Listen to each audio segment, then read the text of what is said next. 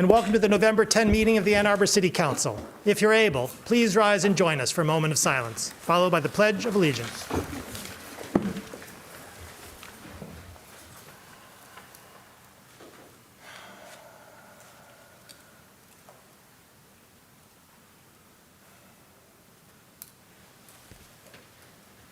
I pledge allegiance to the flag of the United States of America and to the republic for which it stands, one nation, under God, indivisible, with liberty and justice for all.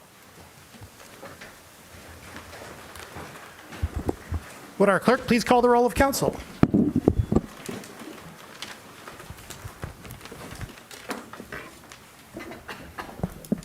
Councilmember Hayner? Here. Councilmember Dish? Here. Councilmember Griswold? Here. Councilmember Song? Here. Councilmember Grant? Here. Councilmember Dina? Here. Mayor Taylor? Here. Councilmember Iyer? Here. Councilmember Nelson? Here. Councilmember Briggs? Here. Councilmember Malawi? Present. We have a quorum. May I have a motion, please, to approve the agenda? Moved by Councilmember Adina, seconded by Councilmember Briggs. Discussion of the agenda. Councilmember Hayner. I just wanted to comment. I was surprised to see that the resolution with the potential TC1 rezoning wasn't an 8-vote requirement, because we've just had an overwhelming amount of protest emails received at the clerk's office, but it's such a large parcel, I guess, it didn't quite meet the standard for the 8-vote requirement. So I was kind of surprised to see that, but that's all. I just wanted to comment on that. Thank you. Further discussion of the agenda? All in favor? Opposed? The agenda is approved. Do we have communications today from our city administrator? No, sir. We do have an introduction. The chair of our Independent Community Police Oversight Commission, Chair Todaro. Chair Todaro. Hello, my name is Frances Todaro Hargreaves. For those who don't know me, I am the new chair of the Independent Community Police Oversight Commission. So you'll be seeing me once a month to come give our updates. We have been, over the last month, working with our IT staff here at City Hall to get us some more IT assistance that we needed to get our information managers the ability to work more cohesively to review complaints. That is our goal in the next few weeks, is to get that really up and running, so that at the next meeting I will have a report for you on the number of complaints and where we are in the review process on those. I have also been working closely, with me being a new chair, also with our interim police chief, Chief Metzer. She and I work closely lately, and we both have a goal of making the department more transparent. So we will be working on those things, and she'll be coming to our meetings here and there every other month as needed to speak with the commission on various policies and procedures. For the commission side of it, we will be reinstating our committees. They started work on this last month in our meeting. We'll be finishing up this month.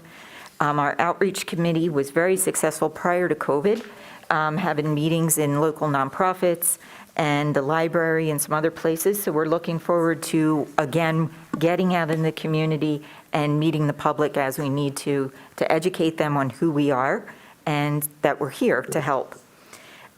We'll also be putting together a training committee, a policies and procedures committee, so that we can codify the work that we do. We are all volunteers and we are term limited, so that's going to create something that having policies and procedures in place will allow the commission to be sustainable.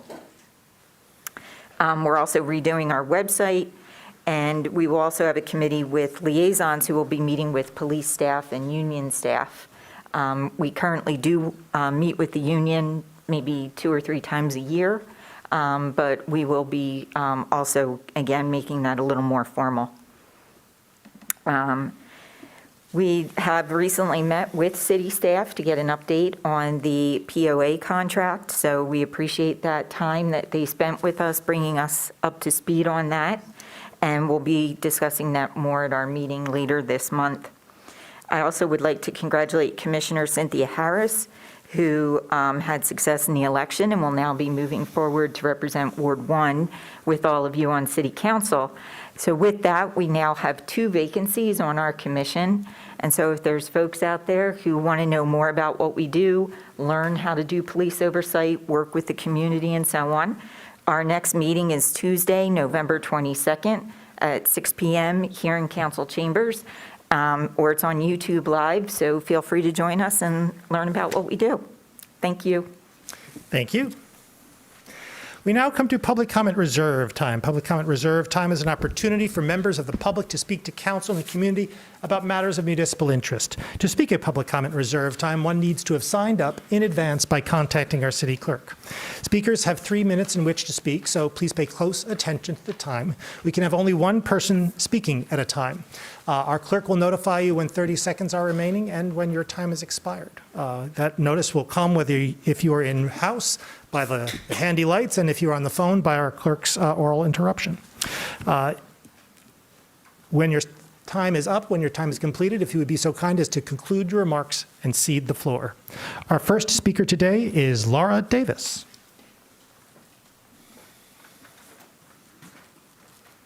Good evening. Thank you for this time and for hearing me out.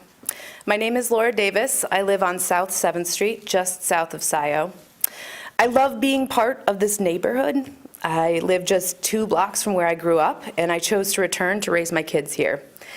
But I've been disheartened by the acrimony between neighbors on plans for our street. What I don't love is fighting, and so I've come to focus on what we have in common. We all want our streets to be safe and traffic to be slower. For me, this is particularly true for the many kids who walk and bike to Lawton. My daughter and I were nearly hit a few weeks ago while crossing at the crosswalk, and this is why I don't let her walk to school alone. Our street is treated by drivers like the wide, lineless, mindless free-for-all that it truly is. 7th was never intended to be a bloated corridor dead-ending into Meadowbrook Park. It was designed generations ago to be a fast-flowing channel to the highway. We current homeowners are the beneficiaries of the advocacy of previous homeowners. Because of them, a park sits at the end of our street and not a street light. And now our wide street is overdue for another major rethinking, and we are the community members that must advocate for the best, safest options for the next generation. Change is always going to be met with dissent.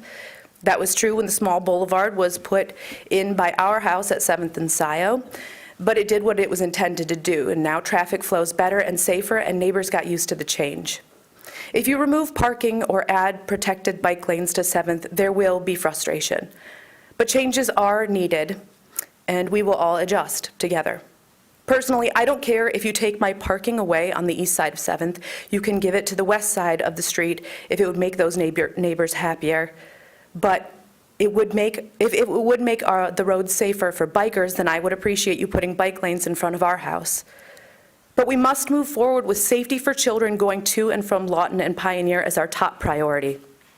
If you ask my husband, he wants a tree-lined boulevard all the way down 7th, but he also understands, as should we all, that we can't all design the street to our specific desires. We ask instead that the city and that you, our elected officials, put the right priorities in place for the community.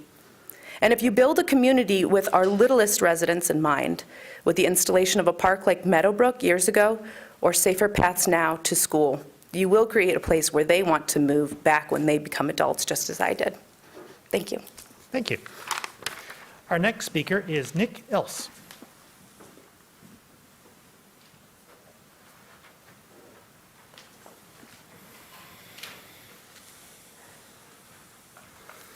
Hello. My comments are going to be brief. I also live in the Lawton neighborhood. I live right on 7th Street at Brayside. And we are happy to hear that there's going to be a resolution presented tonight about trying to postpone this vote and reconsider the design of the road. We are strong advocates for increased bike safety. So we're definitely in favor of a plan that promotes safer biking to and from Lawton, as well as reducing speeds and making the road safer. So I am thrilled that the opportunity to revisit this plan is being presented to us, because I think that you'll probably hear from most comments that almost nobody in the neighborhood is happy with the current plan. So whether you're for or against bike lanes, for or against parking, it's clear that the neighborhood is not on board with almost any option that's presented at this point. But I do appreciate everybody's work on this. Obviously, I know that the city is very concerned about bike safety, and that is a major goal, is to increase bike infrastructure, and we're big beneficiaries of that. We bike a lot around town, so anything we can do to make that section of the neighborhood a little safer will be good for my family and my young children, who one attends Lawton now and one will be soon. So definitely in favor of revisiting this, and definitely in favor of anything that can be done to incorporate more bike safety. And also consider some of the other concerns of other neighbors that might not fit perfectly with my interests. But definitely we can do better. So thank you very much for, hopefully, for reconsidering this. Thank you. Our next speaker is Jill Anderson.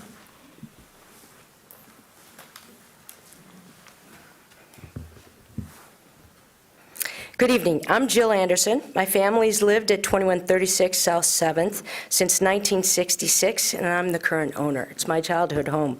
I oppose the resolution to prohibit on-street parking on the west side of South 7th Street. Jan, thank you for providing your rational substitute resolution that I think can calm a controversial and increasingly heated discussion about what improvements are actually needed. I'm encouraged because the motion gives us more time to come up with a solution to problems identified by the local residents and not waste taxpayer money on a solution advocated by a broader population who perceives a different problem. So I believe we still need clarity on what problems these resolutions intend to solve and for what population before we move forward. The new traffic data shows the original designs are flawed because they didn't include the city traffic calming measures, which our neighborhood believes to be the priority. The new data proves that speeds are higher than they should be and traffic volume is lower than originally thought. There are no studies that identify the effects of removing parking and how it could affect traffic congestion during school drop-offs and pickups. Good data leads to good decisions and better outcomes. Since speed is a clear issue, we would even consider removing on-street parking when it's identified as a traffic calming strategy. Or why would we consider it? According to the transportation plan, quote, on-street parking helps reduce effective curb-to-curb widths, provides a form of separation between the travelway and sidewalk, and requires drivers to be more alert. These factors can lead to safer driving speeds and increase comfort and safety for people walking, unquote. Removing street parking for some is inequitable for all. The street should become an appropriate-sized local neighborhood street with enough space for bikes and parking for residents, delivery trucks, contractors, and visitors. It must leverage traffic calming measures to keep everyone safe and continue to function as a shared resource. Property values are at stake. And since the street is 46 feet wide now, it's incomprehensible that we can't have a on-street parking and safe biking for our residents. We currently have no street marking. Safe biking is also a complicated goal because the bike safety for elementary school children looks different to me than buffered bike lanes in the street for commuters. I know parents who encourage their elementary school children to bike on the sidewalks, so I'm a fan of increasing the size of our sidewalks and medians or easements that might narrow the street. Lastly, the biking infrastructure plans are extensive, expensive, and over-engineered. They're not needed or recommended. Thank you. Thank you. Thank you. Our next speaker is Adam Zemke.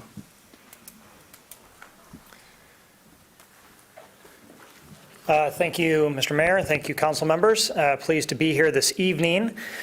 I provided some of this information in an email ahead of time, but I want to spend some time talking about why I believe you should support Resolution DC4.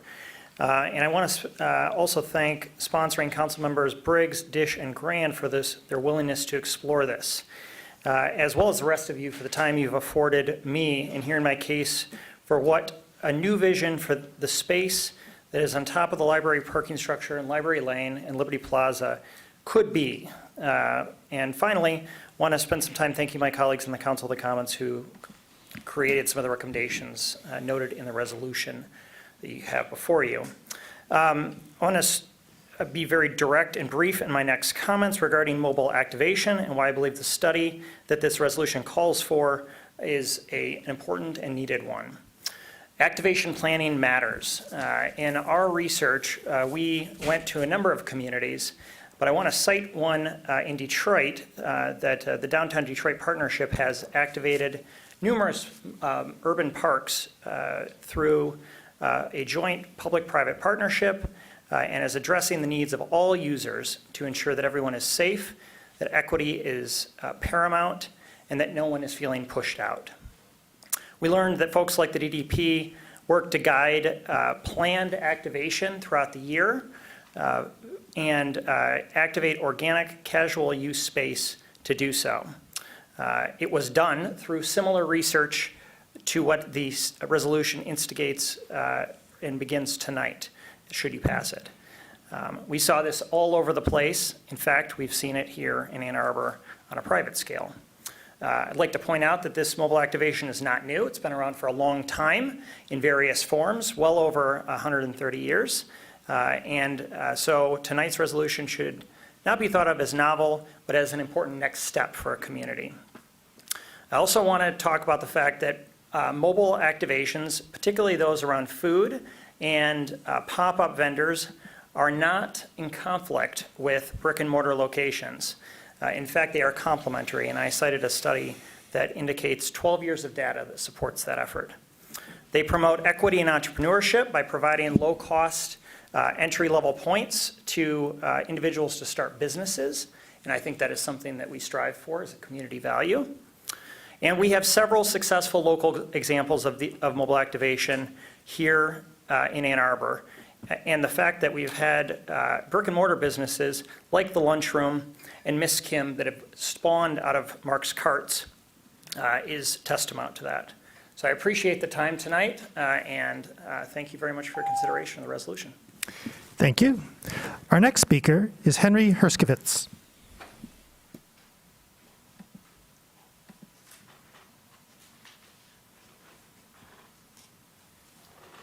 Good evening. At the last City Council meeting, we heard Councilman Medina say, "I just want to indicate that there are not two sides to genocide. There are not two sides to the Holocaust."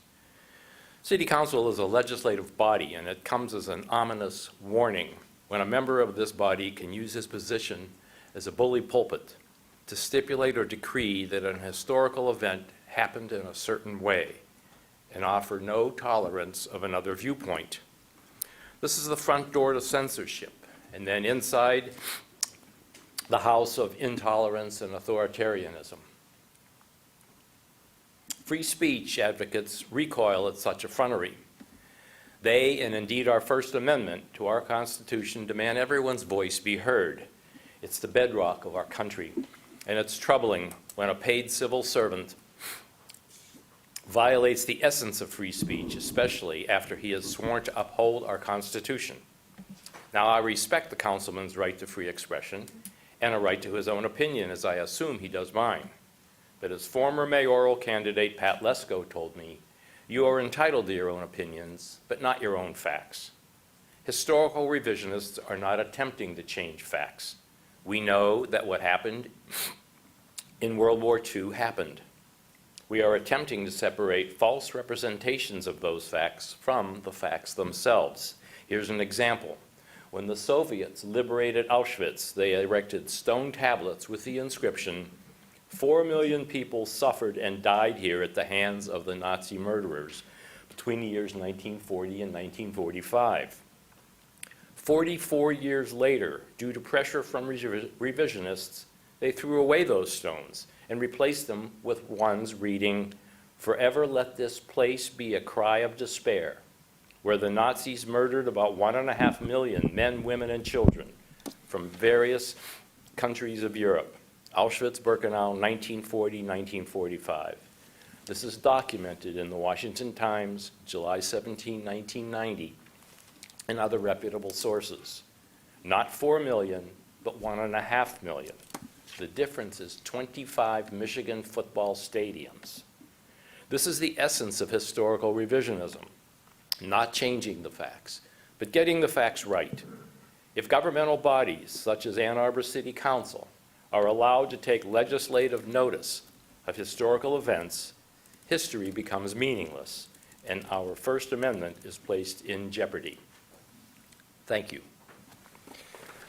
Our next speaker is Edie Goldenberg. Thank you, Mr. Mayor. I'm glad to be here. I am the faculty advisor to Turn Up, Turn Out, which is the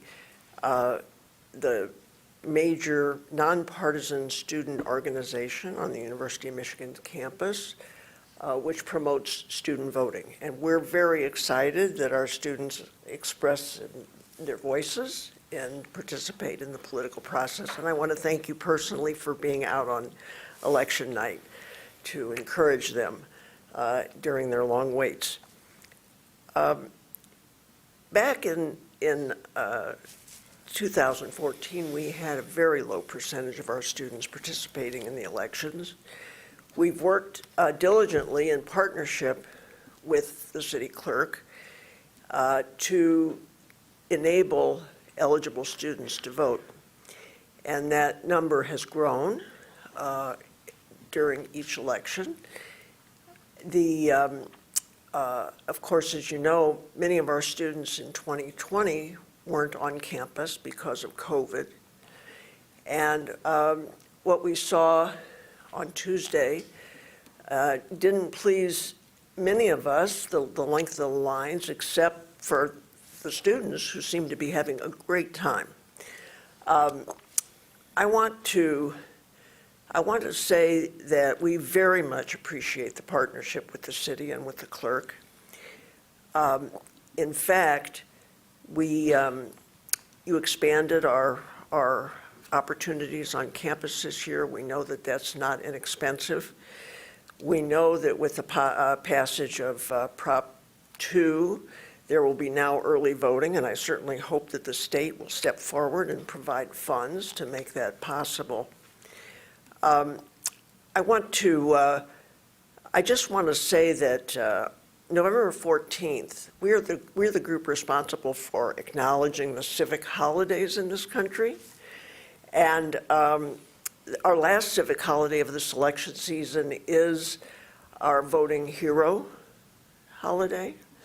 And the leadership of Turn Up, Turn Out, Turn Up, Turn Out, several of whom are present this evening with me, enthusiastically named Jackie Boudry as our election hero.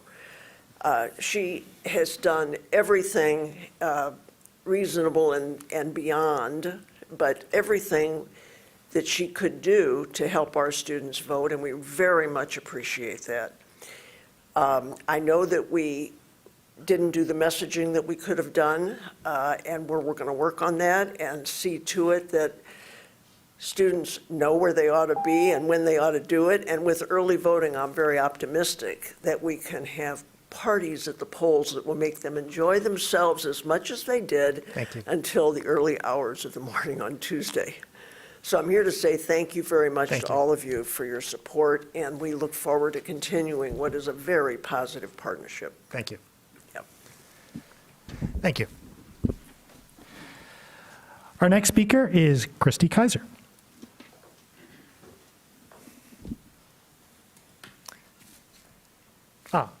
Ms. Kaiser's on the phone. Ms. Boudry. Caller with the phone number ending in 664. Can unmute your phone.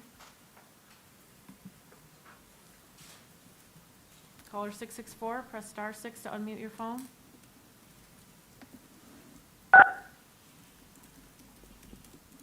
Hello? Hello. Can you guys hear me? Yes, you can. You are audible. Hi. I finally got it. Thank you. Thanks for the time tonight. My husband and I live with our 4 school-age kids on South 7th Street, just north of Greenview.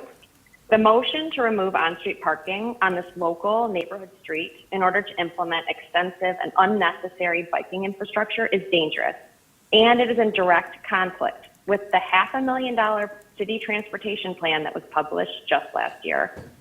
Implementing the same extensive biking infrastructure that's used on major roadways will make our local neighborhood street more dangerous for everyone. Our street will look like the section of South 7th, just north of Scioto, where drivers feel comfortable traveling at speeds of up to 45 miles per hour, despite the 35-mile-an-hour speed limit. We should be seeking solutions to make our 25-mile-an-hour local neighborhood street look even more like a neighborhood street, focusing on speed management first. This motion is just plain dangerous, especially for our kids. The motion is also in direct conflict with clear guidance in the transportation plan. Appropriate biking solutions for this type of street are bike boulevards or shared lane markings, not buffered or protected bike lanes.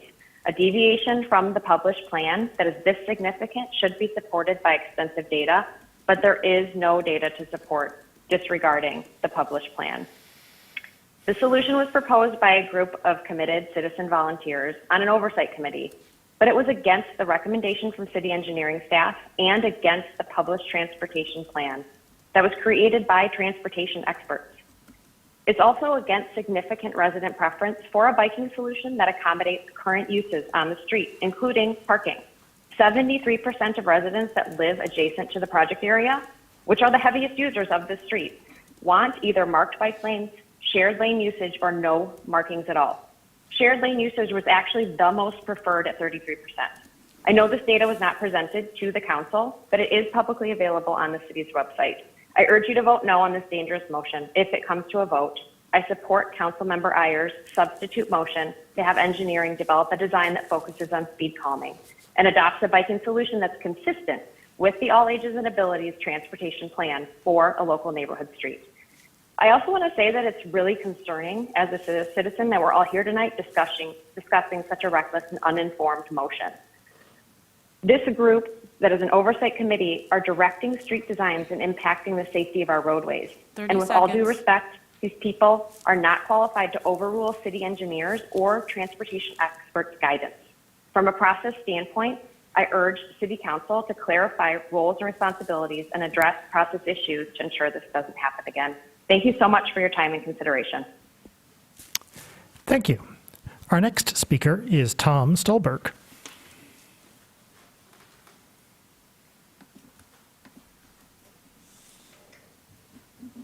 Tom Stolberg, phone number 534. Press *6 to unmute your phone. Go ahead. Good evening. This is Tom Stolberg calling from Lower Town, and I'm calling to talk about a few items on the agenda. There's a new one I want to talk about that was added, DC5, the Ombudsman. So I'm going to shorten some of the other things I was going to say and just say that I am in support of activating the library lane surface parking lot for food trucks and mobile vendors, and I think Adam Zemke did a fine job explaining that. And also I'm in support of encouraging the development of public restrooms in downtown. I think that one's pretty self-explanatory. So I'd like to talk about the Ombudsman position and the Ombudsperson position, and the council rules. Some of you know that developed subdivisions in other communities and saw how they work and worked with their planning departments and presented to their city councils or township boards, planning commissions, et cetera. I learned then how much, as I'm waiting to present my thing, my development, I'm learning how much of the city business is done and how it's done. And I learned how other communities do it and how important city council meetings are and township board meetings are. And the vast majority of citizens are really unaware of the details of what goes on. And I think it's very important to have that go on in public, in the public eye, with the public's participation. So I think changing the rules to remove the ability to speak without signing up ahead of time is a mistake. You don't know what's going to happen. Look, this item DC5 got added to the agenda.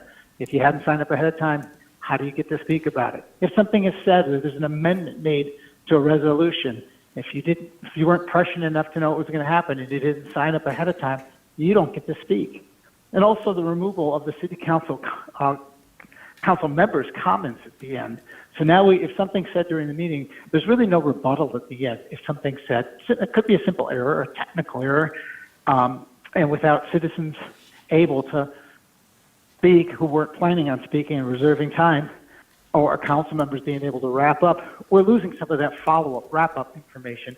And then something could get published in the MLive or the Daily incorrectly, and there was nobody there to correct it at the end of the meeting. 30 seconds. This is part of public participation in general, which is very important to our process and our democracy. And in terms of the Ombudsman, again, as somebody who's done development work, there's so many citizens in my neighborhood come to me and ask me questions. How do we get through this? I don't understand this thing I got from the city.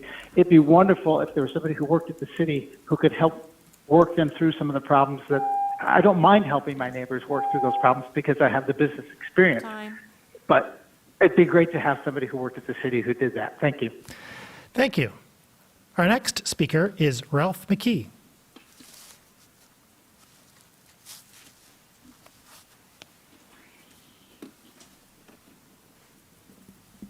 Hi, this is Ralph McKee, 5th Ward. I wanted to speak on DC2. I will echo Tom Stolberg's comments about that. I don't think that removing comment at the end of the meetings is a good idea, because that's simply the best time to comment on what just happened, whether it's a council member reviewing what happened at the meeting or whether it's the public doing the same thing. It's cogent, it's fresh, and it benefits everyone, including the public that might want to review it later, and connect those comments with the what happened before without having to delve into 2 meetings and do a whole bunch of research. It's really pretty simple. And I would also like to note that there was no discussion or proposal like this when the earlier, a year and a half ago, say, when there was constant attacks on certain council members that will no longer be on council. It was perfectly okay to have comment at the end of the meeting then. Now, it seems to be different. What's different? You will have an 11-0 political alignment here, and the only real chance for the public to comment about what happened is going to be at the end of meetings. So I would urge you to reject this proposal. Thank you. Thank you. Our next speaker is David Grant.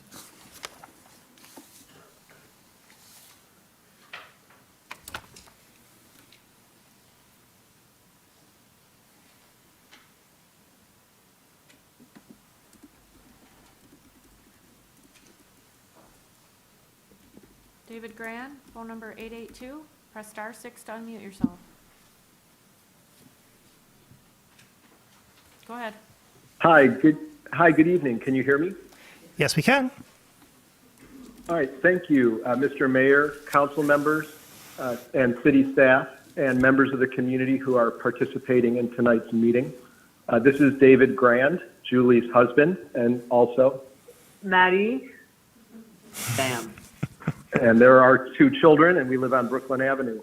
And we just wanted to congratulate Julie on completing 8 years of service on Ann Arbor City Council. Your family has just been in awe the whole time about the energy and the tenacity that you have brought to this job, where you opened yourself up to very public and vocal criticisms, and through it all remained a real force for the type of change that you thought would benefit this diverse and quirky community that we all love so much. And you always stood up for others and were willing to stick your neck out, never back down when you felt you were advocating for those less fortunate or who needed a voice or who needed their voice amplified. And we're just so proud of you and the example you set, and we just love you so much. Congrats. Congratulations for having 8 whole years, Julie. All right, we love you, Julie. Congratulations. Thank you. Are there communications from council? Councilmember Griswold. I've been really excited for the last 2 days. And for the first time in 40 years, we have a Democratic Senate, a Democratic House, a Democratic governor.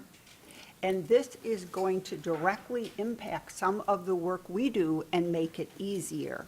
For example, I introduced a polluter pay resolution a few months ago, I think, and I was envisioning a lot of work, let's just put it that way. Now, the polluter pay resolution, or the bill that will be reintroduced probably by someone from the Washtenaw County area, is likely to sail through. I mean, this is so important. And also, when Democrats control these positions, we're going to have better working relationships with Eagle regarding the Gelman plume, and I would like to thank Gelman and Eagle for continuing to work on some of the cleanup that wasn't even required per the existing court orders. So anyway, it's very important, and people should take a look at what's happening at the state level and how it can impact the city of Ann Arbor. I also want to thank Chris Watson, who will be replacing me on city council, and I want to thank all the staff that I have worked with. Sometimes it's been frustrating, but it's not because of the individuals, it's more because of the organizational culture, and that's something that's easily fixed with the great leadership that we have here in Ann Arbor. And lastly, I'd like to mention that the U of M Workforce Housing Project is moving along. I had a brief conversation with President Ono a couple weeks ago. He was aware of it, and it's consistent with their sustainability goals as well as ours, and I'm very confident that it will continue to move forward. Thank you. Councilmember Grant. Thank you. This is not that speech, although I do want to thank my family in case they're sleeping when this meeting's over at the end. I hope some of them are. I've, over the last 8 years, I've had the honor and privilege to serve with I counted today, 23 different council members, 4 city administrators, but during that time, there has only been one Jackie Boudry. And that's an excellent thing for all of us in our community. Our clerk and her staff were simply tremendous this week. We've heard her been called an election hero. I couldn't agree more. And we're fortunate to have a lot of expert staff in our community, right? We know that, but one thing we know is that we can have 100% confidence in the integrity of our elections, even when there's intense compromise to pressure, intense pressure to compromise. We have a clerk that's really willing to stand up for the integrity of the process, even if some people would just like to see things go faster. Or have ideas about it, and I just can't thank you enough. I was out with the students on Tuesday afternoon, and I saw our community really just rally around our young voters. The students were so happy and excited to be in line, and it was inspiring to be with them. It was inspiring to see our community support them. As we move forward, it hit me also that I hope that we continue to be so generous to other youth in our community, right? Because it's not just the students voting that we should be supporting. We should really make this a place where the community is consistently coming forward and supporting our youth. And just for council communications, I also am going to put another hat, which is being on the board of Jewish Federation, and the Washtenaw County Jewish Community Survey was just launched. So if you're out in the community and you're selected to participate, please don't feel like you need to be an affiliated person or this kind of Jew or that kind of Jew. We really do want to count you all. That's the point of the survey. Councilmember. So anyway, so please participate in that. Thanks so much. Councilmember Adina. Thank you, Mayor. I also want to echo some thanks for our amazing clerk and her exceptional staff for their execution of another local election. because of their work, our elections here in Ann Arbor continue to be free, fair, secure, accessible, and we can have faith in their results. And I've received personally communications over the last couple of days from members of the campus community who wanted to express their gratitude and support for our clerk's partnership on satellite offices at Duderstadt and UMA, where students have had the opportunity to register to vote and secure absentee ballots and prepare for the election for many weeks leading up to Tuesday. I was on site at UMA on election night, and while the line was long, it did continue moving throughout the night. Thanks to members of our community, the students were well fed, hydrated, and warm. There was music playing, and students were motivated to stay in line to make sure that they could not only protect their rights, but also to participate in what turned out to be a pretty amazing blue wave here in Michigan. And I know that we have heard comments about students who even had to stick in line and miss exams in order to participate. So I think there are opportunities for the city to continue to have conversations with our campus partners about making sure that we're continuing to make sure that our elections are accessible for students.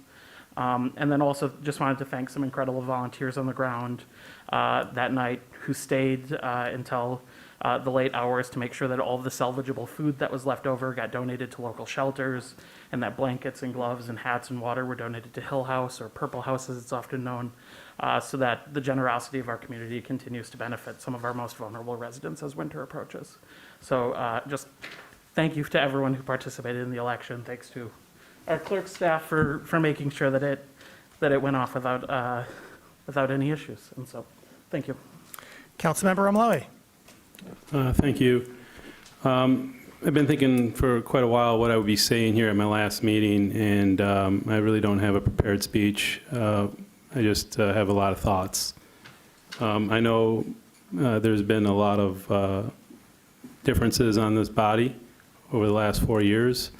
I think it's overshadowed a lot of successes that haven't been talked about or celebrated enough. I listed a few here. The MRF is back in operation. When I first joined council, that was going to be scrapped. We have a sidewalk gap millage now, so we don't have 4 different resolutions coming to council and spending countless hours debating on the merits of a sidewalk that needs to be filled. We have EPA involvement in the Gelman matter, and as we know now, there's been setbacks in the courts, so it's even more important that we have the EPA involved at the level they are. We have an affordable housing millage. We have designated city-owned property to actually build affordable housing on. That wasn't the case when I first joined council. We've also passed A20. The voters have recently opened up their pocketbooks once again, very generous community, to fund the programming of A20. We've also got hit with a pandemic. That was not easy to navigate, and helping the small businesses and others in our community recover from COVID, and they're still recovering, but it also just dealing with it on the onset. It's something that hasn't happened in this country or in the world for 100 years. So there's been a lot of good things that have happened, and I'm very happy and proud to have participated in those successes. I want to thank the city staff for doing the heavy lifting. The city attorney's office, the city clerk, who deserves all the good things that are being said. They are true. The city administrator, hats off, very, very professional. I want to thank all the constituents in the 5th Ward, the strong supporters, the people who reached out and have thanked me and supported me. When people say this is a thankless job, I will disagree with them. I've had dozens of emails and people come in to thank me for my service. I want to thank my family and friends, and I also want to thank my wife for standing by me for the last 4 years. And I'll definitely miss these meetings. Thank you. Councilmember Hayner. Yeah, thanks, Mr. Mayor. We had a nice work session up at the Leslie Park Food Forest last week and the last couple of weeks, trying to close it up for the winter a little bit, although it never really goes to sleep. We're more than halfway through a 5-year plan up there, and it's just getting better and better, and more people are showing up. And so encourage folks to come out there and join us, and keep your eyes open for some fundraisers and things as the project continues to grow. It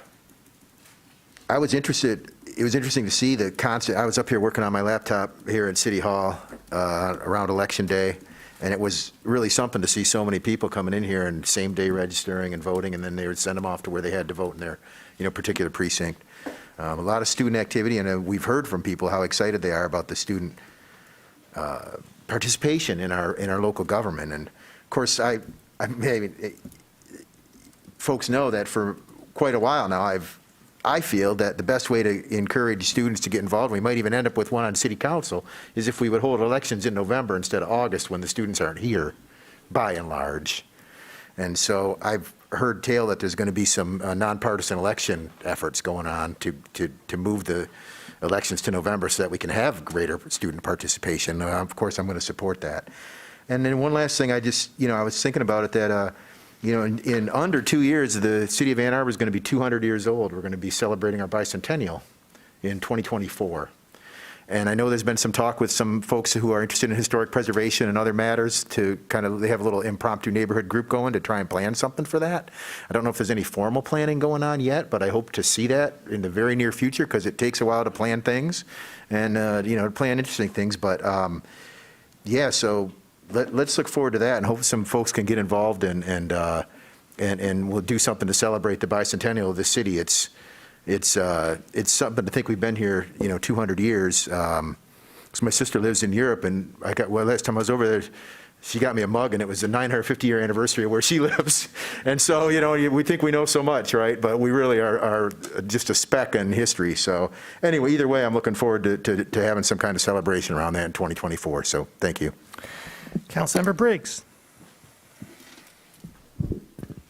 Thanks.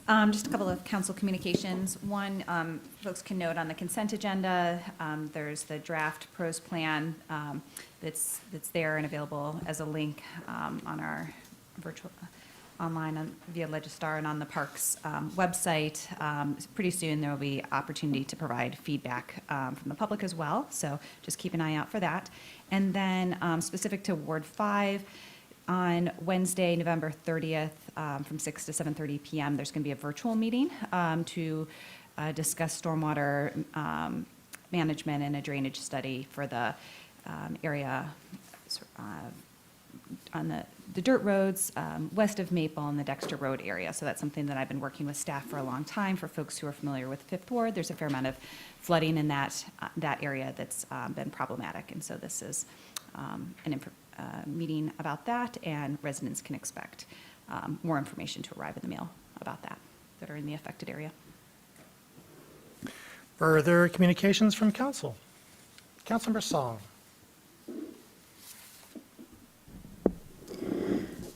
I just want to reflect on the turnout for Prop 3. I'm one of the several co-chairs for that campaign. I was really proud to see volunteers canvass up to the last minute and letting folks know what was at stake. And the entire country was looking at Michigan to see what was possible, and we demonstrated that the last 50 years was a norm that we'd like to expect to continue and preserve those rights for women.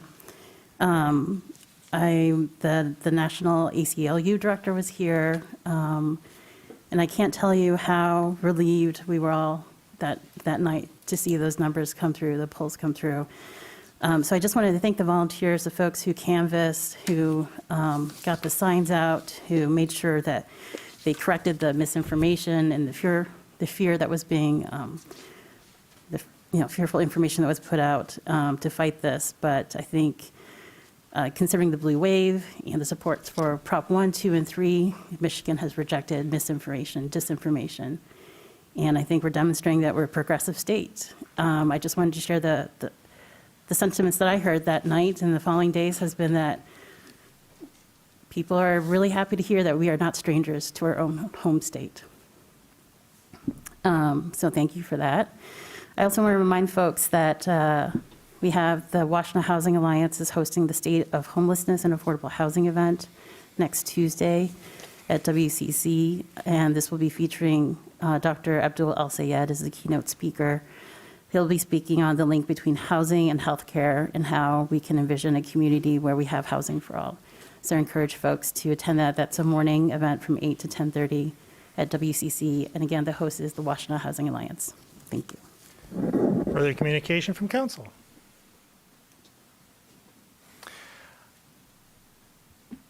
I would like to request confirmation of the following appointments that were presented to City Council for consideration at the October 17, 2022 regular session to the Housing and Human Services Advisory Board, James Downing and James Daniel. To the Human Rights Commission, Sarah Peitzmeyer. May I have a motion, please? Moved by Councilmember Briggs, seconded by Councilmember Dina. Discussion? All in favor? Opposed?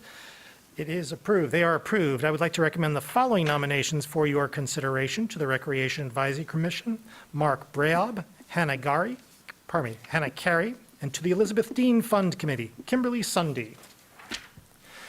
I would like to add my tremendous thanks and admiration to Clerk Boudry and to the entire scope of her election staff. We had over 550 employees working for the clerk's office to administer Tuesday's election.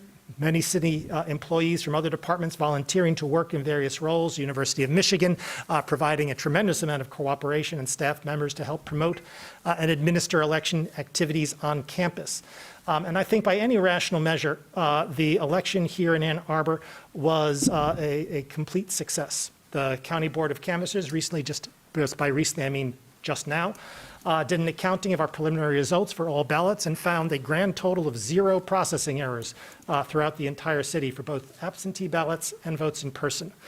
This is a rare event because we have 50,000 people, lots of moving parts, and lots of people, humans involved, and yet this is our quality. Something you consider is that if you prioritize quality, as we do, as we must, then you occasionally lose speed. This is a necessity in this context because providing elections that cannot be questioned is our imperative. This is something that our clerk has done. This is something that we will continue to do. Election integrity is above all else. I must also note that although there were lines at some of the campus locations, there were no lines at any polling places on Tuesday. The only lines were at the clerk's office and the 2 satellite offices for people who wanted to register to vote on the day of election. On the day of election in 2020, a presidential election, we registered and permitted to vote, or rather facilitated the vote, 485 people. On election day, just the other day, Tuesday, 1,463 people registered and voted on election day. Clerk Boudry, spike the football.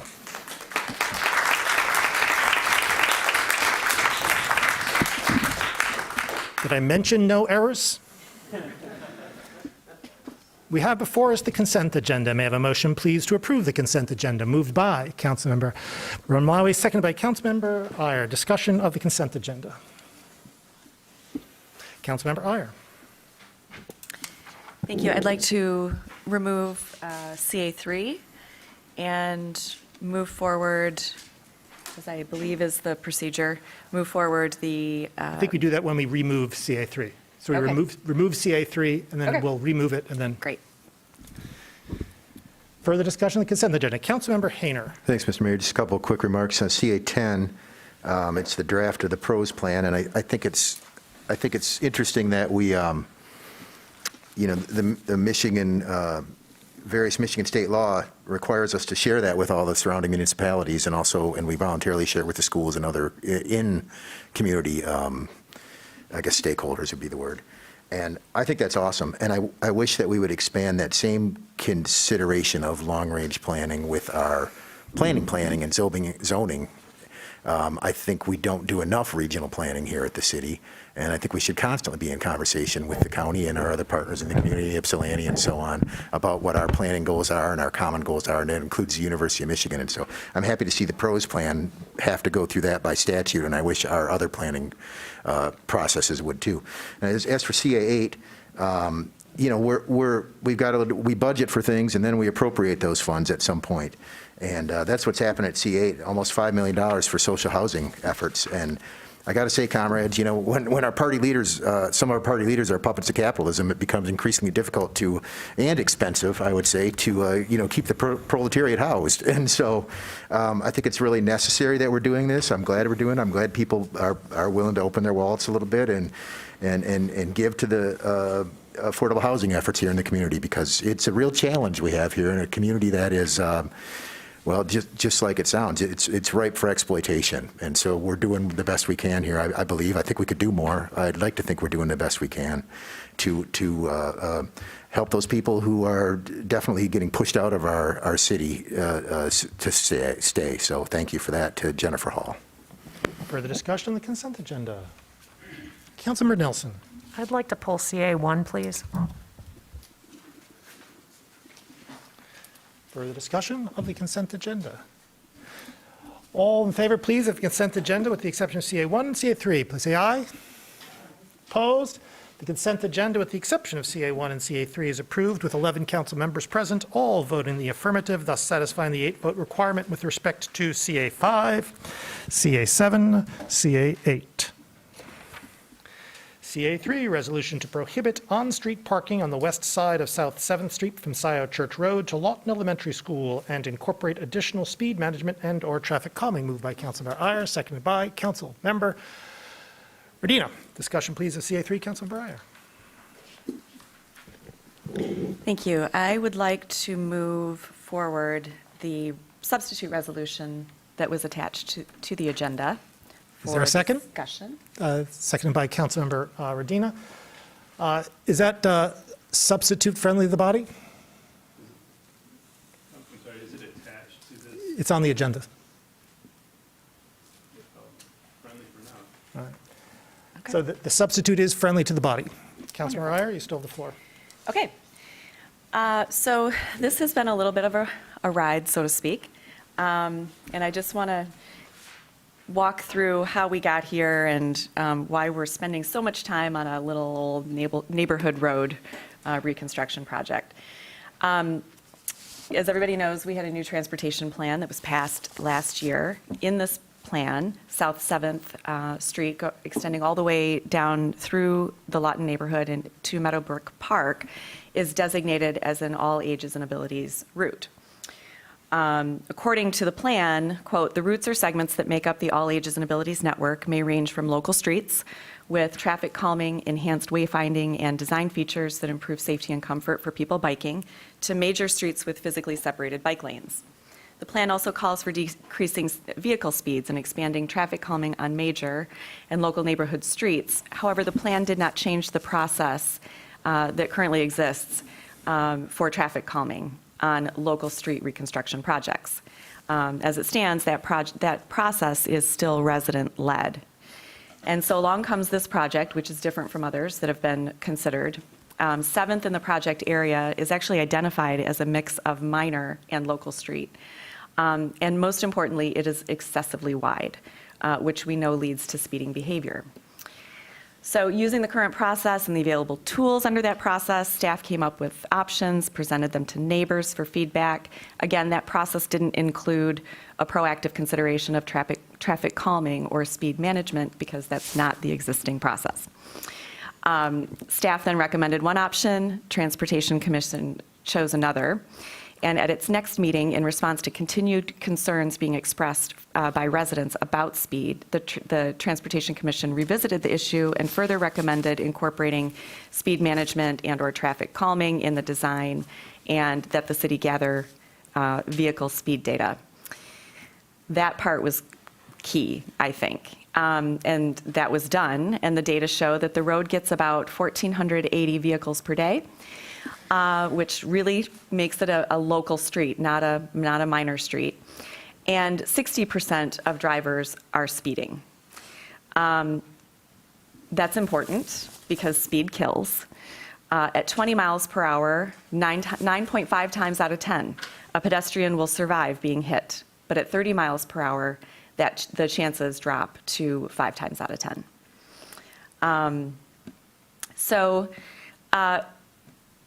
Even prior to this project, the Transportation Commission has recognized the need to proactively look at speed management, and they've established a subcommittee to conduct a review and look at the current traffic calming process and recommend changes and opportunities to more effectively, proactively incorporate speed management into our road reconstruction projects. But be that as it may, that wasn't the process here. So I worked along with Councilmember Briggs to propose this resolution. Further discussion? Councilmember Briggs.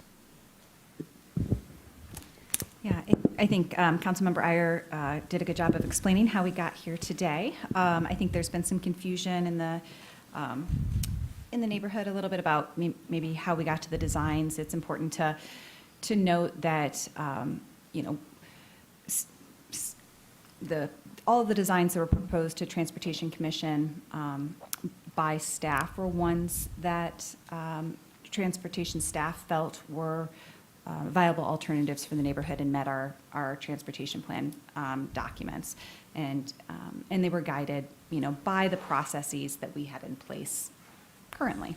So, it's the Transportation Commission leaned into what they viewed as the safest version of what was presented to them, which when you were in a downtown environment, for example, and a car door opens and you're a bike lane, that presents a lot of, that's an area, it's called the door zone, and it's dangerous for a bicyclist.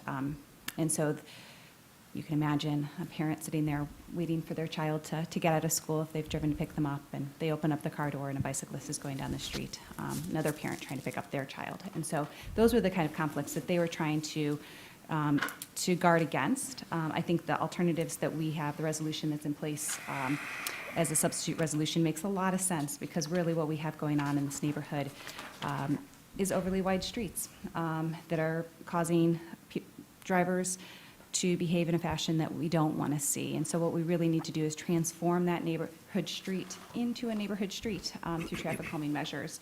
And then it's a lot easier to put in an all ages and ability bike route, the types that you might see in other parts of the community, or maybe things that you're not seeing in the community yet, because there's a lot of good work happening across the country to make neighborhood greenways, lovely bike boulevards, something that works really well in neighborhood environments. So I'm excited to see what comes next. I think it's great that we're piloting it here, and I'm excited to see the work of the Transportation Subcommittee to relook at our transportation, our traffic calming process, and see how we can improve that. Councilmember Iyer. I'll wait. All right, Councilmember Hayner. Thanks, Mr. Mayor. Yeah, this is a pretty interesting thing before us, because it gives people a peek under the hood of what happens when you have kind of a certain type of political appointment to these boards and commissions. And maybe it's a stretch to say that political ambition seeks out and to empower the kind of the zealous to work for them, but two things stood out about this first resolution. One, that it was kind of based on this type of survey that the city does, where you kind of have to take it with a grain of salt, because 40% of the people who answered that survey didn't live in the area or even in the city. And so I'm glad we're not basing something on this. I like the person who said that should be a tree-lined boulevard, frankly, and I was very disappointed that Arbor View Boulevard, which was recently redone wholly, wasn't returned to its boulevard status. I grew up in Saginaw, where we had Court Street and a bunch of other streets that would flowed heavy traffic, but they were divided by boulevards, and so were some of the parallel streets, and it seemed to provide safe opportunities for us as kids. And so I love that idea. I wish we could. The desire that we have to build out every bit of our network in a certain manner as the opportunities come up in the capital improvement plan is certainly understandable and laudable, but we also have to balance that with resources and good process. And so hopefully the substitute resolution will take a look at the resources that are available. I think that as we go forward and we say we don't want to pass up an opportunity to do things right the first time, I'm certainly in agreement with that. And yet we haven't really done analysis of what is the percentage of cost on top of a typical building style that this plan moving forward is going to cost us. I mean, we're already over $550 million a year in a city budget. $550 million we spend a year here. That's just the city, not the schools or anybody else.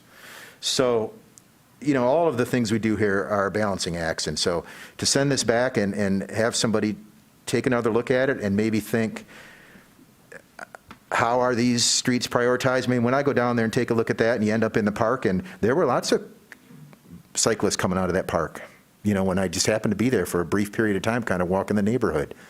And so I certainly understand the need for bikes. I have shared many times our own experience on Pontiac Trail when the street parking was removed. The speed shot up through the roof.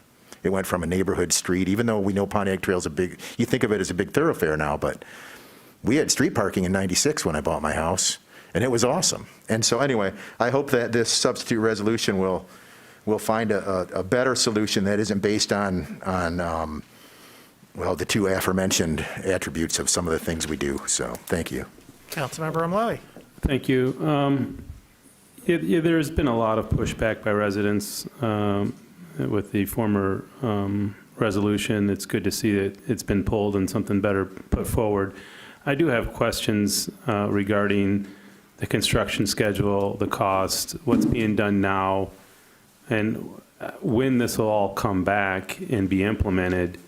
There isn't really a time frame here on this resolution. And unfortunately, I haven't been down there to see what's going on and whether it's going to affect anything that's currently underway.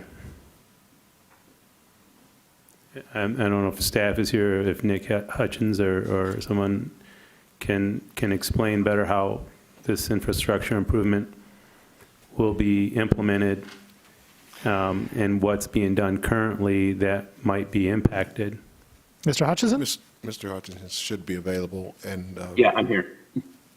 In terms of schedule, going back kind of to the drawing board to look at these things, we'll wind up having to postpone the project in all likelihood.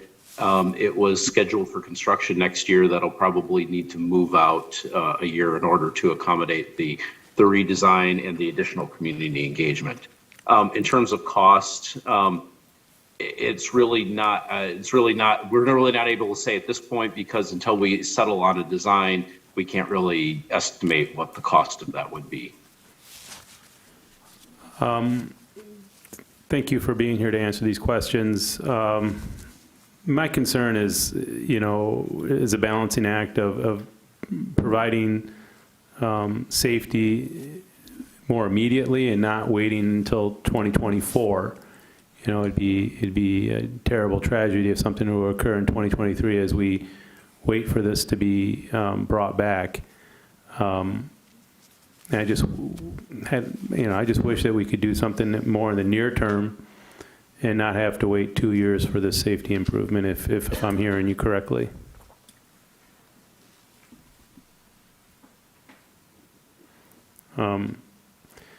This is going to pass. It doesn't matter how I vote on it. It's a concern of mine that, 2 years is a long time to go with the conditions that exist today. And I wish we could do something in a way where we can implement something next year, not 2 years from today. Councilmember Nelson. Thank you. I want to thank the residents who paid close attention to this issue and found the Transportation Commission meetings to watch and understand how this process had happened. I think that it is always good advice for residents to pay attention to who's making the decisions, particularly when we learn that it might not be people at this table. I appreciate Councilmember Romlawi's question. I'm concerned about that delay described by Mr. Hutchinson. Had this not been substituted and had we simply voted down the removal of street parking, what would the path forward have been for staff? Because I do appreciate that you make recommendations to our advisory commissions. There was a recommendation that did not include a buffered bike lane. If we had voted down the original resolution, would the fallback solution to be revert to the staff recommendation of the street parking and the lane? To tell you the truth, I hadn't considered that too much, but in all likelihood, if the original resolution to remove the parking had been voted down, that would have been the logical backup plan to go back to what the staff recommendation was, which was to stripe a standard bike lane on the road. And in that case, it would be able to move forward on schedule. Correct.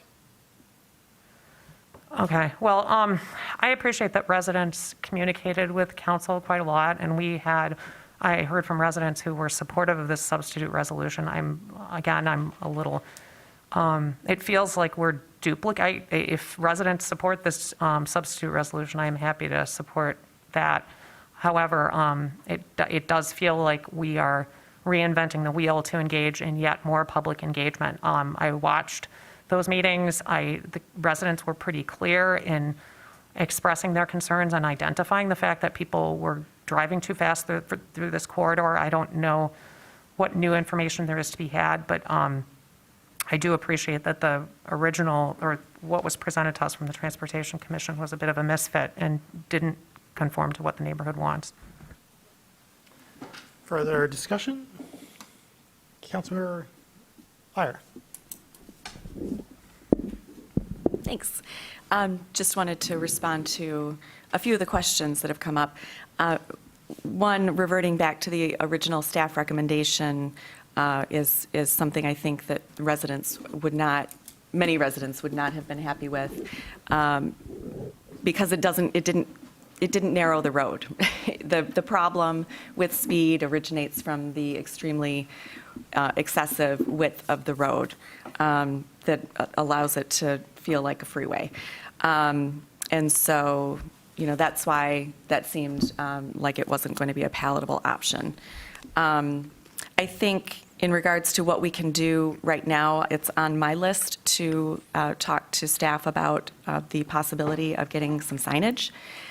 Because when you come into Lawton, the last sign you have seen with a speed marking is 35 miles an hour, just prior to entering the neighborhood. And so while we all know, we don't all know, actually. Our neighborhood streets are supposed to be 25 miles an hour, hopefully 20, maybe at some point in the future.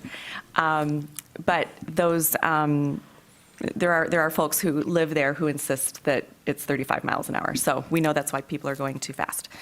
And as far as the timeline goes, I would simply say it might be a blessing to wait a year so that it's not under construction at the same time as Scioto Church, right outside of the neighborhood next year.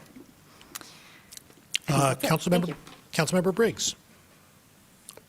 Yeah, just a couple quick comments. I heard our commission members characterized as zealots, which is, it's important to remember these are all volunteers. Your neighbors are our neighbors, volunteering to serve on commissions and boards across our city. We have lots of commissions, from Parks Commission to Transportation Commission, Housing Commission, lots of different ones. I'm so grateful for all of the work that our volunteers do for the city. And, the folks that I serve as liaison to that commission, I will say that each and every one of them prioritizes safety. It's at their top priority, and so when designs are presented to them, that's what they're going to lean into. I would also concur that one of the reasons that when there was, as we were sort of talking to Councilmember Iyer, talking to her about kind of what was going on in the neighborhood, and I went out and, this isn't my neighborhood, I'm in the 5th Ward, but I went out and visited twice, 2 different times, once on the weekend, once at school time, and really took a look at what type of parking is happening in the neighborhood, because as folks have read, parking is utilized as a traffic calming tool. I think one of the challenges of this neighborhood is that while parking is occasionally used on the street, it's not dense parking. And so what I saw was just a smattering of parking. And so it wasn't really serving as a traffic calming tool, but it was still serving as a potential hazard for some users. And so balancing all of this, it's really important that we're taking a look at really what's what the biggest challenges on that road, which is the width, and addressing those traffic calming measures first, and then coming in next and figuring out what the best appropriate all ages and abilities bike route is. Councilmember Griswold. For many years, I was the only one using the word safety and frequently was ridiculed for it. So I am really, really pleased that my colleagues are talking about safety tonight. I believe maybe the term for the Transportation Commission is ideology-driven. And Vision Zero is based on a program called Continuous Quality Improvement. Continuous quality improvement has components of brutal honesty. It has components of feedback, being data-driven. And we have to do that if we are truly to achieve safety. We can't make something safe just by saying, safety improvement, safety improvement. That doesn't do it. The only place where there has been significant improvement in pedestrian cycling safety is Hoboken, New Jersey, where they have had no deaths for 4 years, and they have focused on intersections, not on speed, although speed was secondary. And one of the things that I'll be doing after I'm off council is contacting MDOT to try to work with them on this speed table, because we keep talking about if you're hit by a car at a certain speed, a low speed, 95% of the time you're going to live. However, those tables are based on sedans. They are not based on the SUVs and trucks that make up the majority of vehicles today. And the problem is when you are hit by a sedan, you're hit down here and you flip up, the body flips up. When you are hit by a SUV, you are much more likely to be pulled underneath the vehicle and have the wheels run over you. So really with the SUV and truck, there is no safe speed. So sorry for giving that little lecture, but I take this very seriously, and we need to make sure that we are using the latest facts when we are making our decisions, and I'm going to support this resolution. I definitely think it's moving in the right direction. Thank you. Councilmember Romalowy. Thank you. Lively discussion on process and ideas and policies. My concern here is that I think there is way too much weight given to our boards and commissions overall. They are advisory boards. They are volunteers. They don't spend nearly as much time as council members do on matters. They don't know the resources. They don't deal with the budget. They're advisory boards, and I do appreciate the time and the willingness of our community members to participate, and they need to be respected. But ultimately, I believe the elected officials are the ones who should bear the responsibility of making decisions and not deflecting and deferring those things onto ones that are not elected and ones that don't spend 20 hours a week on matters such as these. And so there's been, in the past, a lot of talk about micromanaging the staff. I just feel like, we should be flying at 30,000 feet, and when these matters come to us, we should be on the same page. Here we have an issue where we're essentially getting too much into the minutia and don't have everybody on the same page. By the time that this comes to council, it should be clear. We should have gone through the processes, should have had the engagement. We should have a clear understanding of this so there's not delays. These projects are in the CIP for many, many years. So when it comes to us to fund them, we should have a better, clearer picture of the situation. And we had an advisory board Councilmember. supersede all of that. Councilmember Hayner. Yeah, thanks, Mr. Mayor. I have no doubt that some people on our boards and commissions spend at least 20 hours a week on this stuff. I'm sure they do, and that's all well and good. That's one of the reasons people are selected, right? Because they have an interest in a topic.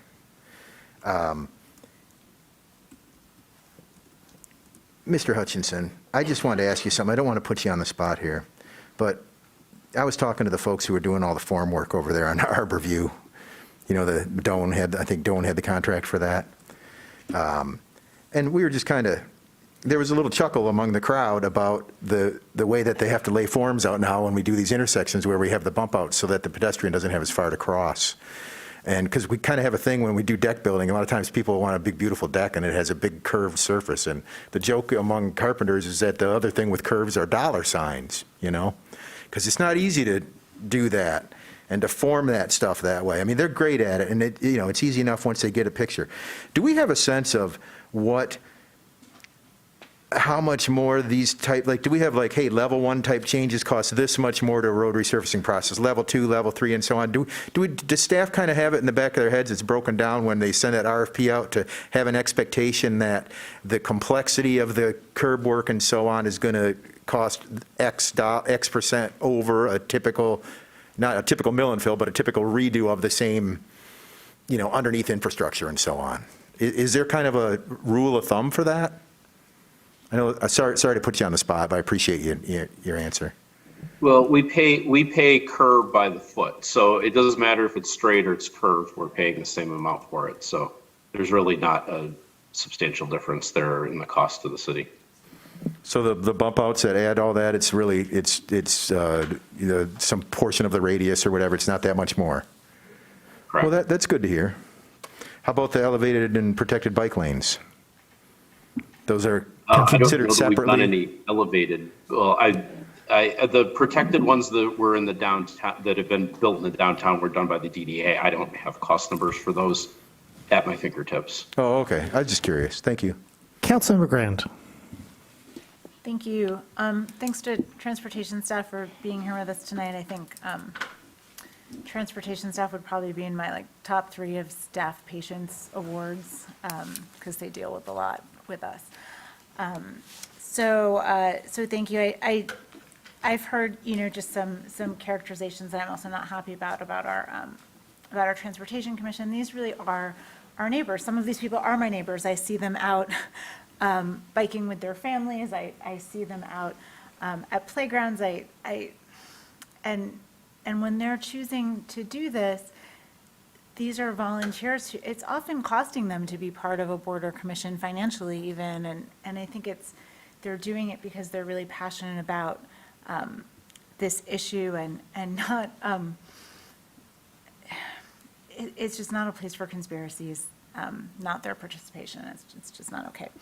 I've had some great conversations, and I want to thank Councilmember Briggs for really about the process of what we should be doing when a neighborhood wants traffic calming and where those discussions are coming from and what we should be thinking about with road reconstruction. And so I don't actually put this on the Transportation Commission or on staff. I actually put it on council because we're the ones setting the policy, and I think this has been pretty illuminating.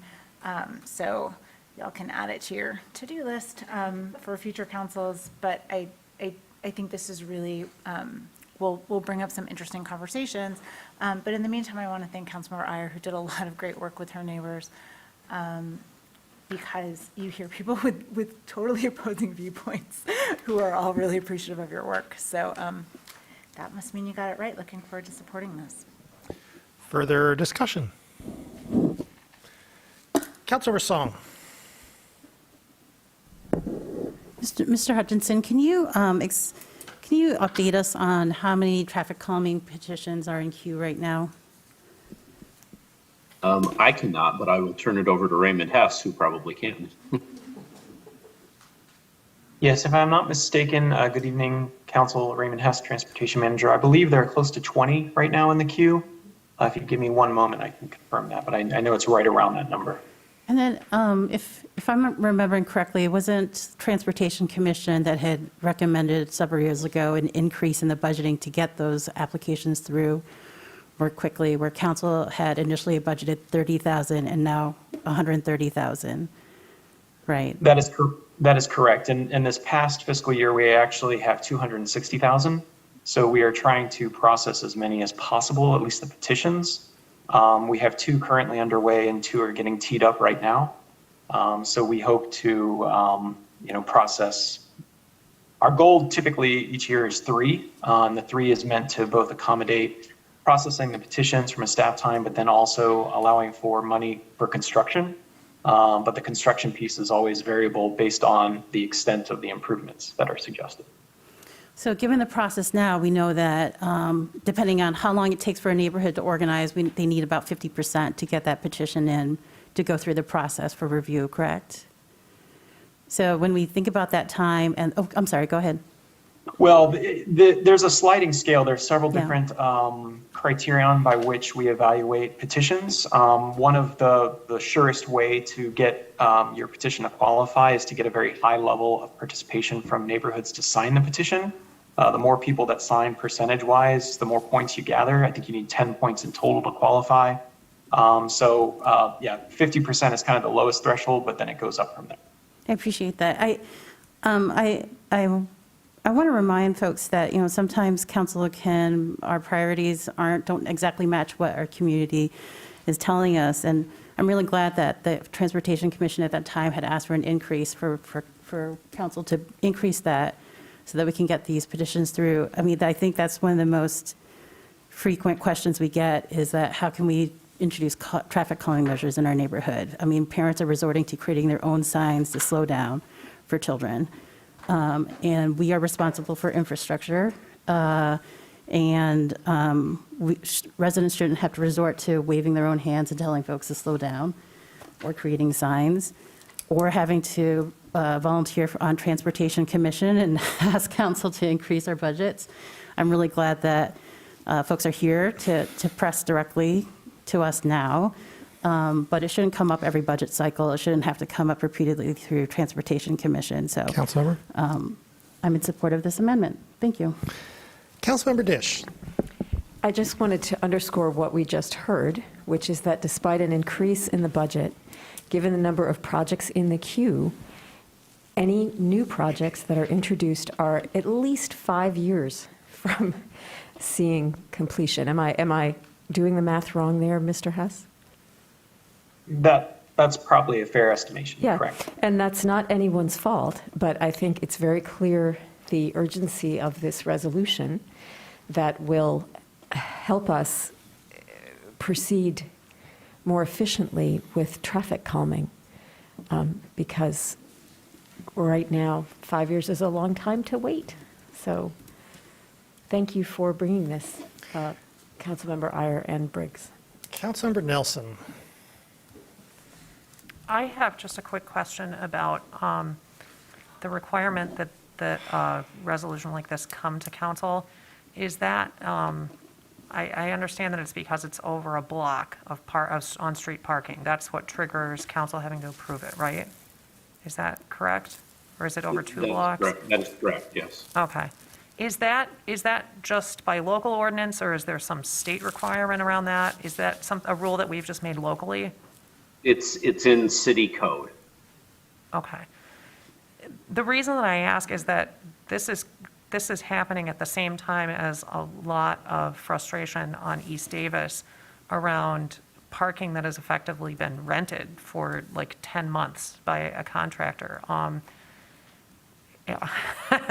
Not my very last meeting, it's a big discussion to start, but I think for the benefit of the public, who I know that there are people who are listening and who are interested in the topic of street parking, we have a local ordinance. The only reason this is on a council agenda as opposed to slipping through a Transportation Commission is because this local rule about it coming to us. So at any point, that rule could be rescinded and decisions like this could happen at a lower level at the Transportation Commission among volunteers as opposed to elected people. And it was a surprise to me a couple weeks ago when residents pointed out to me that there is a permit that you can pay for to effectively buy street parking temporarily on a street. East Davis is experiencing that now through like August of 2023. They have no parking on their street because it has effectively been rented by the folks who are building on Main. This is sort of a red herring, but again, for the benefit of the public who might be listening, these are some things to think about. Further discussion? Roll call vote, please, starting with Councilmember Song.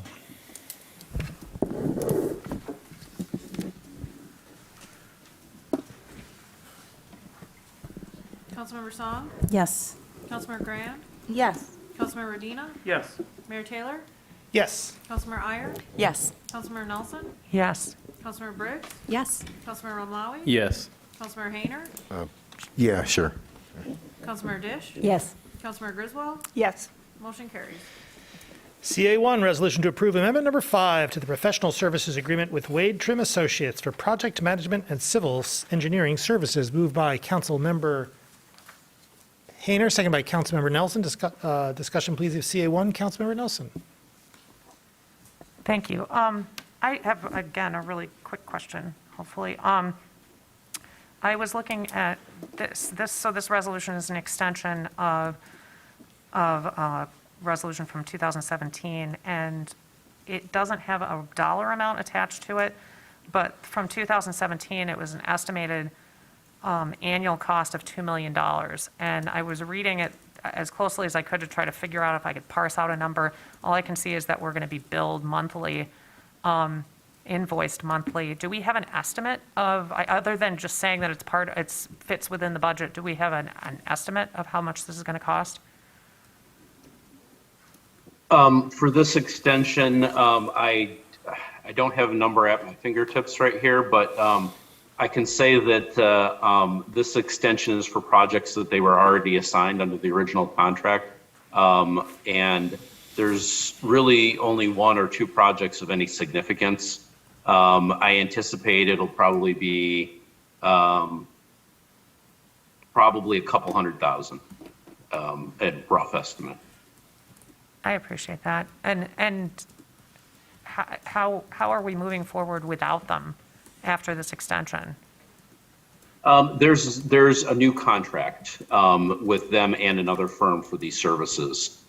This is just, again, leftovers from the old contract, projects that got shifted a little bit that they were already assigned to that we need to finish up. Okay, thanks. I appreciate it. Further discussion. Councilmember Romlawi. Thanks. Were these change orders, or how did why is it needed that we need to extend this contract or pay more? I mean, just trying to understand the relationship. Is this, were there change orders that necessitated this extension?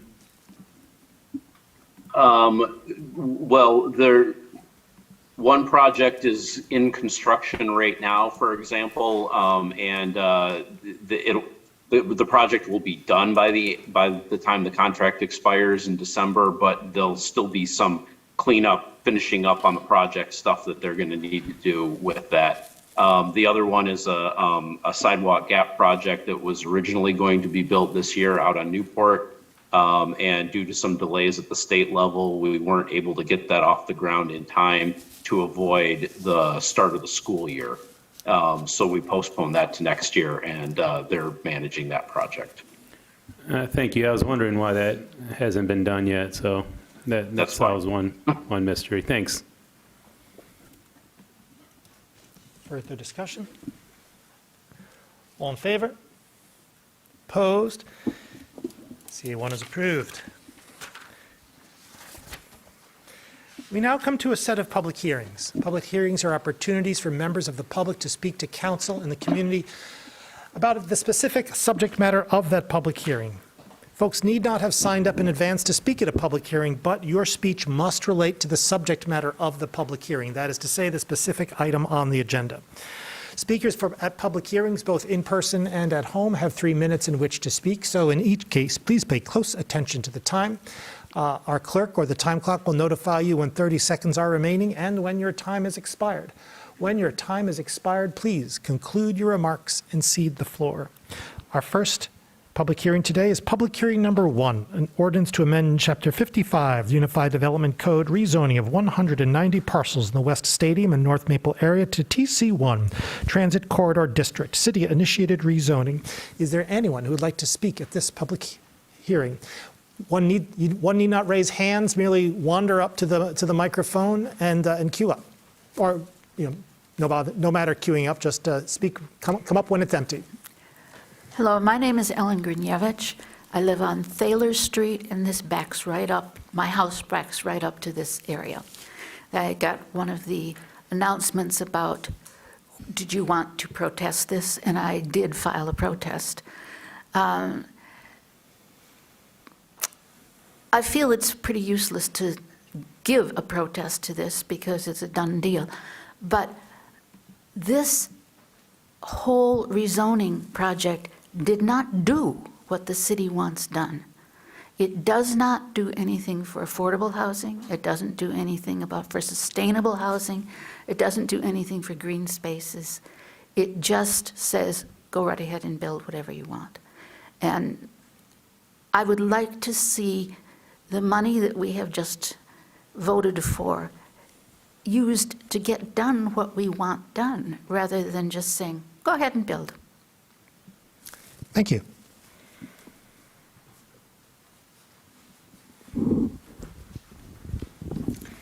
Good evening. I'm Benita Single, a resident who lives adjacent to the Maple Stadium corridor. I'm here to object to the proposed TC1 rezoning for myself and some of my neighbors. Many of you know that Maple Stadium is a unique neighborhood comprised of many interesting, diverse, and essential businesses and services, affordable housing, apartments, condominiums, and single-family homes. It's eminently walkable and bikeable. I can grab a beer, go to the bank, any number of grocery stores, the best hardware store in the city, get a tamale, a falafel, $6.99, Chinese takeout, bibimbap, or a quart of oil without moving my car.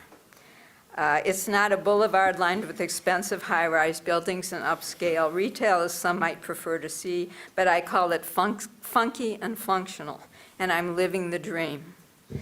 But enough about me. The council has more serious problems to tackle.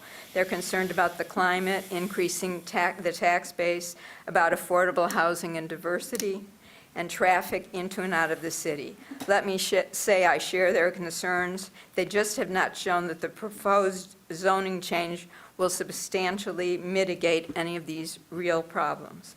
Let's take heavy traffic caused by tens of thousands of cars bringing people to work from nearby towns. Just imagine a hospital technician living in Pinckney on a quarter-acre lot with a nice house and a backyard tree swing, deciding to move to an 1,800-square-foot condominium on the 6th floor of a high-rise building, let alone afford the $500,000 price tag. It's not going to happen in numbers enough to significantly decrease traffic. Affordable housing and diversity go hand in hand and has been acknowledged in the 820 plan. Building new high-rise apartments and condominiums will do nothing to increase affordable housing for decades, if ever, until the market is oversaturated and rents fall. So again, no solution. For Ann Arbor to significantly decrease its carbon footprint, let alone get to zero, it will take more than some tall buildings, hydrogen buses, and limited parking options. Those things are less than a spit in the ocean. Getting to zero carbon electricity grid and electrified transportation in the U.S. will cost tens of trillions of dollars and will account for at best 33% of greenhouse gas emissions. Again, you're not mitigating any of these concerns by potentially disrupting my funky but highly functional and fun neighborhood. So I ask you to vote against this proposal and give yourselves time to collect more information and think creatively. Thank you. Thank you.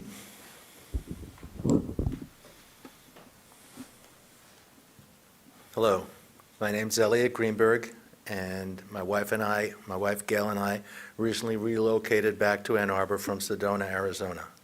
And we live in Ridgewood condominiums where Bonita lives.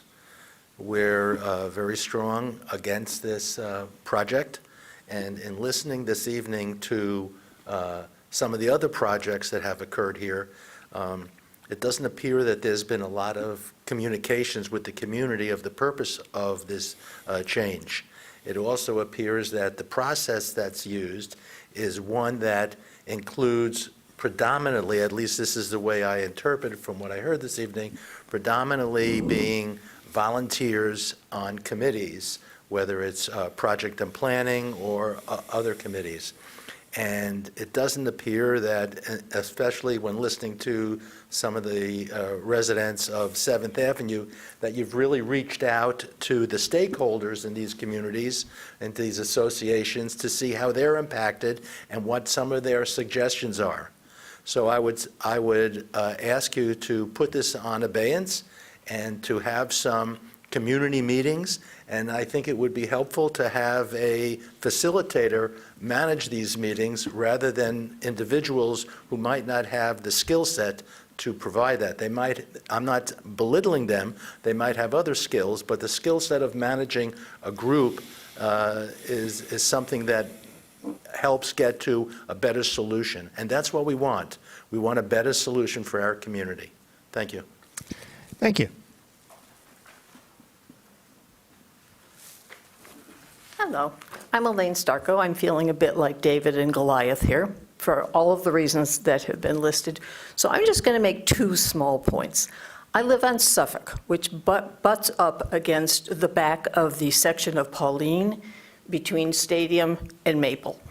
We are a neighborhood of small ranch houses. This is my backyard.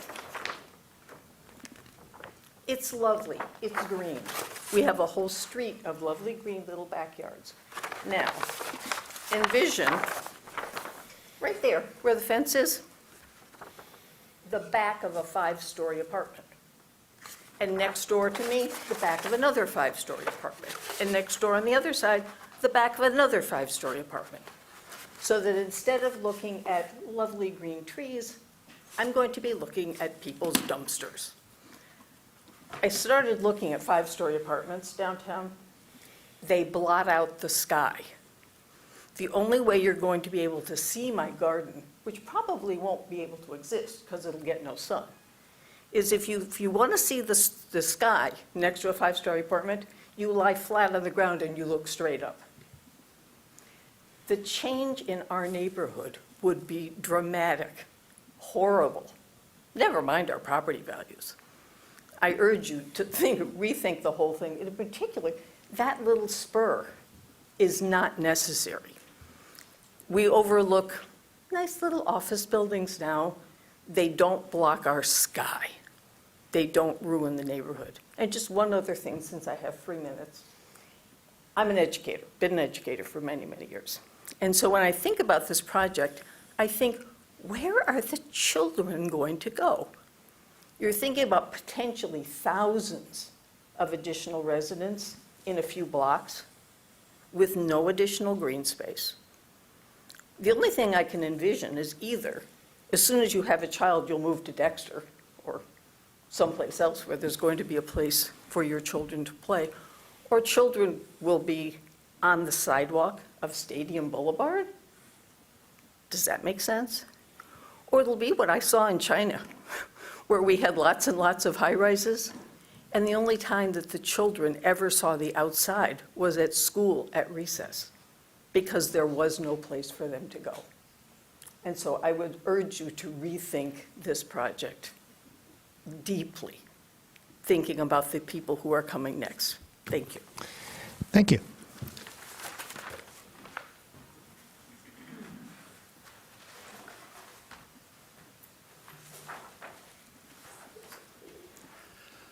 Patrick Sweeney, my wife and I live adjacent to this area. We're against it for what it's going to do and for what it won't do. What it won't do is add affordable housing. No developer is going to put up multiple-story buildings and then put in affordable housing unless they're required to. They'll pack them full of million-dollar condos, as we see downtown. It won't make Stadium pedestrian-friendly. It's a 5-lane thoroughfare, marked 35 miles an hour. People drive 45 to 50. I live there, I know. With no setback from the sidewalk, pedestrians will be trapped between a building and cars going 45 to 50 miles an hour. The lack of parking, what it will do is drive that parking into the neighborhoods. Those of us who live near Holmes Brewery already know about that. They were allowed to build their business without sufficient off-street parking. And when they're busy, the streets are parked in for blocks around. So we would rather that you didn't do this, because it's not going to do what people think it will do, and it's going to do things that we have seen happen already. Thank you. Thank you.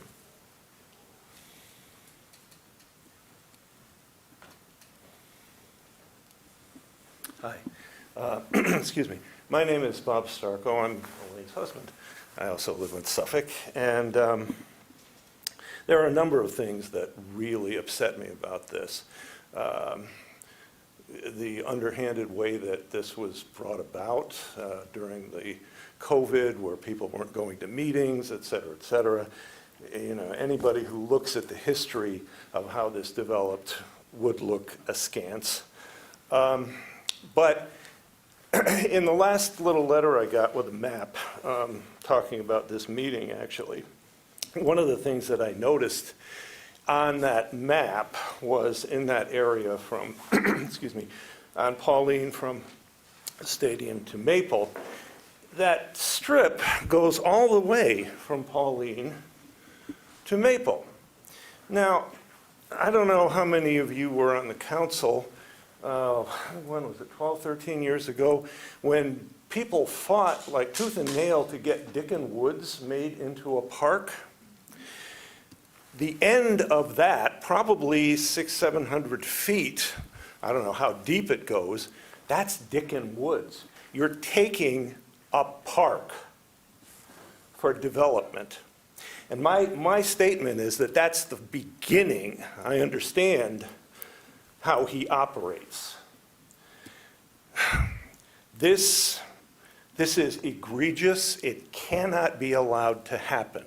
You cannot have the arrogance to steal public land from people. You should be ashamed, all of you. Thank you.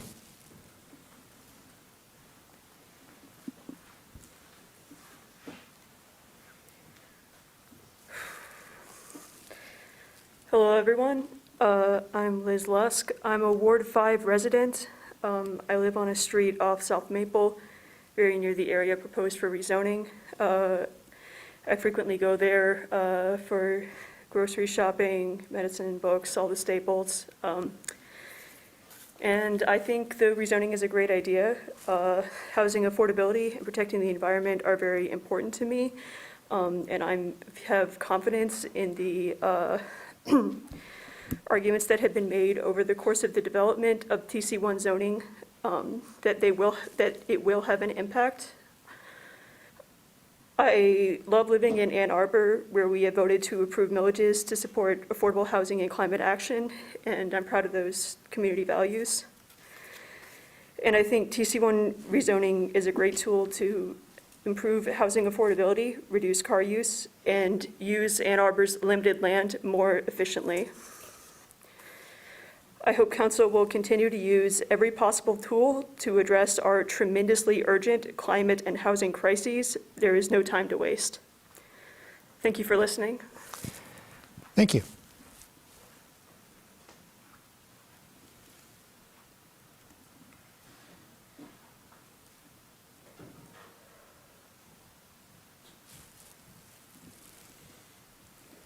Good evening, Mayor and council members. I'm Rich DiPolito with Brixmore Property Group. We're the owners of Maple Village. So appreciate you giving us an opportunity to speak about this tonight. I've sent you several letters of correspondence with some ideas, suggestions on modifications to the ordinance that really pertain particularly to our property.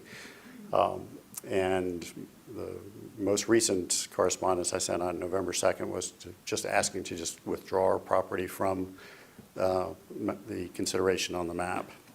And it's really specific to our property. I don't have an issue with the TC1 ordinance. I think it's well written. As a former council member myself, I served on a small city council for 8 years, so I understand what it's like to be on the other side of the dais, and I understand what it takes to create a vision, to establish an ordinance, all that effort that it takes to go through all that. It's a monumental effort. and understand, the desire to try to push forward that vision to make it happen. My concern really for our property is just that I don't think that this particular zoning fits our property. As you know, Maple Village was designed as a suburban shopping center. For the most part, it's filled with national large tenants. So it really doesn't fit the category of mixed use that you're trying to accomplish here. And someday maybe it will. If the property was ready to be redeveloped, we'd be all in. We'd say, hey, let's come together and put together a plan and work with you all to figure that out. That's not where we are. We actually are kind of at the tail end of a redevelopment. So we've got decades before we're going to be in that position. Our concern is that this will hinder us from doing minor changes along the way that we need to do over the next 20 years. So again, we're not opposed to the ordinance itself. I'm not a resident of Ann Arbor, so I can't comment on where it's appropriate to have the TC1 zoning category. But I can tell you from our standpoint, for our particular property, we'd like to be removed from that. Thank you. Thank you.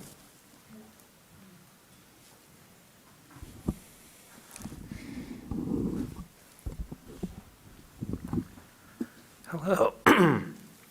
Excuse me. Hi, Brandon Dimchef, Ward 4. I wasn't really going to speak tonight, but all of the concerns about this, I felt like needed to be counterweighted by more than one person. So I'm here to say I strongly support TC1 in this corridor. I live a bike ride away. I'm there somewhat frequently. We have a housing crisis. We need to do something about it. We need market rate housing. We need affordable housing. We need all sorts of housing. There's 80,000 people coming to the city every day to work. Some of them will live in new housing that's built here. And the implication that children wouldn't live in an apartment, I don't know, have you heard of a city before? There's New York City, there's Chicago, people live in apartments. It happens. We need to address the housing crisis. We need to make this street more pleasant for people to walk on. We need to calm traffic. We need to do a road diet. I don't know, something. But these are all solvable problems, and we can't just leave this as strip malls and huge, huge parking lots.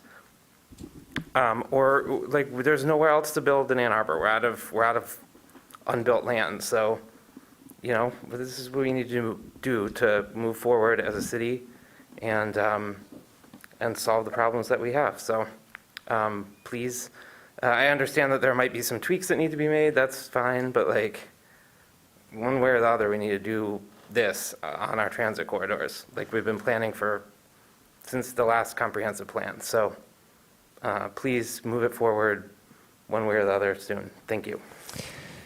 Thank you. My name's Janet Distelzweig, and I live very close I'm on Thaler, very close to the TC1 area. And I hear people talking about, the gentleman before me said, living in apartments with kids. Well, New York City has this giant Central Park. Brooklyn has giant Prospect Park. You walk the neighborhoods there's little parks here and there. And I see no provision for that in this TC1 corridor. No requirement for green space. No requirement for space for kids or anyone for that matter to be out and about and in nature.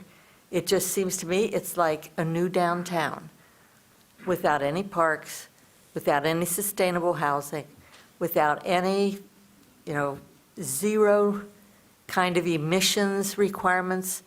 We're going to build all these new developments and let them put in gas lines? Or are we going to require them to do electricity?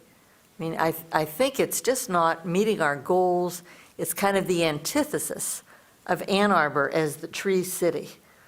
Ann Arbor is known for its parks and we've always been proud of them. Why are we willing to put up a TC1 area with no green space requirements?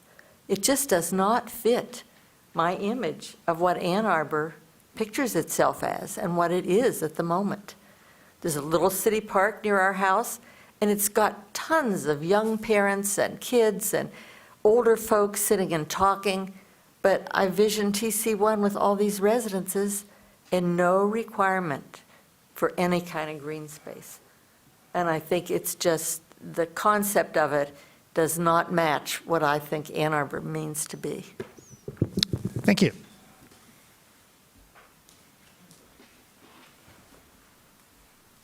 Hi, I want to keep this brief because I also want to speak during a public comment general time at the end of the meeting on a different topic. But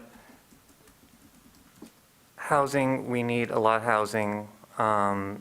We've been talking about this a lot. I've made a lot of speeches up here about pro-housing over the last 3 years. So, you know how I feel about that.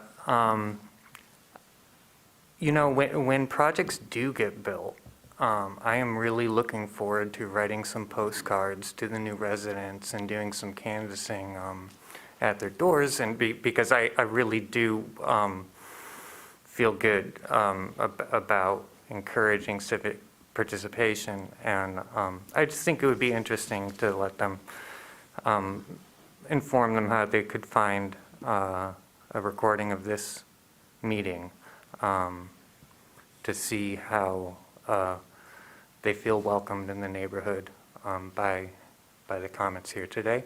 One more thing, ban cars, and anybody that doesn't like that can go live in Cape Coral. Thank you.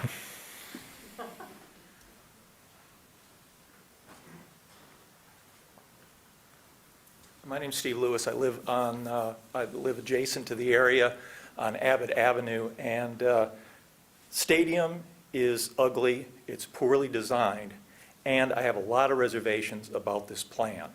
As I mentioned, the lack of green space, I think, is a big mistake.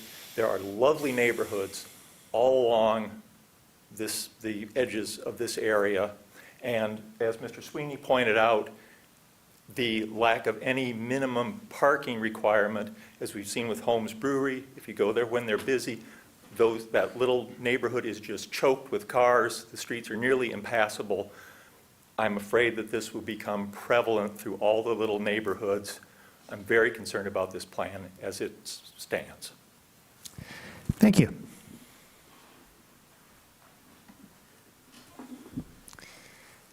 Is there anyone else in person who would like to speak at this public hearing?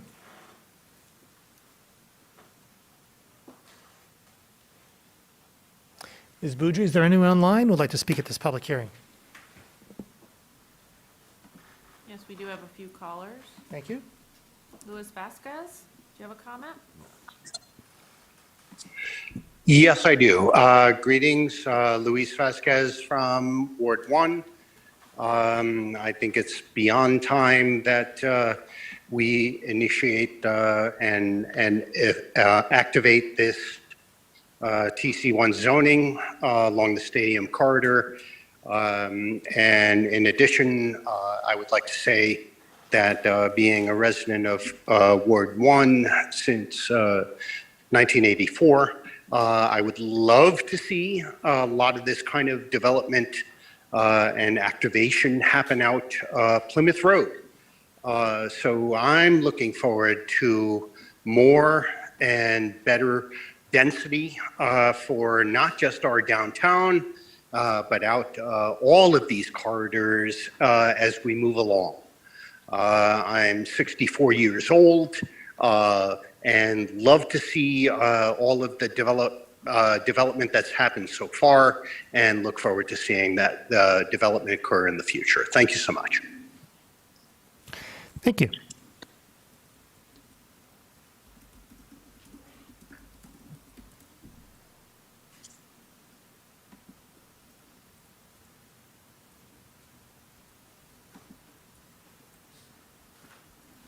Caller with the phone number 543, you can unmute your phone. Press star 6. Go ahead. Hello. My name is Rich Medlin. I am a property owner who's directly adjacent to the proposed rezoned area. The current TC1 zoning regulations are a thoughtless and templated city planning school responds to every suburban city's issue of creating a bigger tax base and a smaller geographic footprint. The justification is this will improve our carbon footprint or this will improve affordable housing. That's really not true. The current neighborhood, as Benita noted, is actually amazing. I can walk to 5 grocery stores, 4 banks, 3 pharmacies, 2 hardware stores, multiple locally unique restaurants, the Ann Arbor District Library, my dentist, my optometrist, the Mass Shoe Store, everything. I can even go to a methadone clinic. None of these businesses currently comply with the suggested TC1 zoning requirements. If we were building from scratch, I absolutely agree with the recommendations in TC1, but we're not. We're trying to improve an existing neighborhood. I would argue that the current neighborhood is cheaper, more walkable, and less traffic overloaded than any other neighborhood in Ann Arbor. I'll admit, it's not beautiful walking. It could be better. I have some ideas I'd be happy to share. I haven't even gone to city planning school. In other words, I think zoning could be used to force future developments towards better design. But TC1 includes things like 0 street setback. I can currently walk on a sidewalk to the Dairy Queen to get my preferred vice. No 0 setback. That doesn't really sound as pleasant. Current zoning regulation includes an 80-foot setback for a 75-foot building, and I believe another person has already pointed out it blocks out the sun. How is that helping existing residential properties? The current businesses don't want this. If they were able to make money by this sorts of redevelopment, I assure you they'd be all in. They just objected. You know what? Grocery stores are not the kind of places that need this development. There are dozens of better options to achieve your goals. For example, how about some usable buses? Bottom line is, this isn't helping things. We can do a better job. Thank you. Thank you.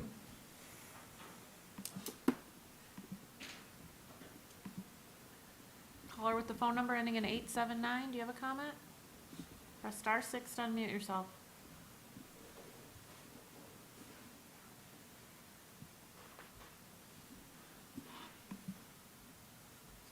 Phone number 879, go ahead.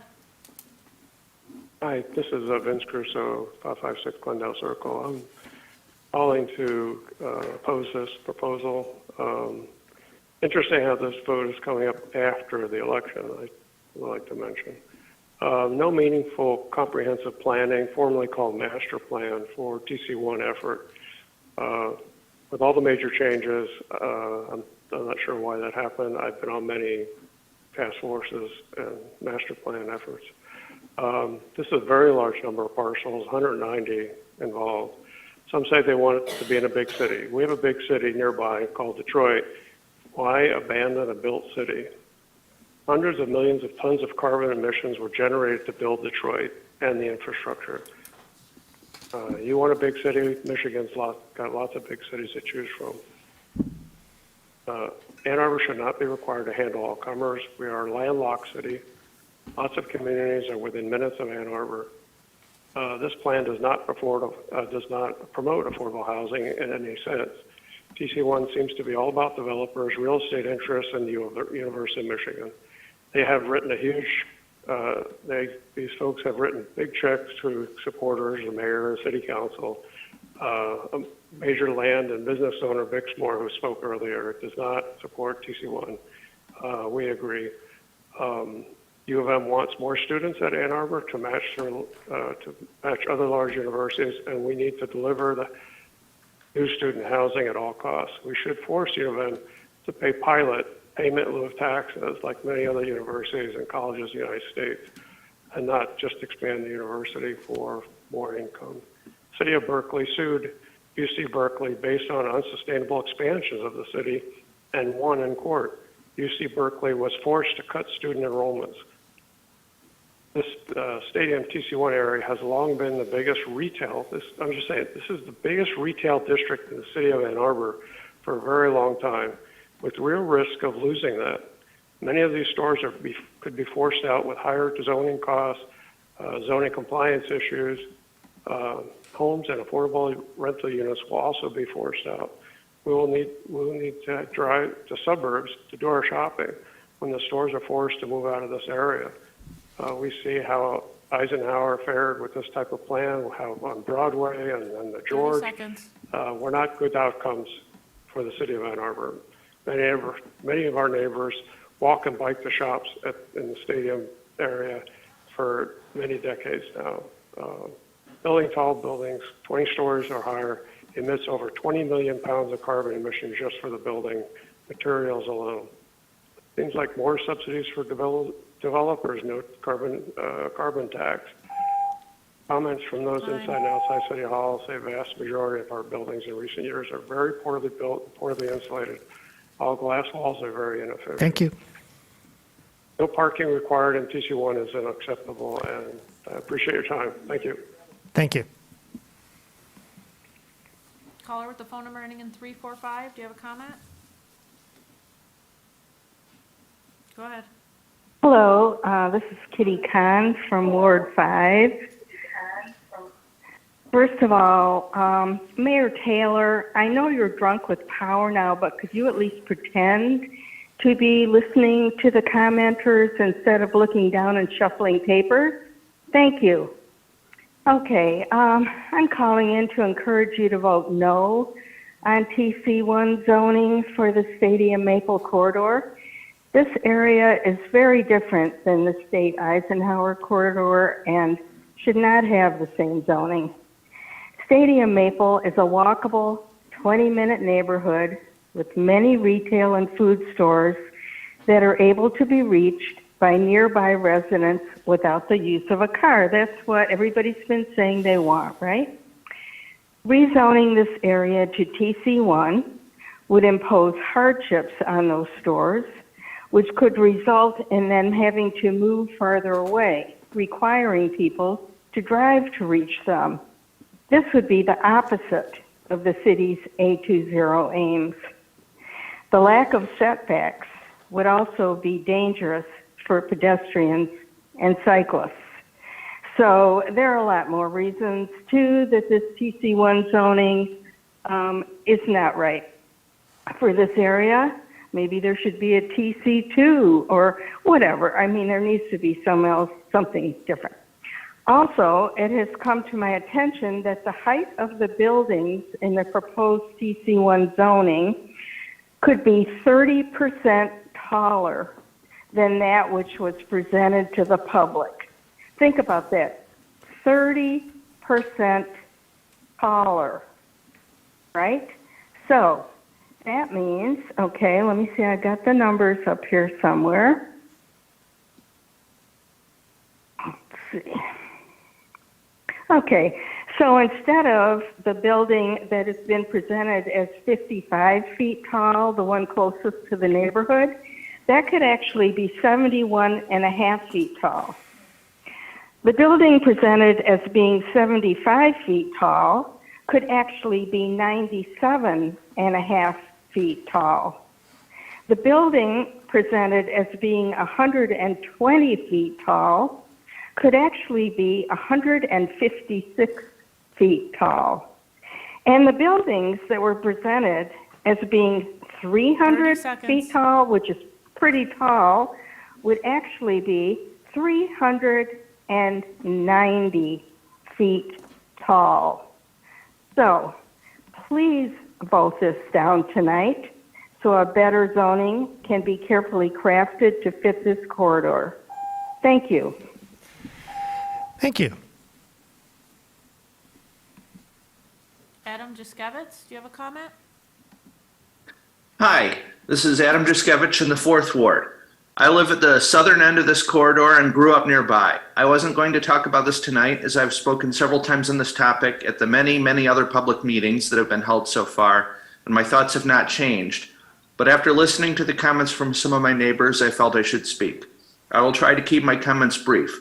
I simply want, yet again, to register my support for this zoning map change. I think the area covered by the change is appropriate. I think that the TC1 district is appropriate for this area, and I think that the process followed has been transparent and inclusive.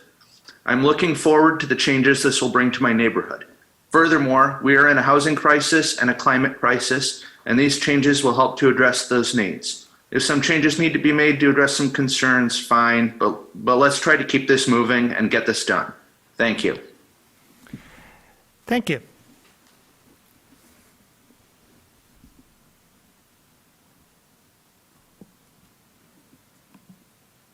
Caller with the phone number ending in 202, press star 6 to unmute your phone.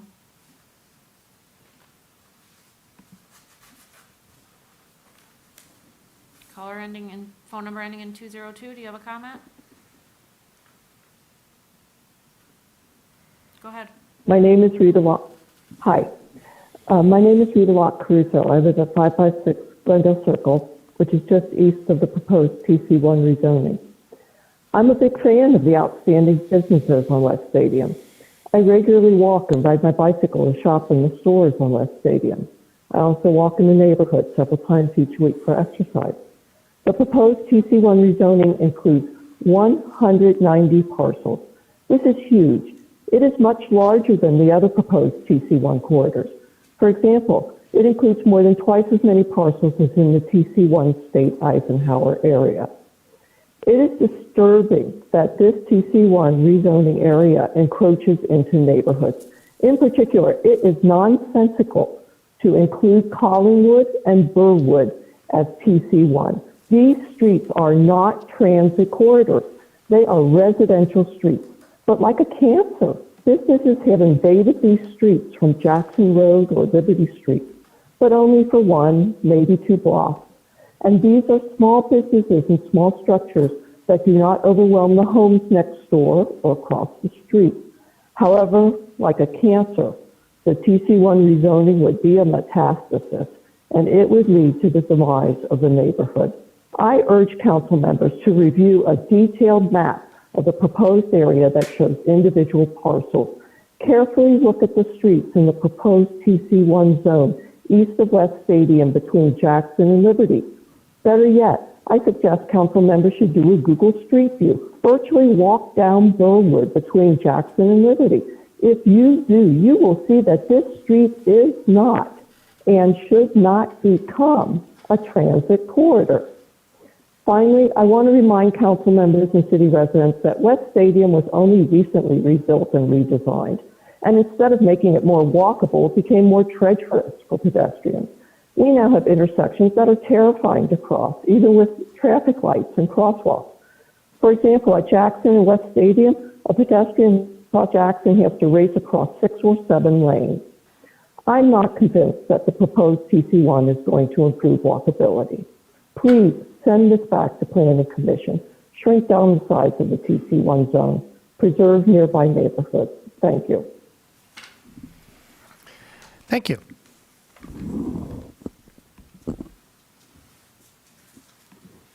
Caller with the phone number ending in 644, do you have a comment?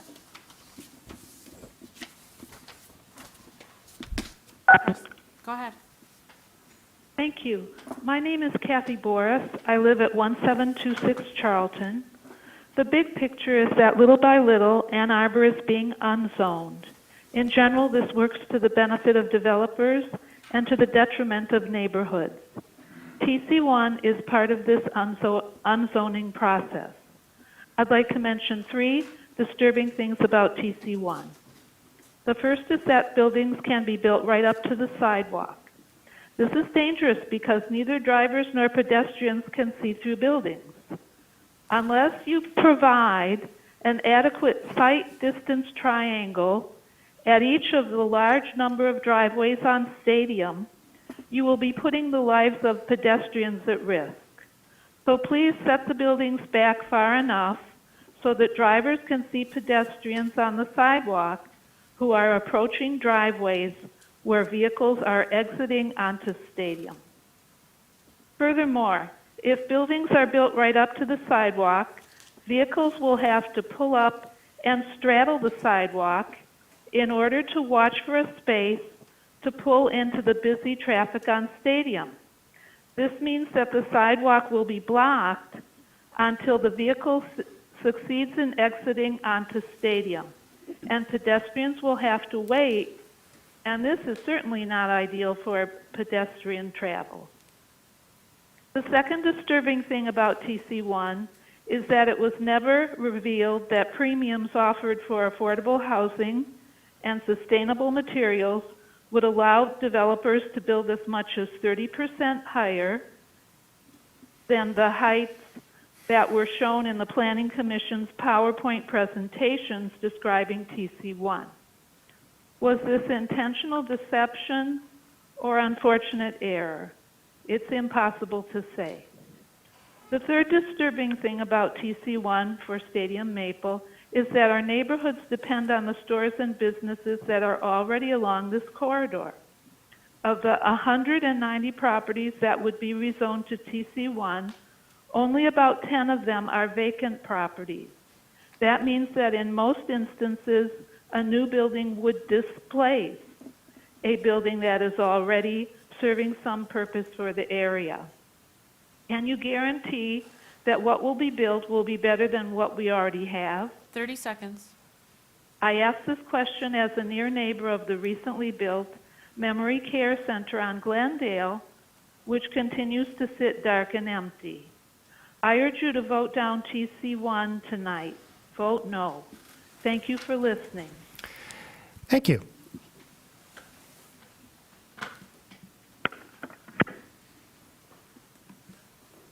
Daniel Adams, do you have a comment? Good evening, Council. Daniel Adams, 1016 Daniel Street. I'm incredibly disappointed by some of the comments tonight.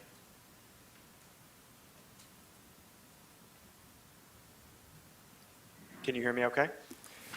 Yes, we can. 1016 Daniel Street. My name is Daniel Adams. I'm very disappointed with some of the comments tonight against this proposal. We've heard all of it before. Children can't grow up in apartments. What about the shadows? The people can go live in Detroit. Some of this stuff is wrong. Some of it's offensive.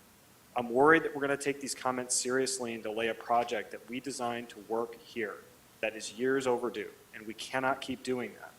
We cannot keep letting people who bought their homes decades ago dictate how other people are going to live and what other people can choose to buy.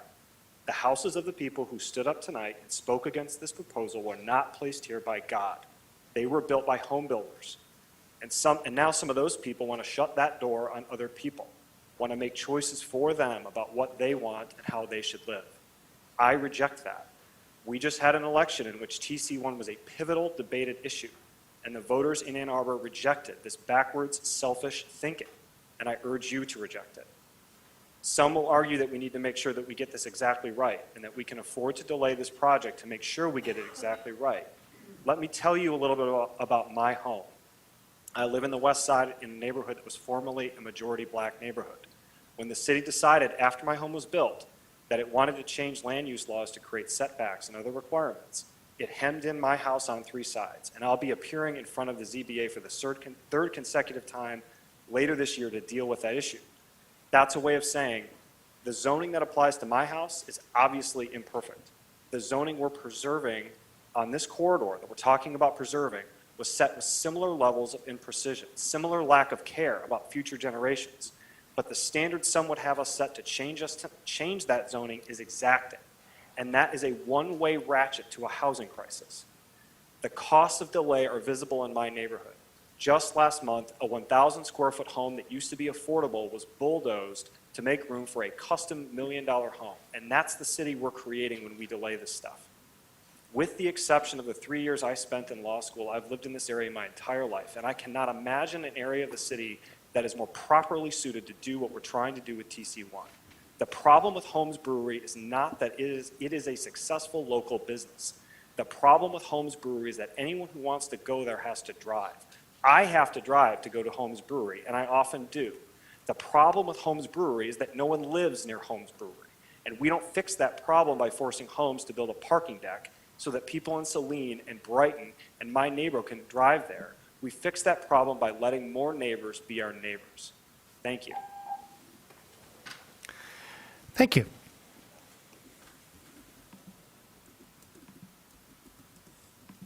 Caller with the phone number ending in 221, do you have a comment?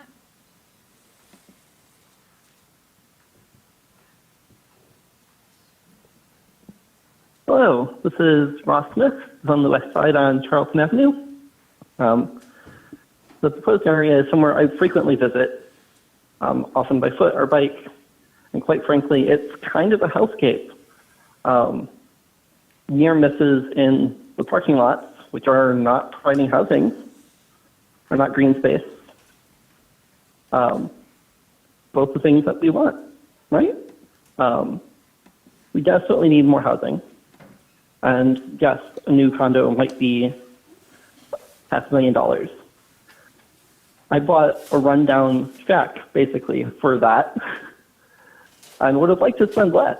Like, let's have someone that wants the new shiny thing pay that and make the rest of our housing more affordable.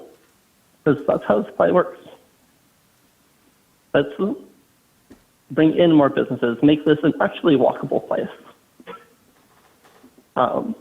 Hopefully, along the way, we'll also get improvements to the infrastructure there for non-motorized things. As previous colleague pointed out, like, some of those homes is not that it's accessible. Problem is everyone has to drive. And I can only see TC1 making that better.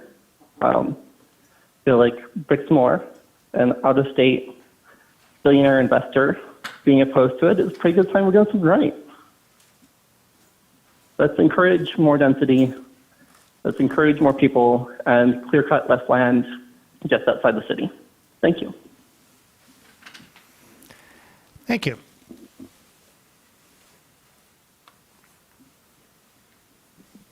Caller with the phone number ending in 326, do you have a comment? Yeah, this is Jamie McGarrah from Ward 3. I just wanted to recognize some of the things that callers have said or commenters have said that they feel are valuable, like things such as green space or things such as visibility of the sky and whatnot. I think that those things are really valuable and important. And as a father, I want my child to grow up in an area that has green spaces. Ann Arbor has a lot of parks, so we have that going for us right now, right? 60 some odd parks. I think if we look though at that corridor, it clearly was designed initially overall for a time that's gone. That that's not the future of Ann Arbor, with these long, streets of businesses only that are single-story buildings and, just residential houses back hidden behind those. That's a time from long ago that it's just not the future. It's not sustainable. We do have to expend carbon to build new buildings. There's no way around it. And there's opportunities for the developers to use materials and to use practices that have been incentivized by the city to minimize carbon and to make these buildings more efficient. That's really what we want. We can't hope that just adding on to the way that things are currently laid out is going to get us what we need in terms of housing, in terms of transit, et cetera. Transit requires density, and a lot of people wanting to take that transit along these corridors, right? And so a lot of the residential homes in back that have lots of parking and have lots of cars, these folks are maybe not taking the bus as much as would people who are living along that corridor directly, without cars and without designated parking, et cetera. These folks are the ones who are more likely going to be taking transit, thereby providing the ridership to increase buses, decrease the frequency of buses, et cetera. In terms of getting buildings that are more allowing more light through or more visibly appealing or whatever, I think we have to build it, get people in there, and then foster community to shape what is built there in successive changes to get things that are better and more beautiful, as opposed to just neighbors on the outside of these buildings trying to agitate for something more aesthetic or whatever. So I think we have to let people in, let people in, and then all work together to improve the experience through iterations. Thank you very much. Thank you. Michelle Hughes, do you have a comment? Hi. So, yeah, a lot of the people who talked here today about how walkable, what a walkable paradise this neighborhood was, I kind of suspect they don't actually walk there because whenever I've tried to walk there, it's terrifying. If you want to try and do two things there, you have to cross the street, and there's a lot of lanes of traffic, and none of them are very interested in accommodating pedestrians. And they're going fast because they're just going from one parking lot to another. And this doesn't look like a place where people live. It doesn't look like a place where people are. And so the drivers are thinking of this as a place that's meant for cars, because when we designed this area, we meant it for cars, and that was a bad choice. And we hit, have the opportunity to fix that now. And I think we should. And, also, we have to allow new neighbors into our neighborhood. It's every time you tell someone that you don't want, imagine a neighbor moved into your neighborhood and then you came up to them and told them later, like, hey, I didn't want your home built. That's not very neighborly. I think that we should be cheering when new neighbors move in, because that's new people who might, have dogs that we can pet, or might contribute in some interesting way to the city. So more neighbors, less cars, less parking lots, more walking around and bumping into people. Thank you very much. So please pass this here. Thank you.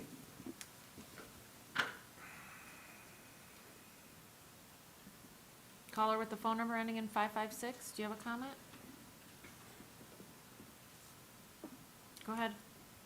Hello, this is Ralph McKee. Can you hear me? Yes, we can. I live in Ward 5. I wanted to say this. I've sent you a detailed email which discusses a lot of these issues, but I'll try to stick to big picture. I think here the proponents have exaggerated the potential benefits and failed to objectively address the potential downsides. Let's be realistic. What are the goals? Turning vast parking lots into housing won't happen. Malls have long-term leases, which would prevent that. These are successful malls, so repurposing them would involve a giant prohibitive initial cost. And they need the parking. And if you did repurpose into housing, the stores would be gone. So much for the shopping district. The second goal, pedestrian-friendly urban streetscape, won't happen. There's only 2 buildings in this whole corridor that are built up to the sidewalk now. Stadium Hardware and the new Lewis Jr. That's it. So you'd have to rebuild every single other structure, 150 or something, to get the urban streetscape that's desired. It won't happen. It's a fantasy. Third goal, dense housing. Here, the dearth of vacant parcels inescapably connects success to displacing businesses. Beyond the few vacant parcels, every single housing development would displace the businesses on that parcel now. That's beyond serious dispute.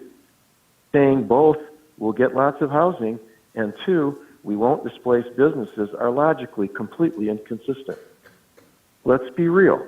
If lots of the housing gets built, lots of businesses get demolished.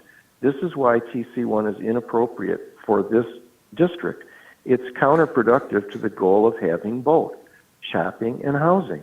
In Briarwood area, it makes sense. Lots of open land, parking lots that you could use for housing. Here, it doesn't make sense. I don't have a crystal ball, neither do you. But if you get a lot of housing, you're going to displace a lot of businesses. And if you don't get a lot of housing, then the entire project's a failure. So it doesn't make sense. A better way would be to try to get housing built on the vacant parcels and then see what you have. By that time, you could see what happened in Briarwood, and you could do something. None of the arguments against the point of displacing businesses are compelling. I've heard a ton of them. None of them make any sense. And so I think you really need to decide realistically, do you want the housing bad enough that you're willing to kill the shopping district to get it? It's as simple as that. Thank you.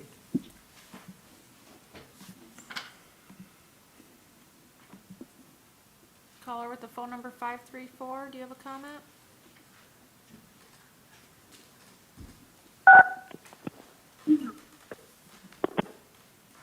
Hello, this is Tom Stolberg calling again from Lower Town. The Emperor has no clothes. TC1 is a bad fit for the Maple Stadium area, and we can do much better. There's an unfortunate conflation of the concept of transit zoning with TC1. TC1 is but one set of rules, a zoning category. There can be more. I'm a longtime proponent of transit-oriented development. I want to see us do that, as do so many other people, as people, council members who ran in this election saying we want transit corridor zoning. So do I.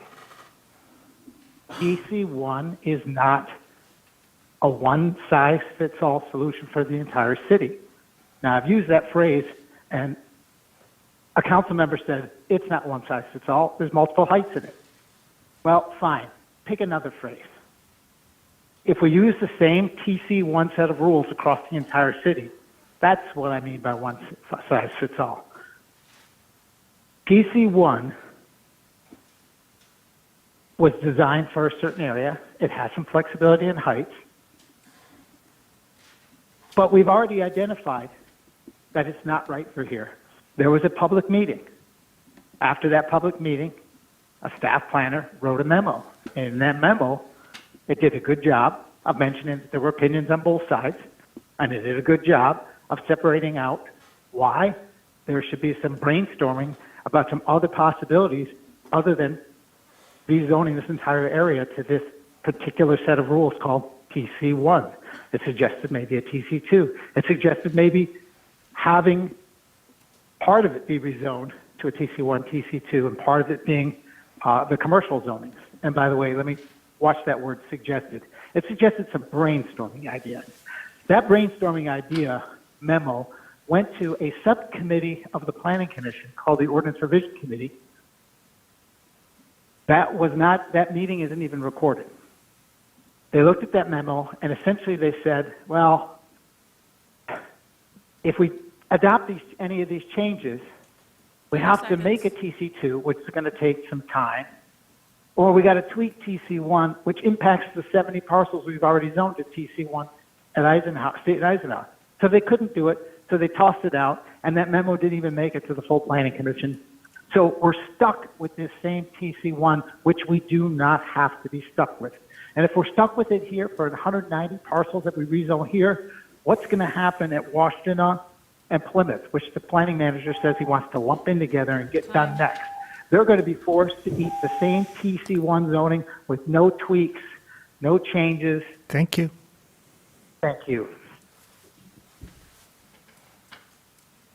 Caller with the phone number 425, do you have a comment? Go ahead. Hi, my name is Molly Ging. I actually own a small business in the TC1 proposed corridor. My business is on Stadium Boulevard. A lot of people want to talk about how they're super concerned about the small businesses in this area, and I appreciate their concern, but I just wanted to stress to the council that as a small business owner, I am 100% in support of this rezoning. Most of the small business owners in the corridor that I've spoken to are also in support of this rezoning. We want more neighbors. We want dense housing. We want walkability. We want it all. So please consider passing this and actually listening to the concerns of small business owners that are in the corridor and not those that are trying to speak for us. Thank you. Thank you. Philip Chrisman, do you have a comment? Yes, hello, thank you. I'm Phil Christman. I live at 602 Ridgewood Court. I strongly support the TC1 rezoning. The arguments against it have been all over the place and frequently contradictory. We hear that it will change absolutely nothing, but that it will also fundamentally destroy or alter the city. We hear that it's very bad for small business owners and a giveaway to out-of-town property developers, but out-of-town property developers oppose it and small business owners are in favor of it. I can speak to the pedestrian safety issue. I mean, I walk around here a lot because I'm from a small town and I know that any place is walkable if you're willing to take your life into your own hands. But it's not a terribly walkable neighborhood. And there is a lot of wasted space that could be used to alleviate the pretty serious housing crisis in this town. And I think that what I'm really hearing from a lot of my neighbors who oppose this rezoning is a refusal to even be willing to sacrifice a little bit of our view in order to alleviate that crisis. And I think the recent election made it pretty clear to the city that the voters of Ann Arbor want you to prioritize sustainability and new housing. And I think that's morally and politically the correct thing to do. And so I hope that is what the council will do. Thank you. Thank you. Ann Bannister, do you have a comment? Go ahead. Yes, hello. This is Ann Bannister, former council member and former candidate for mayor who received 39% of the vote. I'm urging you tonight to vote no on the transit corridor zoning to avoid irreversible mistakes with our land use policy and avoid great loss of community benefits and quality of life that the current and future residents and small businesses of Ann Arbor deserve. The mayor has often said that the city will be sued if he doesn't approve new development that complies with the zoning. But that is the height of hypocrisy and misinformation, because it is at this moment when the city is initiating upzoning to TC1 and creating by right conditions that favor the developers that Ann Arbor deserves to have requirements for our community benefits included. I'd like to thank Councilmember Kathy Griswold for her agenda questions to city staff that are linked to tonight's agenda that brought to light a shocking fact that the building height limits in TC1 that we've been discussing all year and longer are misleading and do not include an additional 30% of height for developments that include affordable housing or sustainability provisions. It's alarming that the public has been given misinformation from City Hall, and City Hall now admits, as a previous caller mentioned, that the 55-foot limit could actually be 71 and a half feet, and the 75-foot limit could actually be 97 and a half feet, 120 feet could be 156 feet, and the 300 feet could really be 390 feet. Prior to the August 2 primary election, while Mayor Taylor was campaigning for re-election, in his July interview with the Ann Arbor Observer on page 22, Mayor Taylor said, and I quote, about TC1, he said, "It's a long-term question that requires careful deliberation.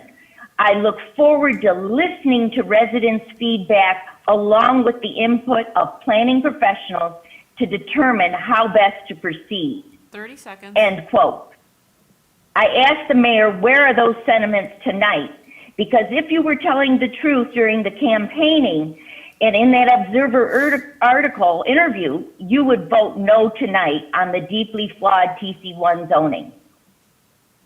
I'd like to thank Councilmember Erica Briggs for writing in her newsletter yesterday that she would like to bring forward a resolution directing Planning Commission to modify TC1 or create a TC2 zoning. That sounds very great, and thank you, Councilmember Briggs. Lastly, I urge everyone to ask the rhetorical question. Thank you. Where's the public benefit? Thank you. Adam Goodman, do you have a comment? Yeah, hi. Adam Goodman. I'm speaking to you from the 5th Ward, not too far from West Stadium. I was not really planning on.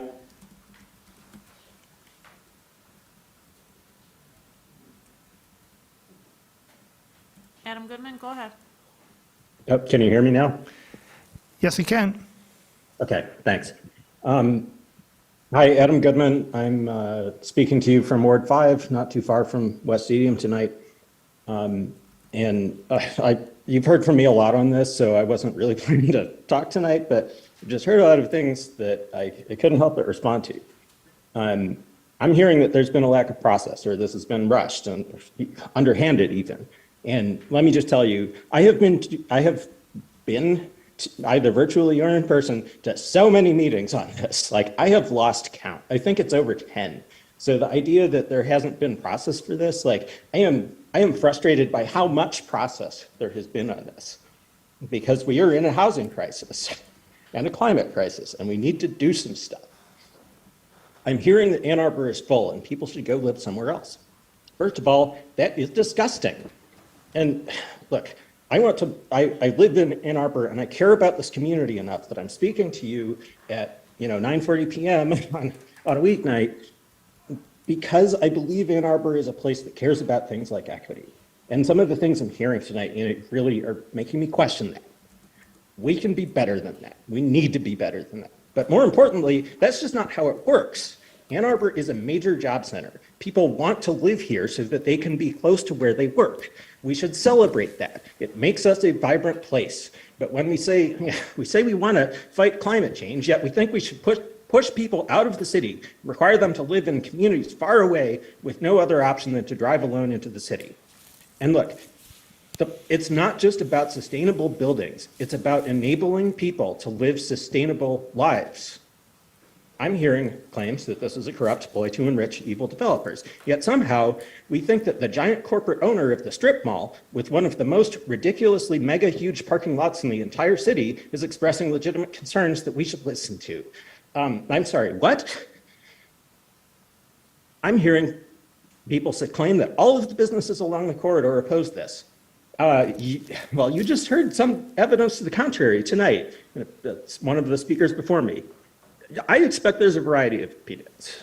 The point is, the idea that folks you're hearing from tonight can assume the views of and speak for every single business along this corridor, I mean, not only is it presumptuous, it's obviously wrong. So that's it for me. I hope you will vote to pass this, as expediently as possible. Thank you. Thank you.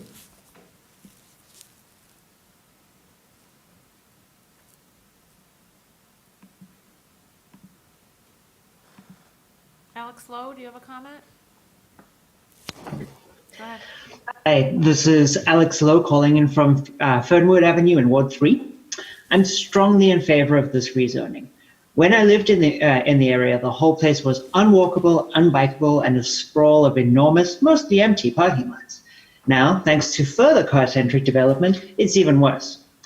Despite being biking distance, I'm terrified to bike or even drive in this area, so I tend to avoid it altogether. I've participated in several different public meetings run by expert city staff. Much of the opposition to this rezoning in these meetings was spearheaded by a small group of people who appear to oppose any and all changes in the city, and at least some of whom have a personal financial stake in exacerbating our housing crisis that they just consistently fail to disclose.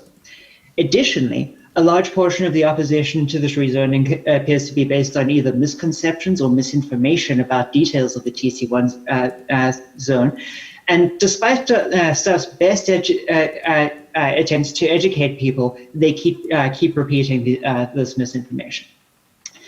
The EPA estimates that 27% of greenhouse gas emissions in the US come from transportation. One of the biggest ways to reduce those transportation emissions is to reduce vehicle miles traveled. Allowing more people to live in the city rather than having to commute in from the townships is a great way to do this. Allowing people to live along bus routes and in a walkable, bikeable space will further reduce that. Commercial and residential make up 13% of the US's greenhouse gas emissions, and townhouses and apartments and condos are far more energy efficient than single-family homes. So this is once again a great way to move towards A2.0. The city has an undersupply of housing of all kinds, but compared to apartments, condos, and townhouses, single-family homes are positively oversupplied.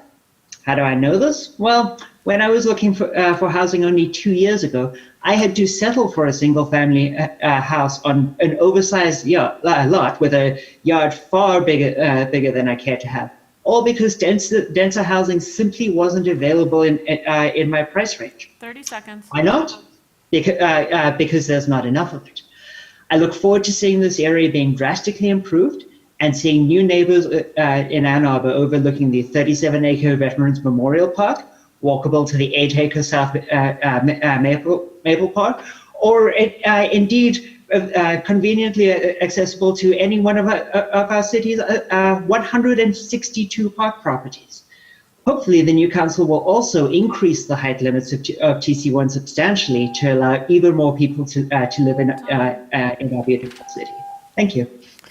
Thank you.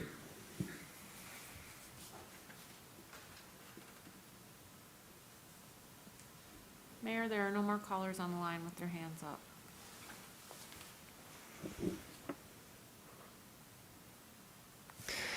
Seeing no one, this public hearing is closed. Mayor, we have one more, sorry. Thank you. Caller 464, do you have a comment?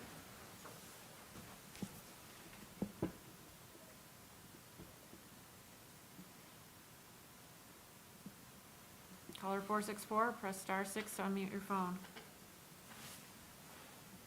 Go ahead. Am I unmuted now? You are audible.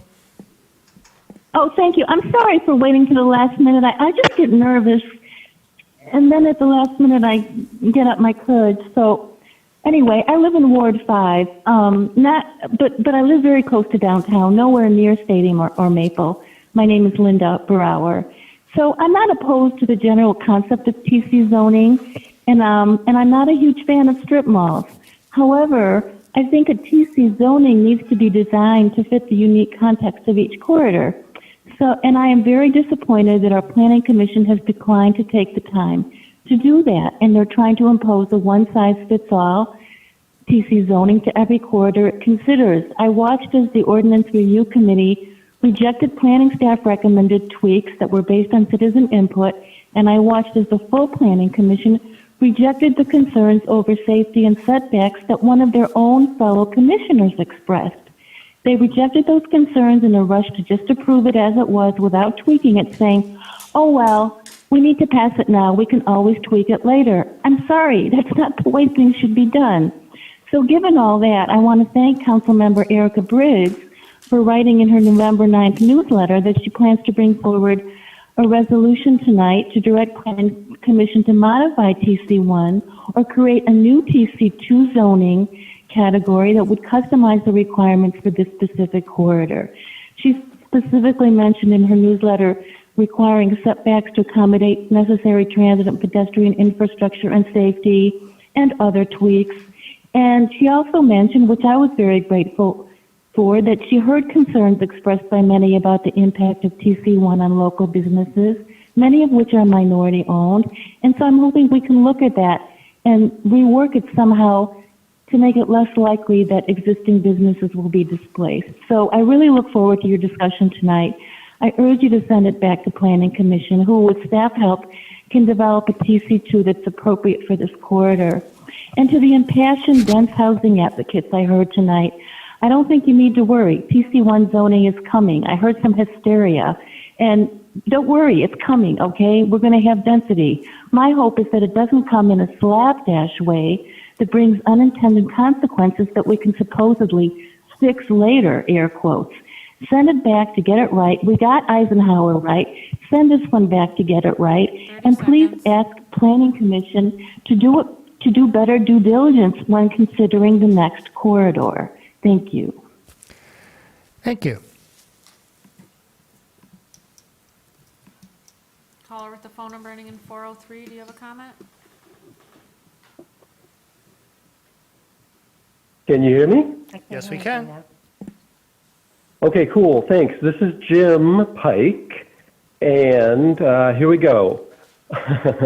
Two important aspects of an elected official's work are their representation of constituents and their leadership of constituents. In my opinion, the latter, leadership, is of greater importance than the former because elected officials should be better informed and have more resource for their decision making than any of their constituents, either individually or in groups. In a sense, we elect our officials not so much to make exactly the decisions we would make in their positions, but rather so that they will use the resources at their disposal to make even better decisions than we would for the good of as many present and future residents as possible. Therefore, electeds, with assistance from city staff and others, must thoroughly vet any and all input that their constituents have on policy making.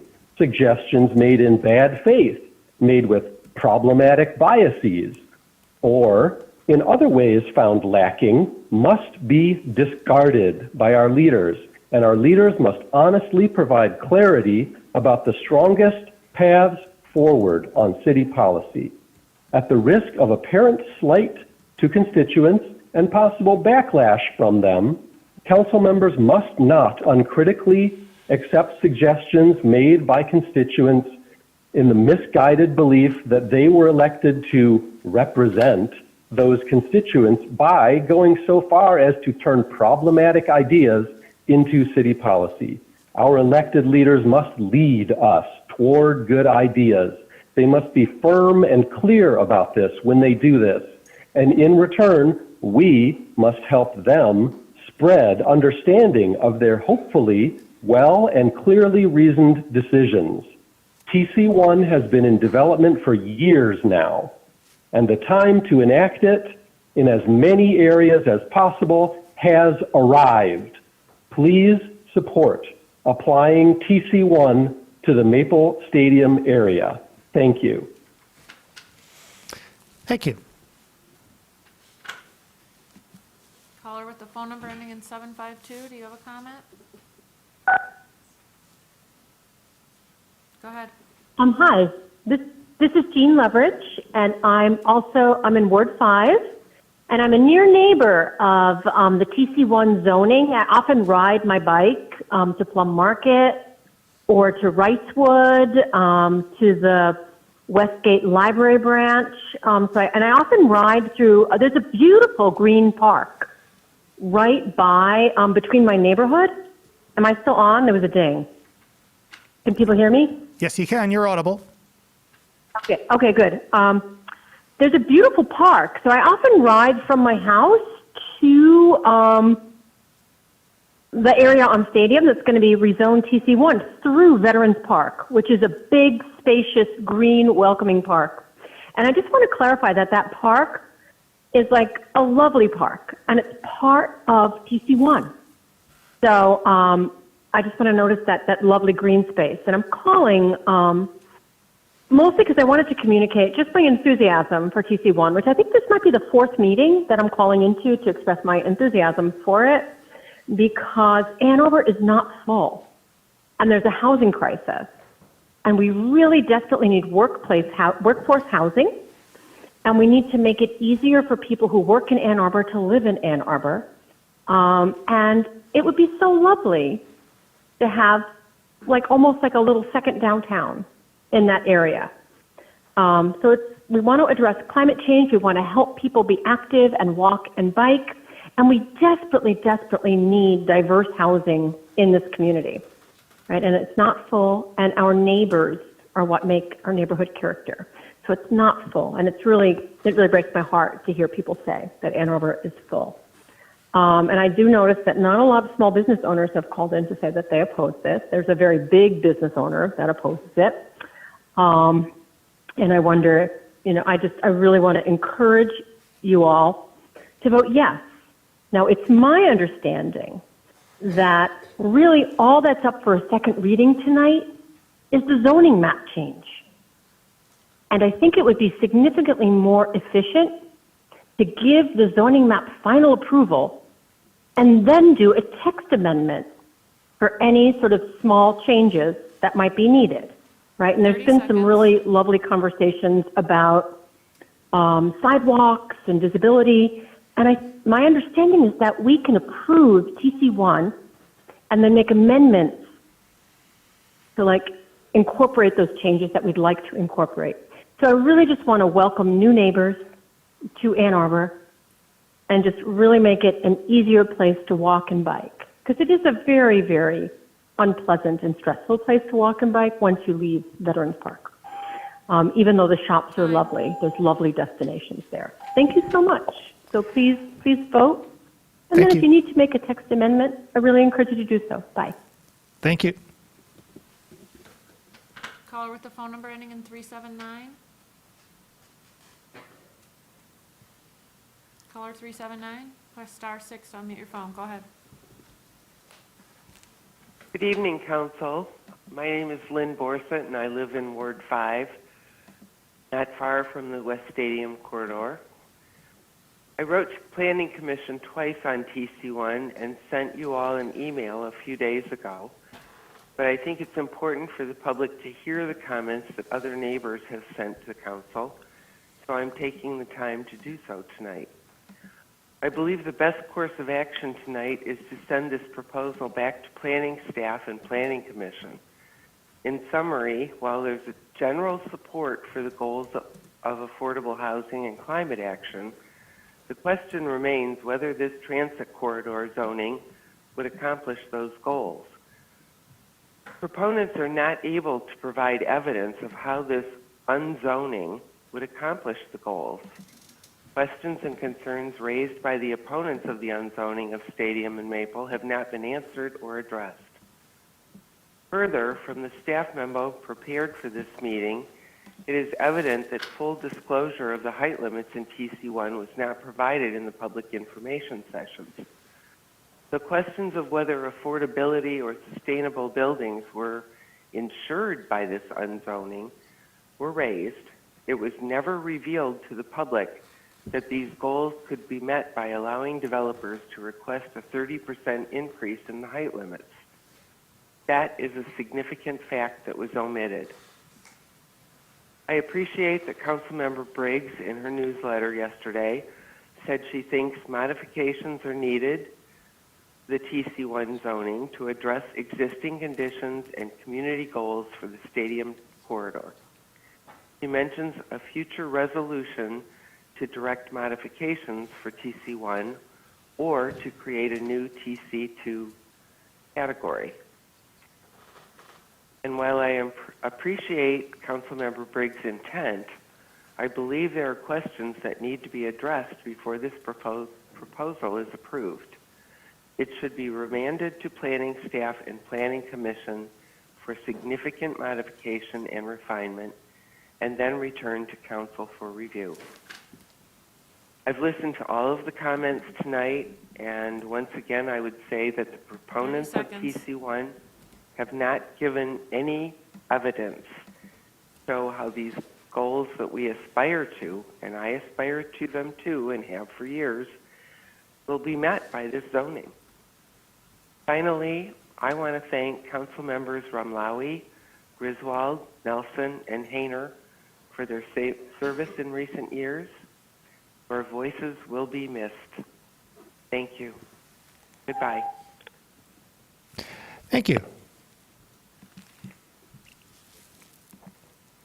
Caller with a phone number ending in 399, do you have a comment? Go ahead. Hello. My name is Catherine Kachunas, and I live on the west side in Ward 5 by Liberty and Stadium. I want to create a city with more support for more people, for more transit options than just single driver, single passenger cars.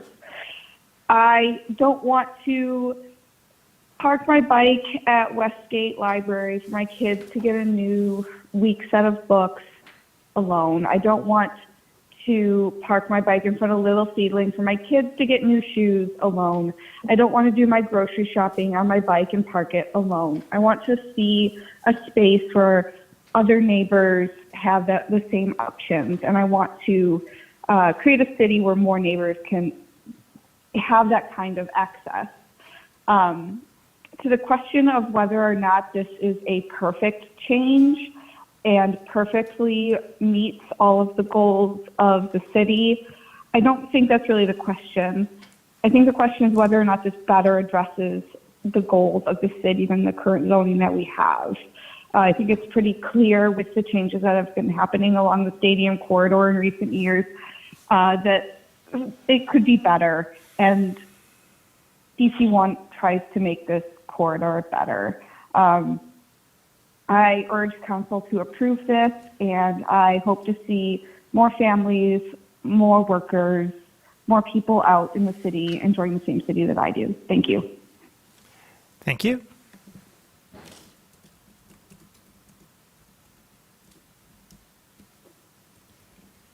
Mayor, there are no more callers on the line with their hands up. Seeing no one, this public hearing is closed. Let's roll with public hearing number 2 and then take a break. Public hearing number 2, resolution to approve the annexation of 3 parcels of land totaling 2.42 acres associated with the North Maple Apartments PUD site plan. The addresses to include 1855 North Maple, 1875 North Maple Road, and 1921 Calvin Street. Is there anyone who'd like to speak at this public hearing?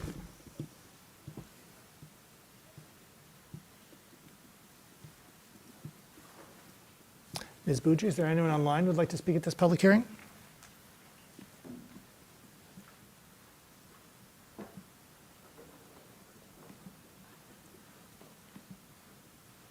Caller with the phone number ending in 534, do you have a comment?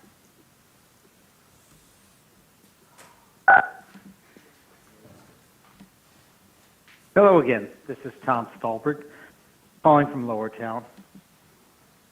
I'd like to point out some things about this development that's proposed. I know this is for the annexation portion, but it matters what we're annexing. This is an excellent proposal. I saw this when it came in for its pre-PUD meeting and watched it as it moved along. The things that we say we want with TC1, we're getting them in this development right up the street, just north of there. 12 units of permanent affordable housing, which is 15% of the units, are going to be provided there on that site. It's going to be all electrified, including the HVA system and appliances. It's 4 stories tall, balconies, very livable. This is what we want, and we can have it. These are the goals that are stated for TC1, but TC1 doesn't deliver it. This does. Similarly, last night there was a pre-PUD meeting, excuse me, for a project coming in at State and Packard. That one's going to be much taller. It's going to have mixed use, sustainability in the building techniques, and it's going to donate affordable, I'm sorry, not donate, contribute by law money to the Affordable Housing Fund. There are ways to achieve our goals. TC1 does not do them directly. TC1 relies on trickle-down methods, relies I'll on ask the speaker largesse to of the developers. keep focused on the public hearing. I am speaking. They go hand in hand here. Excuse me, sir. This development, I'm contrasting to that. This development in the just north of the TC1 corridor that we're examining tonight, this development achieves the goals. We are being shown a way by this developer that we can achieve the goals of TC1, which TC1 is not going to do because it's not put into the code, because it's a flawed zoning category. So I really support this development. I support more developments like this. I know we don't want to have all our developments be 30 PUDs. seconds. That's not the best planning process either. But until we get something a lot better than what we have, PUDs are actually delivering. The Garnet gave $9,000 in contribution to the Affordable Housing Fund, and Mr. Mayor, you didn't want it to. You had to be fought and not give that away for free. We can have what we want. I support this development. Thank you. Thank you.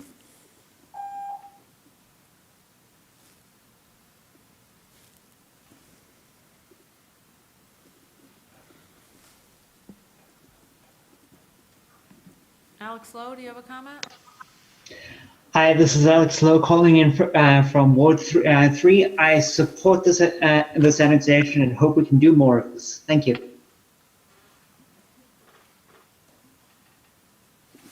Thank you. Mayor, there are no other callers on the line for this hearing. Seeing no one, this public hearing is closed. It's 10:06. Let's take a 10-minute break, reconvening at 10:16.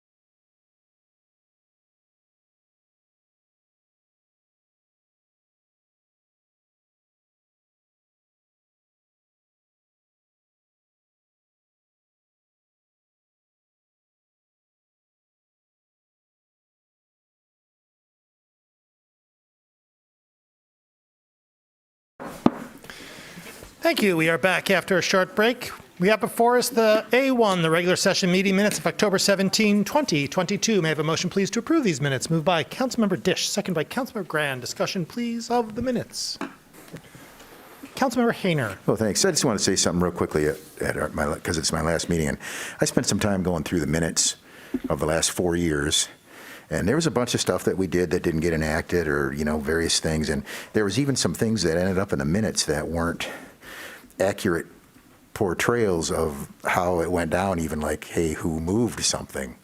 And so, that's to be expected because there's a lot that goes on here. It's a lot for the folks to transcribe these minutes and get them out there. But it falls to this body to make sure that they're accurate. I know a lot of times we don't read them and we just kind of yes or whatever. But it was interesting. It was an interesting experience to go back and see them and see how things had been noted, and then that notation was approved. So just want to comment on that. Thank you.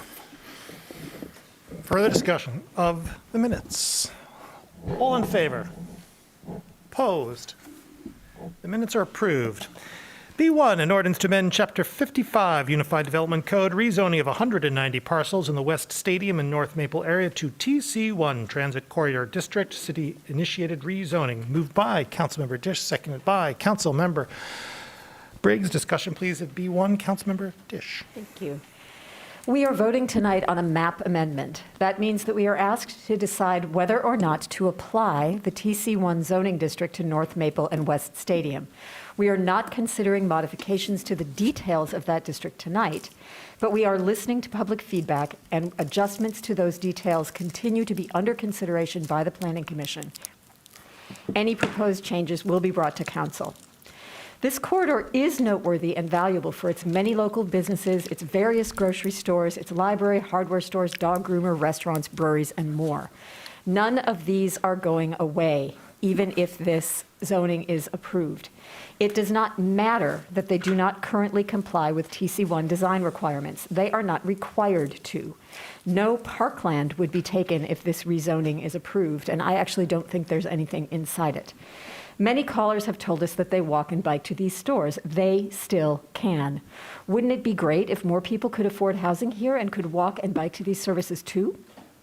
This corridor is also noteworthy, however, particularly at its north end, for its large oceanic parking lots. We have heard concerns expressed that if housing gets built on these parking lots, it will kill the commercial businesses. But existing commercial centers in this area have already hosted new development on their lots and may be considering more. The question is, what will that new development be? More one-story restaurants and gyms, self-storage facilities, bank drive-thrus? TC1 zoning says no thank you. At least 2 stories, please, and more businesses you can walk to. We have heard that we are not thinking about who is coming next. Oh, but we are doing exactly that. providing housing for upcoming generations of Ann Arborites, just like people in the 1960s and 1970s did for so many of us who live in single-family housing here in Ann Arbor today. We don't have the vast open spaces that people did back then, so we need to use Ann Arbor's limited land more efficiently, and we will build up. Concerns have been raised that buildings could be 30% taller. Yes, the city has an ordinance that allows developers to build taller structures if they include affordable units, make a contribution to the Affordable Housing Fund, or include sustainability features. This wasn't hidden. It is not a shocking fact. But it hasn't come up much in our discussions of TC1 because we don't expect developers to calculate that it will benefit them. We have heard that new zoning will hinder existing commercial centers from doing minor changes. It will not. Existing businesses can renovate their doors and their windows, their inside space. They can even add one-story additions. Yes, let me just say that again. They can add one-story additions to their property. They can do all of these things without being required to update or move their existing parking lots. What they cannot do is develop anything new that is under one story or any of those uses I mentioned a couple of seconds ago. Affordability, why not require it, you ask? If TC1 is successful at encouraging residential development outside of downtown, it will provide housing options that are more affordable than rental units or condos that have been built downtown. Residents often ask why there's no specific requirement for a certain percentage of affordable units. Councilmember? Done? Yep. Okay. Later. Councilmember Hayner, Griswold. Councilmember Hayner, then Griswold. Sure, why not? I think everybody's going to want to have something to say about this. I guess I'll start out by saying a lot of this TC1 and a lot of notions about planning are based on the various documents that in aggregate make up our comprehensive plan, which is overdue for a redo. And I think that residents, when I say this to residents, some of them are shocked and some of them aren't. I guess it depends on who I speak with. That the lean on the takeaway from these aggregated plans is that there is a strong urge in this community by folks here at the Politburo to do away with cars, to do away with single-family zoning, and to add 80,000 new residents by 2030. And when you tell people that, some of them are shocked and some of them aren't. Well, we're here to decide if we should apply this zoning designation for all its highlights and lowlights to these parcels. And the list of lowlights in my mind is pretty huge, and I wouldn't wish this on anyone. This should have been part of a rezoning. Hundreds and hundreds of acres should be part of a comprehensive plan review, not cherry picking parts from aged plans. A monolithic zoning is going to take 190 parcels that are 8 different zoning types and create one zoning type for any changes. It doesn't mandate anything. TC1 doesn't have anything in it. Developers have to take incentives outside of it from our former plan project modification to get any actual mandated benefits. I won't speak to the excessive heights because that's how those benefits come about. It is, however, a type of downtown zoning that's applied on the fringes. We haven't really worked with the large plot owners the way that we could have at Briarwood, but we excluded Briarwood like this, but everyone has the vapors when we want to exclude a similar type of shopping center, or when we're asked to. Parcels 62, 64, and 65. The craze to fill our city with new residents overlooks the fact that every person we bring here, no matter how monk-like their existence, brings their carbon footprint. And it falls to our responsibility to ameliorate that under our A20 plan. Now, perhaps we'll pat ourselves on the backs because they are living in a way that is slightly less carbon intensive than their neighbors, say, in the suburbs or the Dexter or other communities. Or maybe they aren't. All that being said, I find TC1 to be very flawed, and I'm extraordinarily uncomfortable Councilmember? with apply it now and fix it later, so I'll reserve the rest of my remarks. Councilmember Griswold.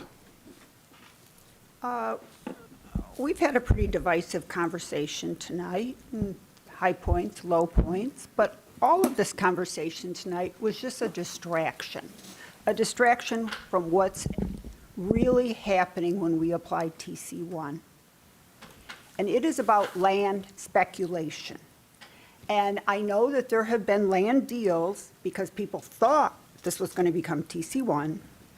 And what we need to go back and say is that land speculation is risky, just like all speculation. And we need to do what's in the best interest of our community, not what's in the best interest of the people who made campaign finance donations to our mayor. That's what we found out from this election. There was no mandate. What we found out is that Ann Arbor is a pay-to-play community.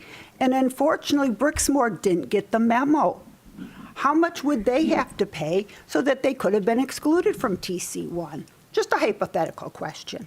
So if we want development, as everyone tonight talked about, with minimum disruption, sort of like letting the mayor have his gas fireplace. Let's have everyone else have a little minimum disruption, quality of life. Okay, we need to make it easier to build. Maybe like a concierge, how you pronounce it? Point of order. This is a personal, there have been repeated personal attacks on Mayor Taylor. You're nice enough not to call on them, but those true facts, and I'm going to give you a few more. Just point of order. Let's make it easier to build. Are you recognizing that point or not, Mr. Mayor? I'm letting it go. Let's work with the University of Michigan. Let's contain our construction on private property. Let's not give our public right-of-way to any developer. Can you imagine what's going to happen on Stadium when we have 2 lanes made into construction zones? Okay, I'll save the rest of my comments for later, but it's all based on facts. Councilmember Amlawi. Thank you. There's been a lot said tonight about this on both sides. One of my constituents made an observation about what leadership is. And leading and representing your constituents. What I believe is I think this is poor leadership to bring this forward, knowing what we have and what resources we can apply to the crises that we are facing. This here is fool's gold. If anyone truly believes that this is actually going to materialize the way it's being sold, I got some oceanfront property in Nebraska I'll sell you. It goes outside the comprehensive land use review that we should have undertaken, and that's one of my biggest regrets on council is postponing that in 2020. The cost-benefit ratio is not there. We've heard these promises before. We've seen this failure over and over again.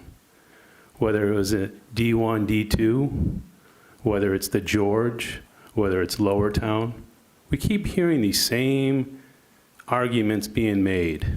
Lift the restrictions. Let the market decide. The market will provide. It's just, for me, I can't support this. And now we're actually hearing from members of this body who will continue to serve that this is flawed, that this isn't right, that there needs to be modifications. This has been rushed. It hasn't been well thought out. It won't deliver what's being said it will. And it's going to cost a lot of unintended consequences. And as a small business owner, I do believe it's going to gentrify the area. It's going to get rid of a lot of small independent businesses, and it's going to increase the franchises that come into town. I mean, look at downtown now. How many small independent businesses are opening up in the last 10, 15 years versus all the franchises? I mean, it's just poor policy. It's bad leadership, and it's frankly disingenuous for me to be up here saying that this is actually going to bring affordable housing or do something about climate action. We're not sharing the price that needs to be paid to actually achieve these policy goals. We're asking taxpayers constantly to pony up more money for climate action and affordable housing. But when we go to upzone properties, city initiated, we fail to ask the developers to do the same. Councilmember Adina. Thank you, Mayor. I actually want to start by thanking the members of our community for coming out and speaking tonight and sharing their thoughts. I think we heard from a number of people who had different views of how this vote should go tonight. What I would not characterize their comments as is being incredibly divisive or confrontational. Everyone pretty much came up here and expressed their point of view with respect. And I didn't hear that division start until we started hearing vicious personal attacks lobbed at this table by elected representatives who should be acting better. And so I'm a little disappointed with how we're conducting ourselves when we had a really good example from the community of how we can conduct ourselves and have conversations about policy. I do want to turn attention a little bit to some of the comments we heard tonight, particularly from folks who were opposing TC1 zoning here about green space. And I think one of the important things to remember is that Ann Arbor is a city with considerable parkland. I think we have, I believe it's 162 parks about in the city. I looked at the map while I was hearing comments, and there are at least 12 visible parks on the map. There are 8 from my quick test here within half a mile of TC1 zoning on this map, and one of them, a considerable size park, Veterans Memorial Park, is actually enveloped on 3 sides by the new zoning. It includes a skate park, tennis courts, a pool, ice arena, baseball diamonds. There are significant nature areas within walking distance. You know, the suggestions that because there are more people living nearby and that there is more dense housing for people to live in, that somehow quality of life is going to disappear, I would say is simply not true, and it's simply not how our city is planned. It's not the future that we envision for our city. And so, I'm disappointed by the suggestion that kids couldn't possibly grow up here, because I would actually say that Ann Arbor is planned in a way that would make it a wonderful place for you to raise a family, particularly in this area where there are significant city services and amenities. The goal of this zoning is to make our community more walkable and bikeable and enjoyable. Right now, I actually don't believe we would be losing any green space with the rezoning. We would probably be losing a lot of concrete spaces that are reserved for car parking right now. And so I am hopeful that we can move forward on this. And the last thing I will say is the way that climate change works is that when people move into your city and their carbon footprint comes, it doesn't mean that it's a new carbon footprint. The carbon footprint exists whether it's here, whether it's in Scioto Township. It just might mean that they're driving farther, and we might be able to reduce it. Councilmember Briggs. Thanks. So I'd like to break up my comments into 2 parts, starting with my first set of comments around why it is that I'm supportive of the map change tonight. And I'd like to thank all the members of the public who came and spoke tonight, or who called into the meeting. Many were 5th Ward members, and there were other members from across the city. And a lot of new faces tonight, people who I've never seen at a city council meeting, that are coming in, and pretty much everybody that I'm hearing is talking about how much they love the city and they love their neighborhood, and the things that they like about it. And others are talking about how much they want to share the neighborhood with folks in the future. And it's a pretty good message that about that folks appreciate our community. But I did want to, broadly speaking, the goal of this proposed rezoning is to ensure that as properties slowly redevelop along the transit corridor, they don't continue to develop in a suburban, car-centric strip mall model, but rather as higher density residential and mixed-use buildings much closer to the street. The strong mix of services and businesses, transit options, and proximity to downtown make this area a great place for new residents to live more sustainable lifestyles. You know, I heard some concerns this evening about that I think were based in a feeling that there was going to be really dramatic change in this area. And while I think that some would like to see dramatic change in the area, I think what we're going to see is much slower change. But we have to have a vision for what the future is going to look like. And the current model isn't healthy. I think there was a lot of agreement that folks also aren't really happy with the underlying zoning here. So when we do redevelop, you know, TC1 is, I think, a much stronger zoning category to be building to. I also heard, one of the themes that I heard in the comments tonight was a skepticism about the impact of additional housing supply and housing costs. And so I wanted to speak to that a little bit. I feel like a fairly neutral source for Ann Arbor is the Biden White House.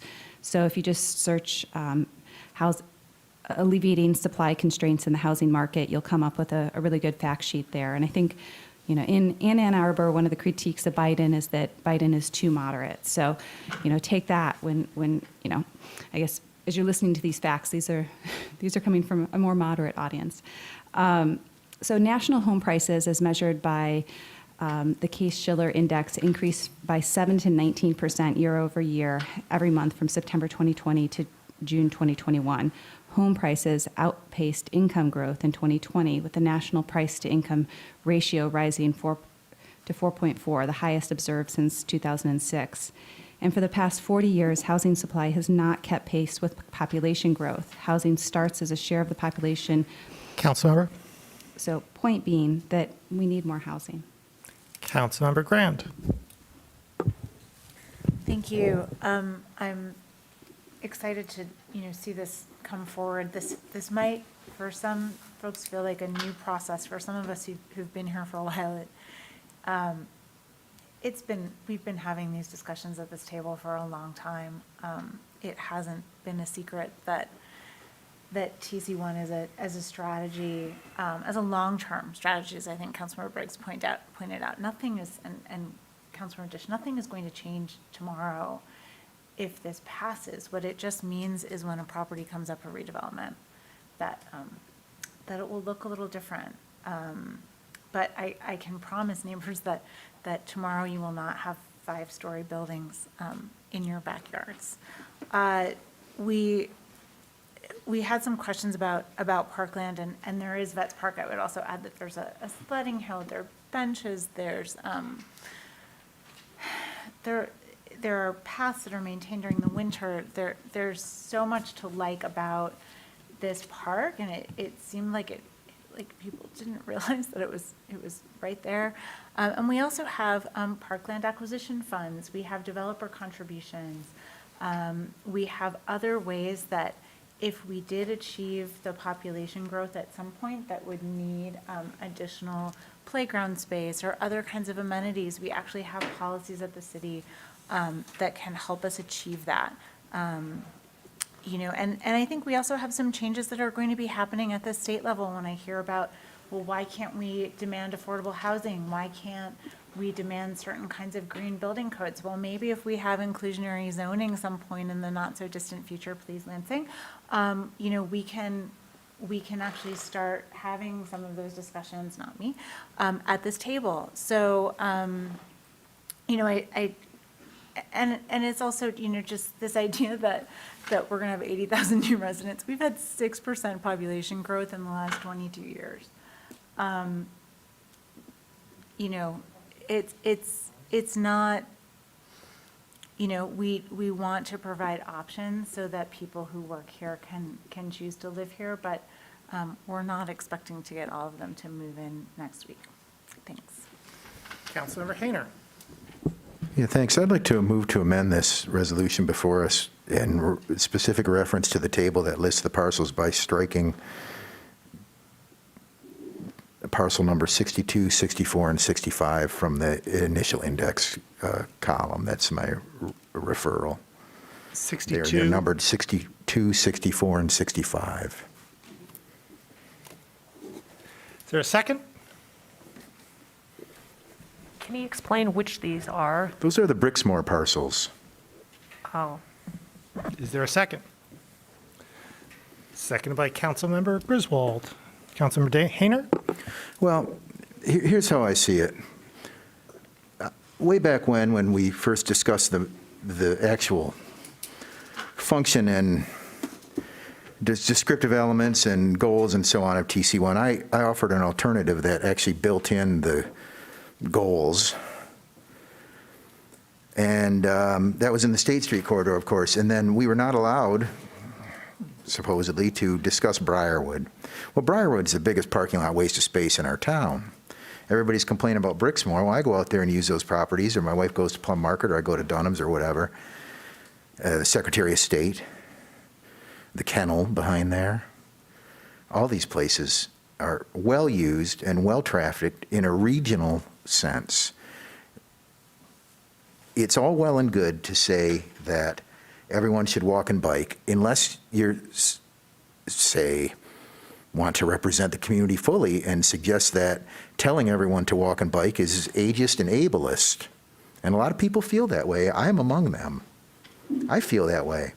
And so by trying to apply this to all parcels uniformly in this area, no matter what their use is, no matter who their market is, and asking businesses that are regional businesses that have more than a local walking draw to them because of their customers and the stores and shops and things that are in there, we're being careless with our application of zoning.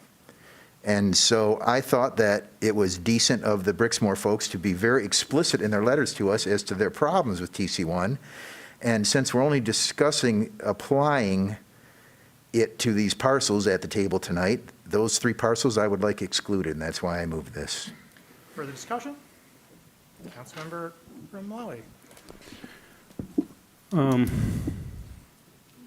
I can't support that, and I appreciate, my colleagues bringing this up and the reasoning behind it.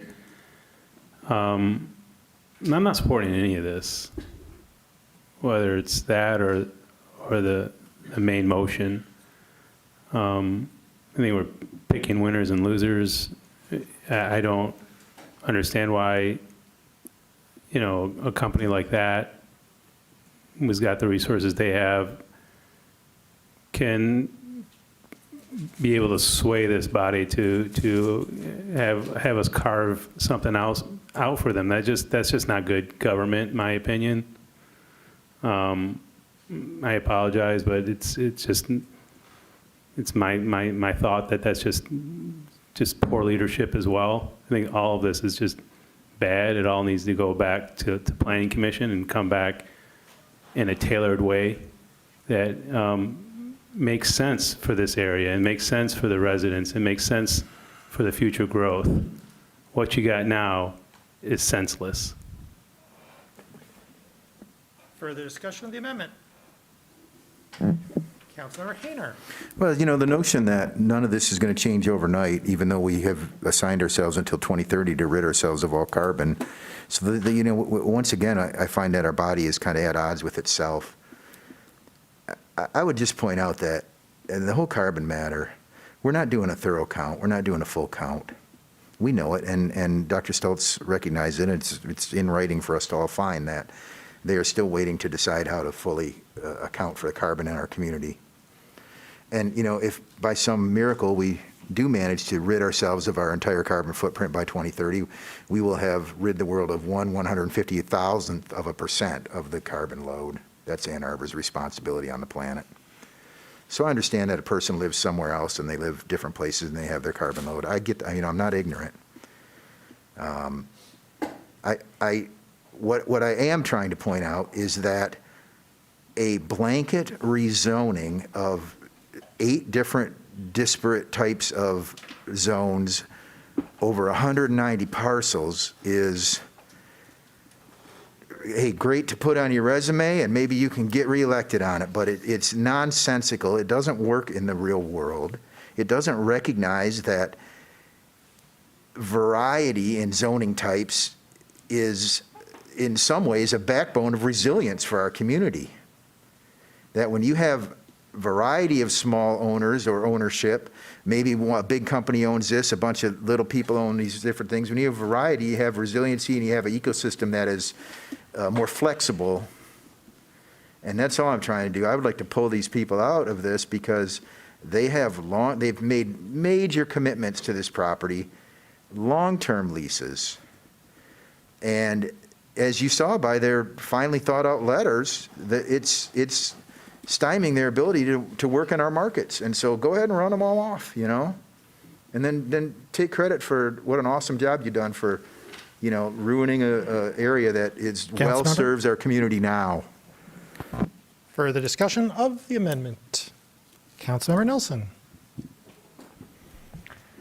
At a previous meeting, I expressed my distaste for the idea of exempting this large company for reasons similar to what Councilmember Ramlawi stated. I think in discussion around what parcels or how to dissect this map, or was there anything that I would think about cutting off, I think I said, I'd be looking at the other side of the street and what's impacting residents as opposed to impacting a corporate entity. But to the point of who we're actually trying to serve, I think it's because we heard so many loud voices suggesting that residents should be ignored, that the people at this table perhaps should view themselves as smarter than the people they represent. I think it's worth understanding that 6 of those voices donated about $20,000 to the campaigns this summer that totaled $250,000. So we heard from people tonight that we haven't heard from before, folks who probably hoped to have some elected representation at this table. There are reasons why that's not happening, and it's a shame. For further discussion of the amendment. Roll call vote, please, starting with Councilmember Song.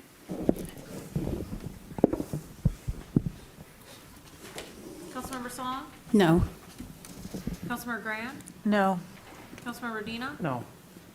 Mayor Taylor? No. Councilmember Iyer? No. Councilmember Nelson? No. Councilmember Briggs? No. Councilmember Ramlawi? No. Councilmember Hayner? Yes. Councilmember Dish? No. Councilmember Griswold? Yes. Motion fails. Further discussion of the main motion. Councilmember Griswold. What we heard is that nothing's going to change overnight. This is long-term. This is our vision. Long-term plans and visions belong in a comprehensive plan. But they're not, because something is going to happen tomorrow or in a few days when this takes effect. And that is the value of these properties will go up. And that is dealing with land speculation. And we cannot go back on that. And we will not go back on this tonight. You watch the votes. But we will also probably end up in the courts. And why do I say that? Because of past experience where we ended up in the courts when the mayor proposed a 200-word caption. We ended up in the courts when we tried to sell some property that wasn't quite legitimate in the transaction. So I agree, I'm a bit giddy tonight. I'm really happy with the results at the state level. But what we are doing here is purely land speculation, and we are delivering. It has nothing to do with quality of life. And also, can you imagine crossing Stadium? I'm familiar with a number of pedestrian crashes on Stadium. So we're going to build on both sides of the street. How are we going to get people safely across? Well, we're not thinking about that. We're not thinking about the 30% increases because, again, this is not about building. This is about land speculation. Thank you. Further discussion of the main motion. Councilmember Song. How many of us have lived in apartments as children? How many of us have lived in low-income apartments as children? All right, I ask this so that we can all visualize how much more diverse and welcoming and vibrant our community can be if we had more people who could raise their hands in the affirmative to both questions. The people missing from this room are Avalon housing residents who live off of this corridor. I know because I'm a former board member who toured the complex, the food pantry, met families whose children attend public schools along this corridor, whose parents rely on public transit on this corridor, and whose voices and experiences are just as valuable as single-family homeowners who can afford to buy and live in homes for decades. I doubt there are residents who would oppose these developments from adding another floor, maybe 3, to accommodate residents who are essential to the city's future. And how do I know? Because last September, Ann Arbor celebrated its first affordable housing complex funded in part by the new city tax. Hickory Way is off of Maple Road. It is not too far from this corridor. I think it's actually in this corridor. And at that opening, Representative Yusuf Rabi said, this is a moment of justice, housing justice, racial justice. This is the future of our community. So let's talk about apartments in the city, and in particular in our ward. In my ward, Ward 2, there's a stretch along Greed Road that goes along Pontiac Trail and Nixon. They house nurses, medical researchers, veterans with vouchers, families who are in the community for the same reasons as single-family homeowners who stay in the city to be near work and for their children to attend schools. I encourage all residents to speak to your colleagues, to your church members, to your school principals, and social service agency directors for Avalon and Peace Neighborhood Center. And you'll hear their sentiments about density, because that's what we're talking about. We're talking about density.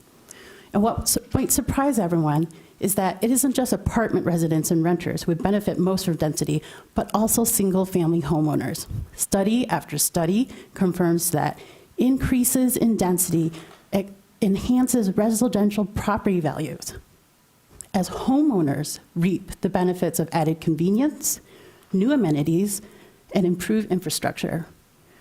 I encourage you all to read the paper, Economic Value of Walkable Neighborhoods, among other papers. And if you want to go beyond my stretch in my ward to Oak Creek Apartments, where there are 3 floors, 264 units, all occupied, or to Barkley, my favorite neighborhood, you'll see the most racially diverse communities in the city. It looks and feels like Sesame Street. Currently, without TC1, we'll continue to see poor and terrible proposals like storage units and banks, not Sesame Street. Further discussion? I'm sorry, Councilmember Hayner. How many people have lived in their car? Raise your hand. I'm raising my hand because I've lived in a car.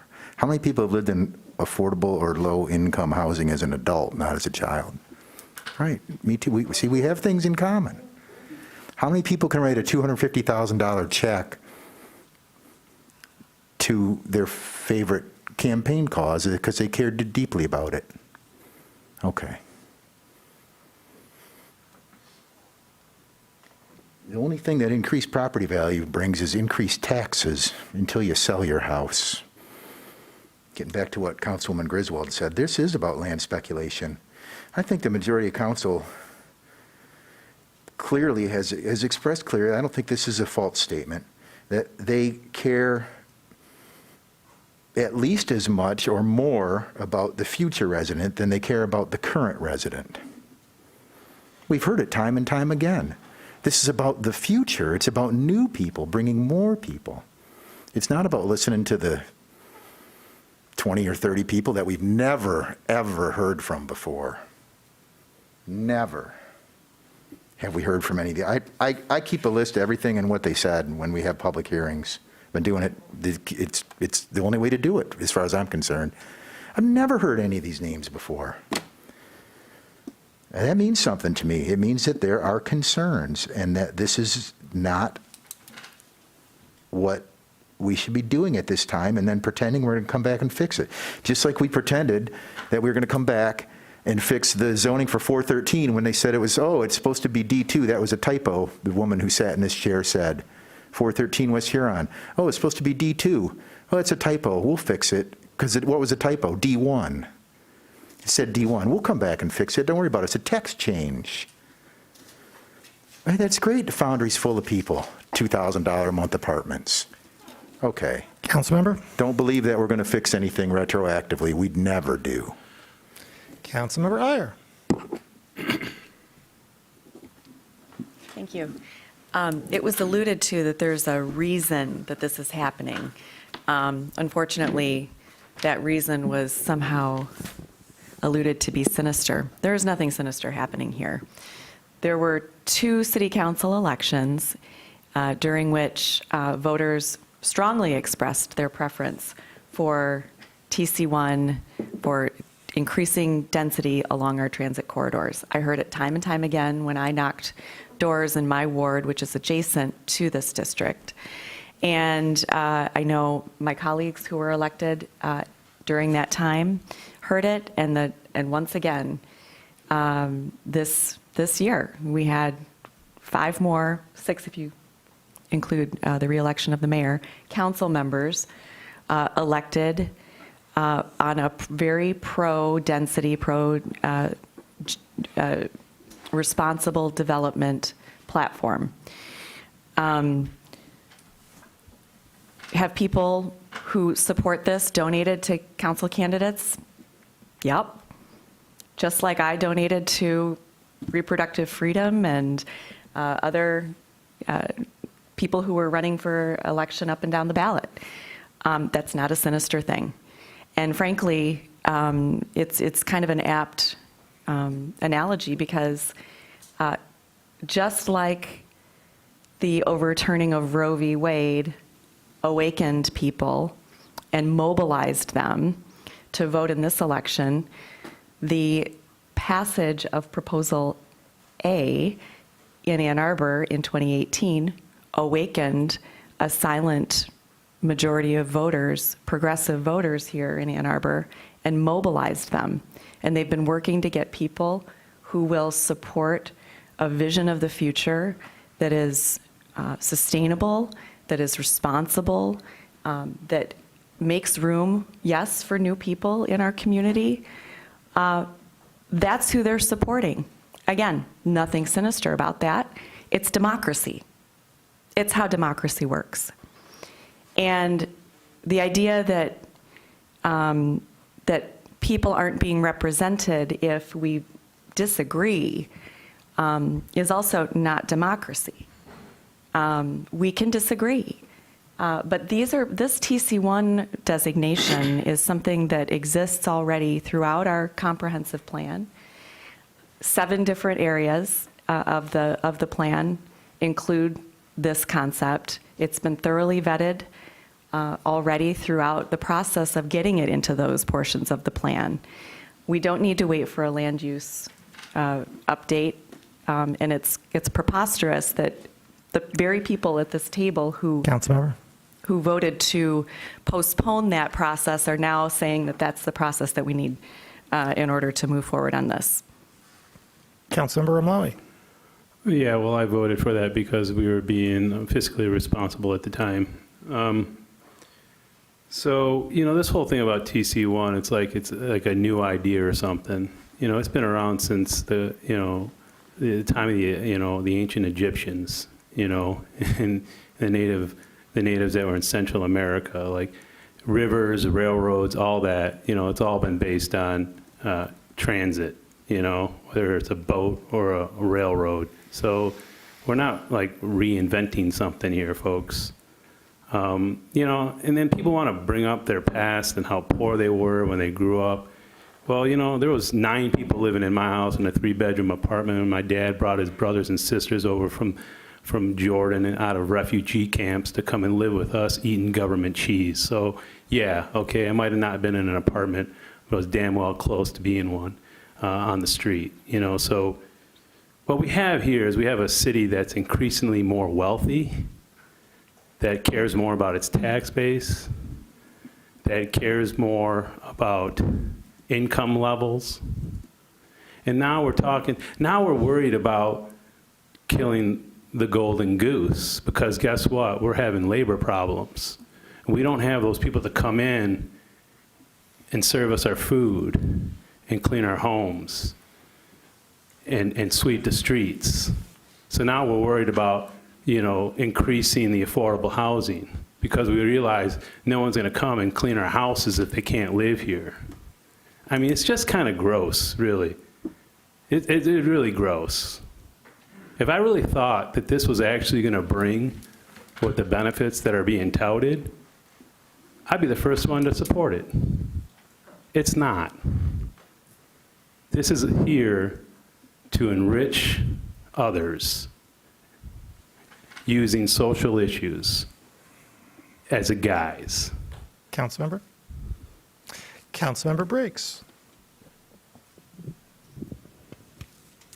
I think Councilmember Iyer spoke well to why this is here. The staff report provides clear guidance about the parts of our comprehensive plan that this is already building upon, and it's incumbent upon us to not just do paper plans, but to actually implement that and change it into ordinance. That's part of what we're here to do. But I spoke already to why I support this, and I also wanted to speak. And there were a lot of issues that were raised tonight from folks that live close to this area, and things that people say it's I think they're. It's not exactly right, and there are a few areas that I also agree that we can tweak, but and so at a subsequent council meeting, likely the next one, I'll be bringing back a resolution that has us focus on the setbacks and permitted uses and some other minor changes. I think that we can address this through text amendments, and we can also move forward tonight. I think the issues that have been raised around retail and the impact on retail, I think that is something that's a broader issue around redevelopment generally, and what is the impact on local businesses, and it's a complex issue to solve, but that doesn't mean that we shouldn't be thinking about how what the impacts of redevelopment on our retail environment. And so that's something also that I'll be working with staff to bring forward, and I think it'll ultimately be a compilation of a lot of different policy solutions, but we do need to move forward on that, and but that doesn't mean that we need to stop tonight and grind everything to a halt. So I'm excited to be passing this tonight. I think that it's a positive step forward for the 5th Ward. Councilmember? Thanks. Further discussion? Councilmember Song. I took the opportunity to speak to the library director, Zingerman, Smash Shoes, Gretchen's House, and other businesses along this corridor, and they're in support. Gretchen's House noted their struggle for both their child care workers and families to live close to the centers. If you're familiar with the child care crisis, that's something that's really notable in our city. Not all the in-school child care is open again. People rely on child care. Women rely on child care. I believe TC1 improves the odds for folks to be able to thrive in the city, for businesses to thrive in the city, and those were those words. This is what the businesses said. Ann Arbor recently participated in the Lieutenant Governor's Thriving Cities Tour. We had discussions on 5 issues: affordable housing, generational economic opportunity, environmental quality and justice, kids in cities, and mobility, transit, and transportation. So we're not alone or particularly special in determining a future path. But I also don't think we're a city that pulls the ladder up after us. So that's why I'm in support of TC1. Further discussion?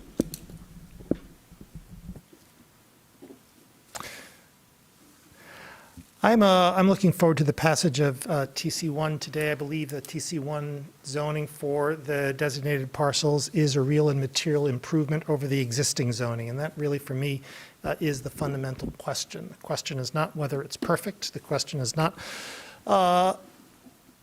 whether it's going to solve everything, whether it's going to be Elysium on Stadium. The question is, will it be improved? And I believe that by the passage of TC1, even as currently constituted, that the zoning on this area will be improved, that it will have the opportunity to have more residents living in our community, that it'll improve, I think it'll improve the business corridor. I think it'll improve our ability to have more folks who live in Ann Arbor working in Ann Arbor. I also believe, as we've said at various times, that TC1, indeed all of our efforts are iterative. None of them are perfect, and they all can benefit from additional scrutiny. But that is not a call for status quo or stasis. It is a call for further action. I am glad that Councilmember Briggs has taken upon herself the mantle of inquiring whether or not there are things here that we can tweak for this district so as to there are things in this district so as to improve and to be further responsive both to some of our professional staff and volunteers at the Planning Commission and to residents who have themselves communicated and observed instances of TC1 that they would like to have changed. But I think that it is important that be done so in the context of an existing map. An existing map for TC1, which I believe in the whole and even in the particulars is indeed a benefit. Is indeed an improvement over what we have. It will not solve all of our problems, but it will move us forward substantially. There will be new residents living in our community who will be within a quarter mile of some of our most beautiful parks. There'll be folks who are going to be on transit corridors who can come in and out of town without a car. There'll be folks near local businesses and creating local businesses. It will, I think, do our community well as it develops over time. Further discussion. Roll call vote, please, starting with Councilmember Song.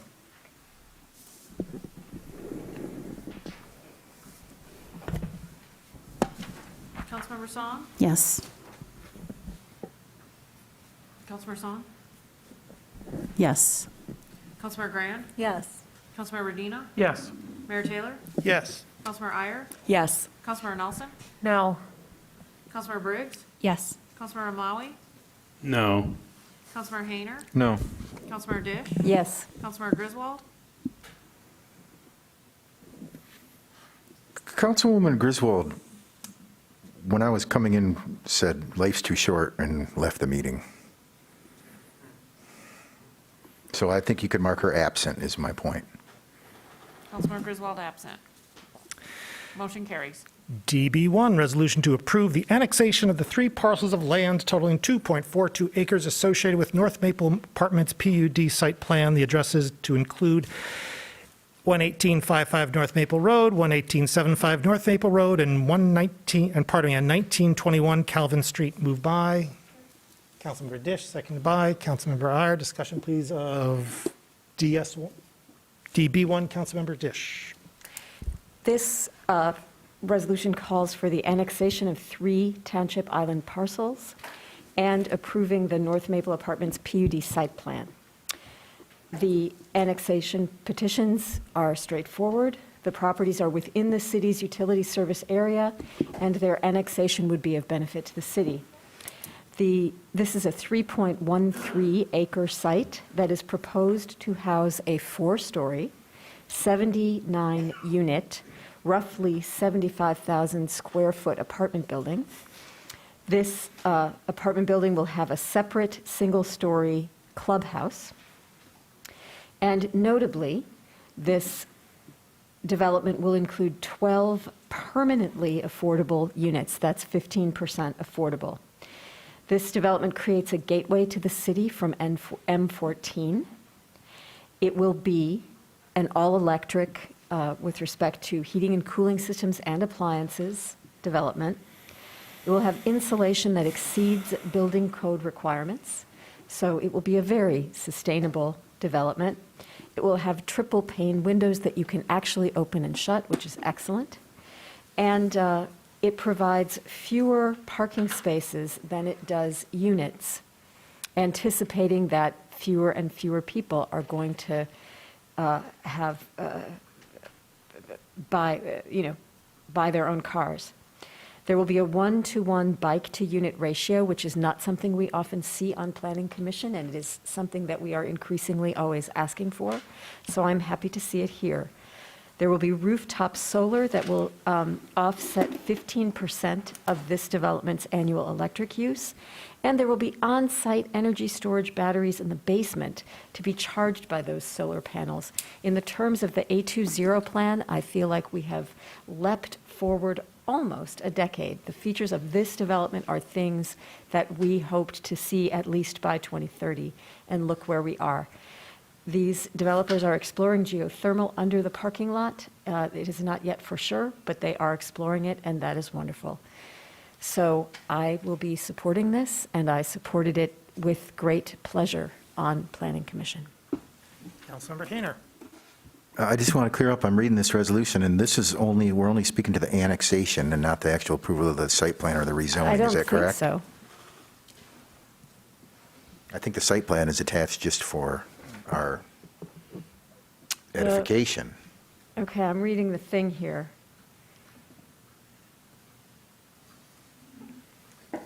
The Planning Commission recommends that the mayor and city council approve the annexation, the PUD zoning district, and supplemental regulations. Yeah, but PUD that's not site the plan and resolution. development agreement. It's just the annexation. Okay, this, I have to admit, this did confuse me. Yeah. I just want to clear that up. I want to make sure, right? It's just the annexation. Okay. So when the rezoning request comes in for the PUD, which is associated with that site plan, and I think it has, you know, obviously it checks all the boxes, and that's awesome, you know. And rezoning is the only opportunity left to this body to approve or disapprove of, as the case may be, not in this case, of course, of what's brought before us. And so I would urge my colleagues who are sitting here and ones who will be sitting here in the future to really weigh that carefully. Here is a project that came to us that checked all the boxes, that is the type of building we want to see standing in 2030. And all we have to do is approve the PUD in a couple weeks or whatever, and the associated site plan and this annexation. There'll be other projects before us that check none of the boxes and come asking for a rezoning.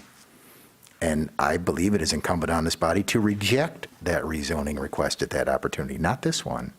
Future ones that don't check the boxes. What you have before us here is what we're looking for. Approve it. I'm going to approve the annexation, not only because it's part of our, responsibility of the various, agreements we've had over the years with the Michigan State Boundary Commission and the townships and everything, but because it's the right thing to do to let this move forward to be that PUD rezoning request that we should then approve. There are others not so much, and I'm sure you'll hear from me about those in the future. So, yeah, let's approve this annexation and hopefully the site plan and the PUD. Thank you. Further discussion, Councilmember Omlawi. Thank you. I just wanted to thank the petitioner who has worked on this for quite some time now, who's reached out to me many times. I've walked the site. I've been watching the developments, and it really is awesome. Thank you so much for bringing this to our community, going above and beyond, and giving us a project we can all be proud of and point to for others to emulate and duplicate and replicate going forward. A lot of this has been done on your own volition. You weren't forced to do most of what you're providing in this development. And it's just been a pleasure watching this unfold, and I wish you great success, and I really thank you for doing what you're doing here, and pulling out all the stops and doing as much as you can without having to do it, but just being a responsible builder, being a responsible citizen, and just, again, I can't, say enough about the whole time that I've spent working with you and talking with you and watching this unfold. Thank you.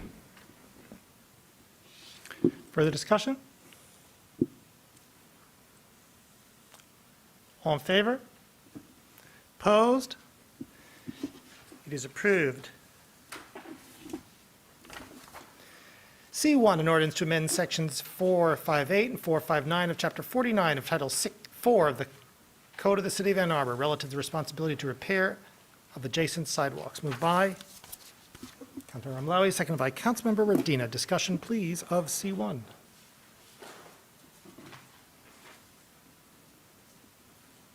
All in favor? All opposed? It is approved. DC1, resolution to appoint Brandon Bond to the Human Rights Commission. Moved by Councilmember Radina, seconded by Councilmember Malawi. Discussion, please, of DC1. All in favor? Opposed? It is approved with 10 council members present, all voting the requirement, thus satisfying the 7-vote requirement.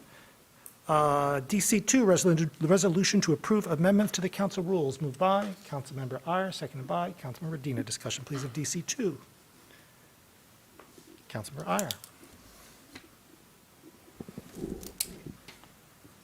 Thank you. So this resolution is a continuation of the work that we've done periodically over the years to improve our processes with regards to our general meetings of the council, where we do our council business. There are a couple of things that have come up over the past couple of years frequently when it comes to public comment, concerns that people have regarding the current process and having to be there ready to call the clerk right at 8 a.m. in order to get their spot in line. And then also having to wait around until the very end in order to make a comment that is not related to an item on the agenda. So just bringing forth a general concern. Having to wait around until the end of the meeting is something that most governmental bodies don't require of their citizens. And although, I like to say that, we don't necessarily need to follow what others do. I think when others do something that is easier on its citizens in this respect and gives more access for bringing issues to the body, that maybe that is something that we should consider emulating. So this revises our council rules to expand our public comment at the beginning of the meeting to 45 minutes from the current 30 or the current 10 slots at 3 minutes each. So now we're looking at 45 minutes at the beginning of the meeting. Folks can talk about an item on the agenda. They can also raise a general concern to the body, and if there is spillover, if we don't get to everybody during that 45 minutes, then there will be an extended period at the end of the meeting. But based on my conversations with the clerk regarding this, there aren't that many meetings where we have more than 15 people trying to sign up for a speaking slot. So I'm really excited about these changes. I think they're going to continue to improve access to public comment, along with the changes that we made during COVID, allowing people to call in, which we are definitely keeping because that does make it so much easier for people to engage with us and share their thoughts. I'm hoping that we can all support these changes. Further discussion? Councilmember Hayner. Thanks. And I want to thank Councilperson Nelson for her fine write-up I was just pointed to today about this. I thought you really hit the nail on the head with that. This is not an improvement or an effort to improve access to public comment. We already have access to public comment in 2 places on the agenda, at the start and at the end. Moreover, council members have access to public comment at the start and at the end. And this is going to get rid of everything at the end. Okay, so what's the scenario? So someone comes in here and at their start of the council comments, like I say, hey, there's a big event on Saturday up at the Food Forest. Everybody's welcome. It's very welcoming up there. And then we get to the end and Councilwoman Griswold says, hey, that thing's Sunday. So she used her council comment at the end to say, hey, I want to correct what Councilperson Hayner said. That event's Sunday, not Saturday. Oh, sorry about that. So a perfect example of why that is needed, necessary. But what makes it egregiously offensive to me is that this body would consider changing the speaking rules on the eve of an entire new group of members being sworn in and seated at this table. That you would take from your future colleagues the opportunity to speak. It's bad enough that you gave yourself the minute back you took from us all. Now you're taking away even more. It's absurd on its face to suggest that this somehow creates more public input. What it does is it shields this body from criticism. It shields this body from suggestions as to how to improve its work. And maybe it makes the meetings go a little shorter so you can go get a drink or something. I don't know what the point is of this. But I suspect it's not to increase public participation. And so, of course, I won't support this. You know, anyone who thinks that public service is about short meetings and consent agendas and not listening to the public has no place at the public servant's table. Councilor Nelson. I have a question, and I don't know if Jackie Beaudry is the appropriate person to ask or if the legal department drafted this. It's not clear to me from the drafting of this rule if more than 15 people were to call, would the people who had called before 5 o'clock, numbers 16 and 17, be assigned a speaking time at the end of the meeting, or are we anticipating that 15 people might exceed their 3 minutes and bump up against or beyond 45? I think as I read it, that if 15 and 16 will be, if the first 15 will be able to speak, of course, because each will have 3 minutes. If a number of them speak short, then the 16, 17, and 18 and so forth will continue to have the opportunity to speak at the front of the meeting to get their comments in. So if all 15 fully use their 3 minutes, that's the end? Then 16 plus will be at the back end. Okay, all right. I suspected as much. Okay, so we've now crafted a rule where if anybody anticipates that there is an unexpected reason they might want to speak, they have to call before 5 o'clock and say, I need to reserve time just in case? Or can you do that, Jackie, if you don't know what you want to speak on because you don't know, the agenda isn't final, you don't know what's going to happen in the meeting? I mean, do you have to name what you're going to speak on?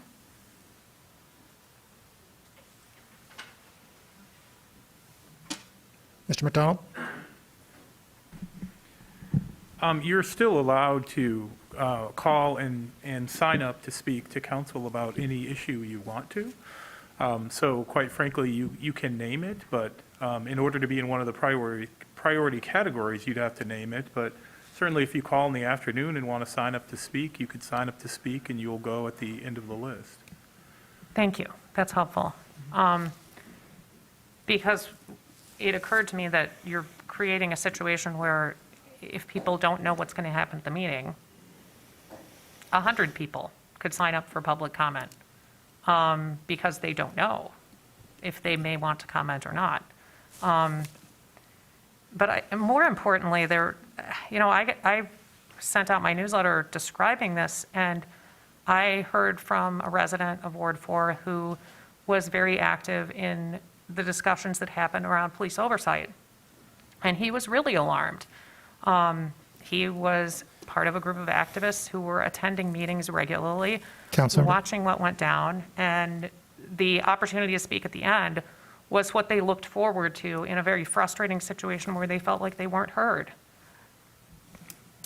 I will not be supporting this. This is clearly not about expanding the opportunity to speak. It clearly isn't. It's about Councilmember. diminishing the rights of people to respond to the work of their elected leaders. Thank you. I won't be supporting this either for several reasons.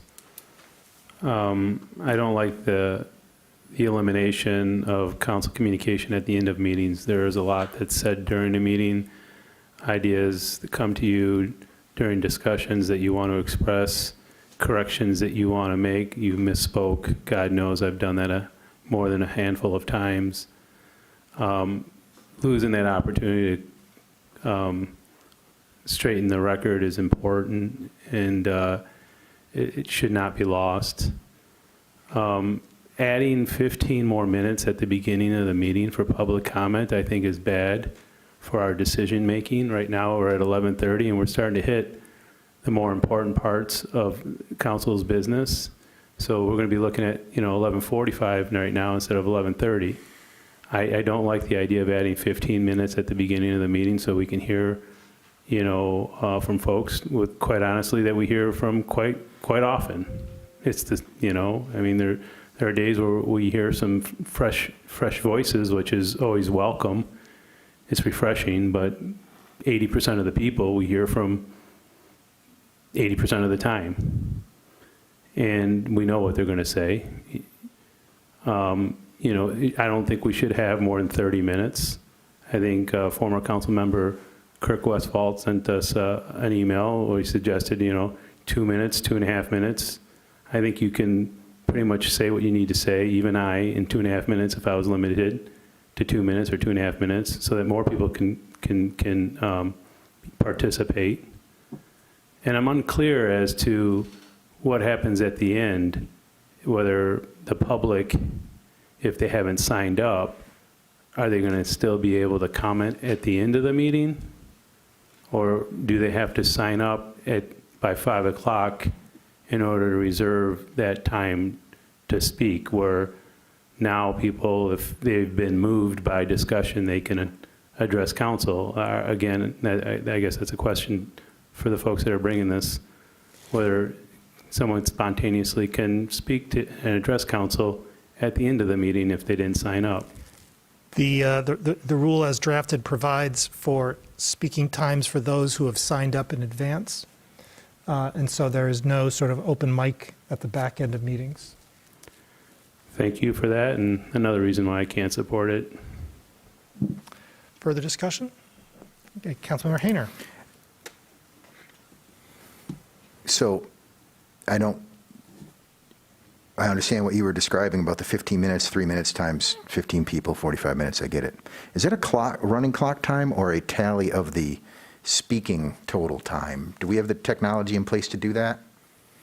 Are you going to let the clock run to 45 minutes? So if a person in a chair takes a minute to get up there, or is the time eaten away and that last person is going to get bumped? The first 15 will be able to speak.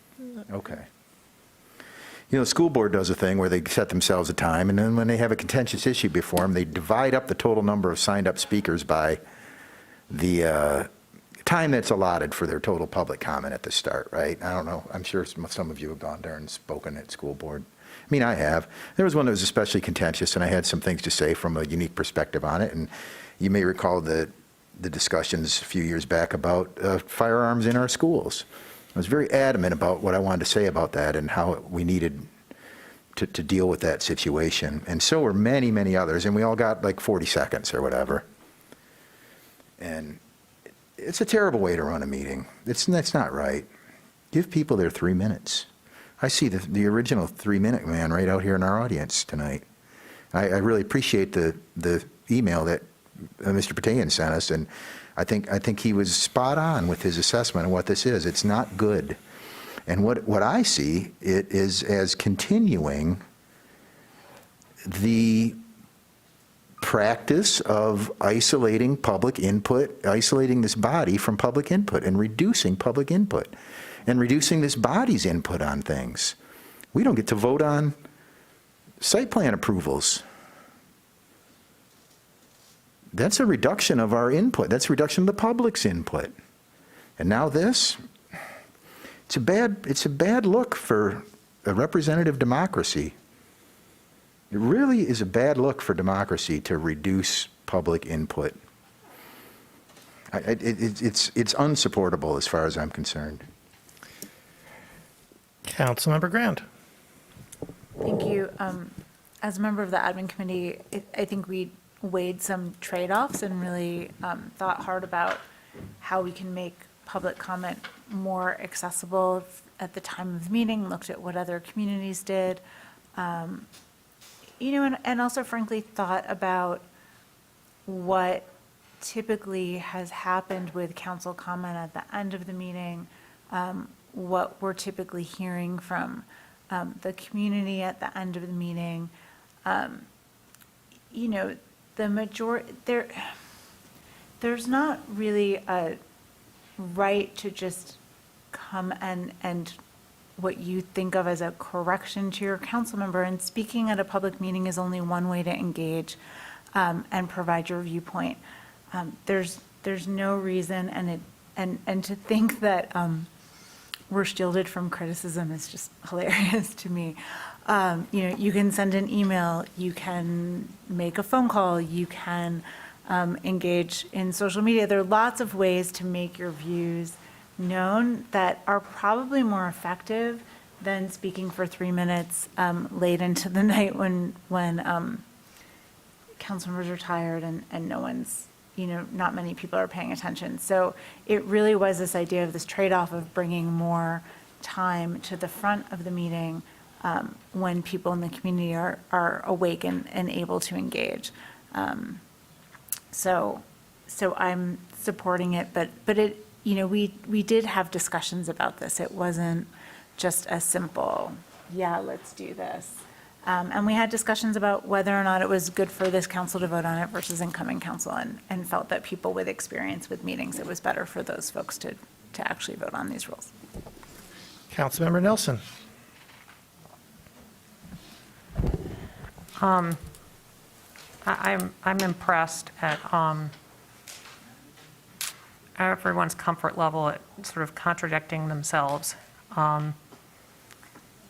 around the value of the comments that happen at the end of a meeting, the preciousness of having the opportunity to speak in this room in the context of this meeting as opposed to an email or a phone call.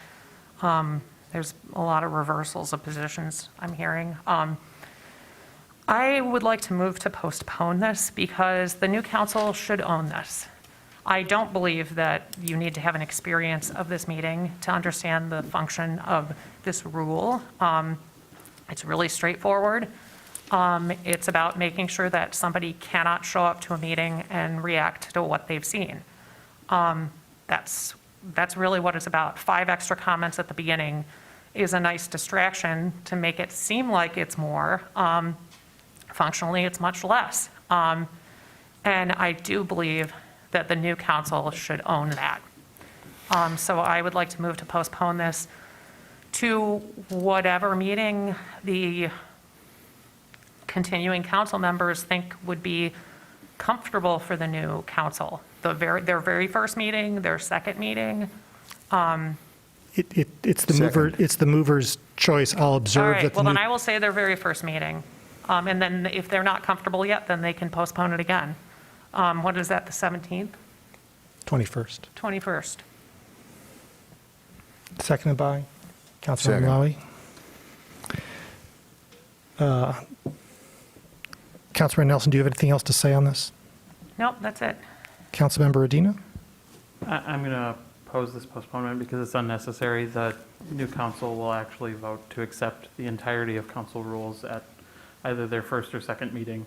And so if the new council is not happy with this rule, then they could move to remove it. Further discussion of the postponement? Councilmember Hayner. Well, I think it's the right thing to postpone it unless there's some sort of understanding among the new council that, hey, it's cool with them.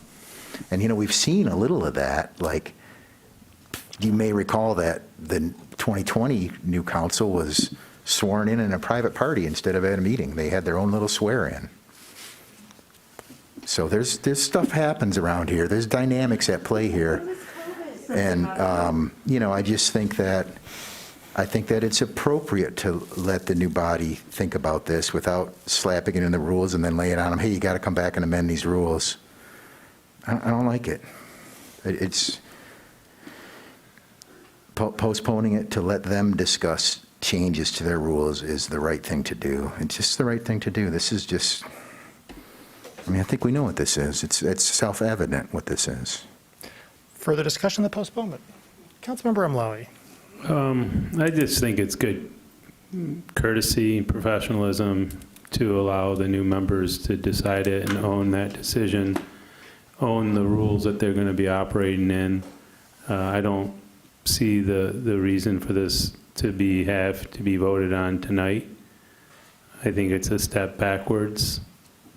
I'm not convinced that this is better for democracy or better for public participation. But again, my time is up, so it doesn't really matter what I think. But really, it really doesn't even matter if this gets postponed or not, because that new council is just going to approve whatever the veterans here are going to put forward. So I'm not sure there's going to be a whole lot of discussion when it comes to this. The senior members will definitely be able to persuade whatever these nuanced differences are. But it's just we're moving in that direction. Where public discourse isn't supported, differing viewpoints and opinions are not supported. It's either our way or the highway. And we're going to say it's good for democracy. Councilor Nelson on the postponement. I think there's a lot that's unspoken because it's sort of obvious to many of us, but I'm going to say it anyway. So we had campaigns in 2020, people publicly emphasizing how undemocratic it was for our meetings to run long and how long meetings made things inaccessible to residents. Now we've got a body 100% composed of people who have been handpicked by the same person. What we're going to see moving forward, and I'm sure that others anticipate this as well, is the whole of our meetings will be very short, and this rule is about making sure that the end of a meeting that comes at a reasonable hour, that is now inaccessible to people. It's true that a meeting that goes till 1 or 2 in the morning, the end of meeting comments are less accessible to people.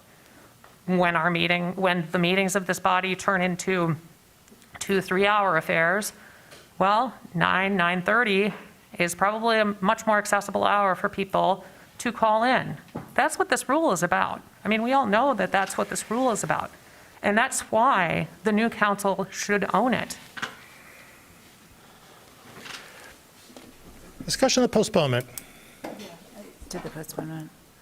I think many members of this council have forgotten that they believe that, or have expressed their belief that it's their responsibility to vote on whatever has come in front of them. This is the only thing that's mentioned that should go to the new council. I didn't hear anyone recusing themselves from TC1 or anything else that we voted on tonight. So, and just this idea, one, that a 3-hour council meeting is short. That's not looking at what basically every other community around the country does. And bringing comment to the beginning of the meeting, it's a trade-off. It's not meant to say,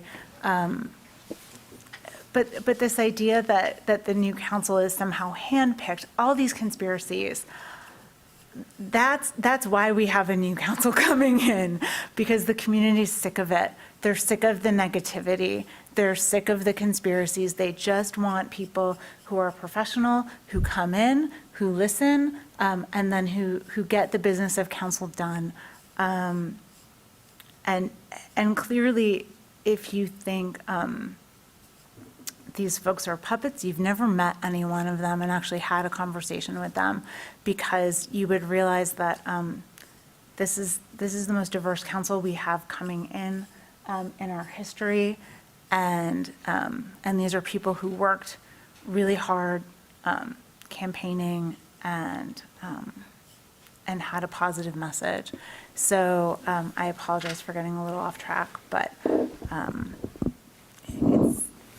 it's just too much. Further discussion on the postponement? Roll call vote, please, starting with Councilmember Song.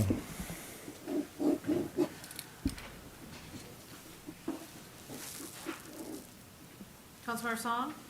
No. Councilmember Grant? No. Councilmember Medina? No. Mayor Taylor? No. Councilmember Iyer? No. Councilmember Nelson? Yes. Councilmember Briggs? No. Councilmember Romali? Yes. Councilmember Hayner? Yes. Councilmember Dish? No. Councilmember Griswold? Absent? Motion fails. On the main motion, Councilmember Briggs. Thanks. We've gotten a few comments from folks, and I think that some concerns about how this might shift, public comment, what it means.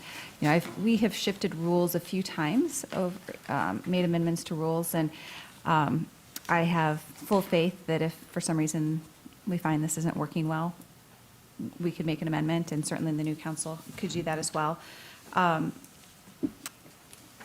As somebody who did advocacy before being on council, I know that, you know, trying to get into one of those 10 spots was often very difficult.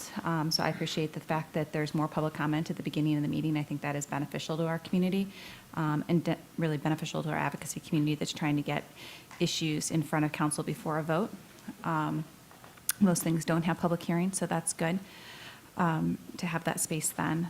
And you know, I think discomfort around the elimination of communications at the end, we can wait and see, but this may be an issue of change and discomfort with change, and you know, we can see how that works. And you know, I'm comfortable with trying to make these improvements that allow us to have more comment at the beginning of a public meeting when we need to hear it, and there's plenty of opportunity to reach out to council members after meetings. Further discussion of the main motion? You have not yet, but I'm sorry, I also forgot that Councilmember Medina has already been on the queue, but I'll put you next. Councilmember Medina. Thank you. I was part of these discussions at admin, and I'm comfortable supporting these changes here tonight, in part because I think one of the things that I am most interested in is making sure that, one, that the changes do not actually limit the number of commenters that can participate in a meeting. As many people as want could sign up. We could have 100 people sign up, and all of them would be reserved a spot and allowed to speak per these rules.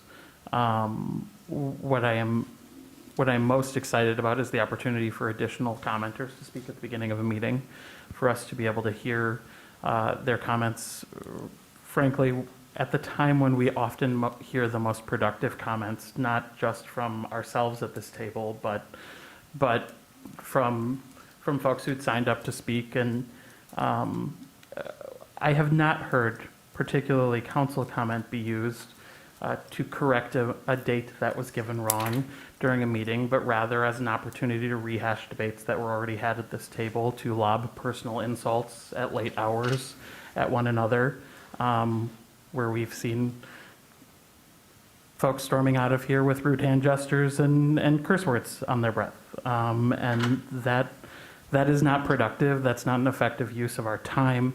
It's not an appropriate way to represent our community. And so, you know, I think there's utility, particularly for the people at this table, if they are walking away angry, to perhaps sleep on their comments before they throw them out at the end of the meeting. But also, I think, sometimes we do hear from members of the public who are chiming in to share some additional comments.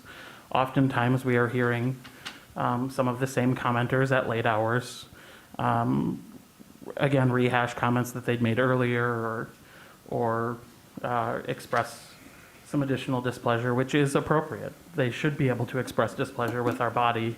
And as Councilmember Grand pointed out, there are still a number of ways that we can do that, and also they could sign up at the next meeting and be guaranteed a spot. And so I am comfortable supporting these changes. Like Councilmember Briggs, I think it is an opportunity for us to try something and see how it works and see how it impacts how the tone and the cadence of our meetings. And if it doesn't work, it is something that we can address again. As we've noted, we have changed our rules a few times to try to address problems, and I think this is a reasonable one to try.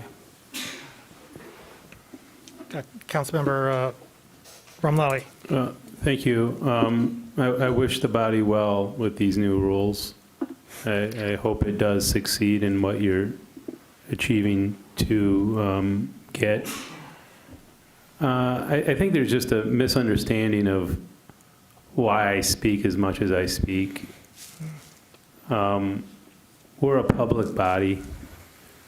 We would violate OMA if we were to discuss issues in ways that violated quorum. I don't get on social media to espouse my political viewpoints. I can't stand social media. I think it's ruining our democracy. I'm actually, like, on the sidelines, just kind of celebrating Twitter's implosion. I think it's been awful for public discourse, public discussion, how people are influenced, who's influencing them, why they're influencing, the misinformation. I think social media is awful. I think that's why we have our union is in the state that it's in, quite frankly.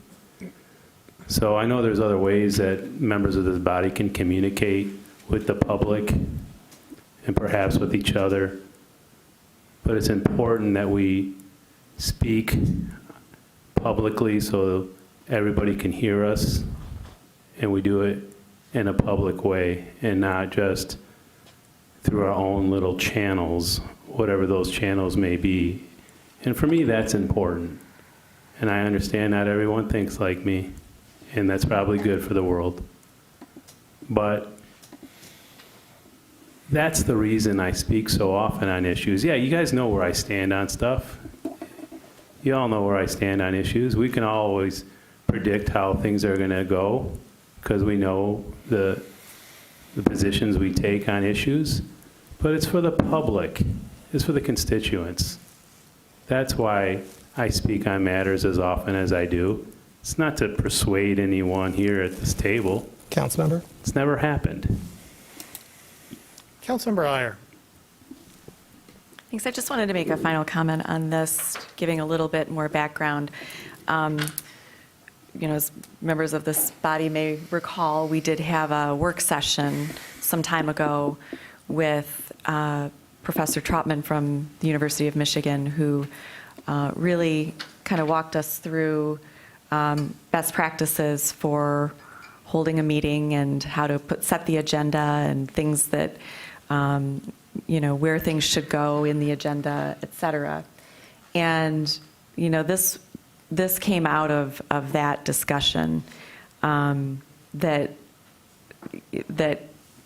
putting contentious things at the end of the meeting, is not a good practice. And as we've seen, at least with regard to council member comment, it has unfortunately been used in a very contentious manner by this body. And it tears at the fabric of our group cohesion when we leave a meeting having lobbed personal insults at each other and angry. When I was campaigning, I heard a lot from residents about, can you fix what is going on in council meetings? I mean, one, they go way too late in the evening for people to engage with their local government. Meetings that go this long are not a sign of democracy, they're a sign of dysfunction.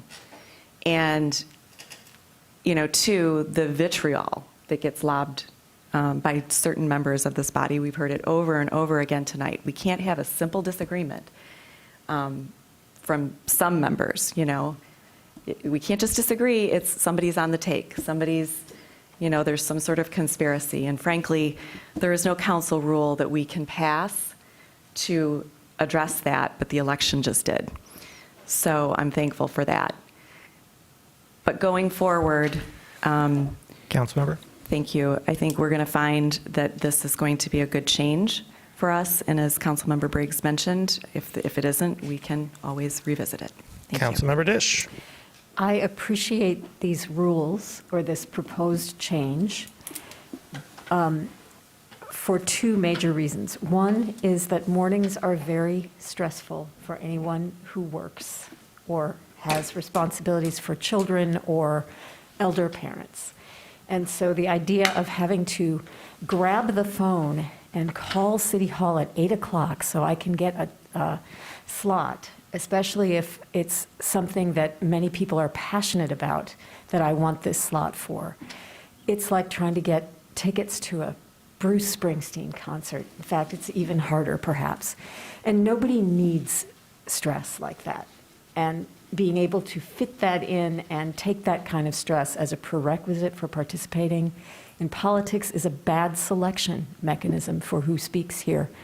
Secondly, I think that the way in which the rule spells out priority of speaking is a deliberative reform, and there is no interest in speech for speech's sake.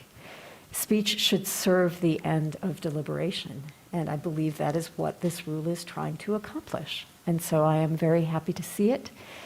It has been long in coming and long in the works, and that's partly why we are talking about it tonight, because it took a while to craft. Further discussion?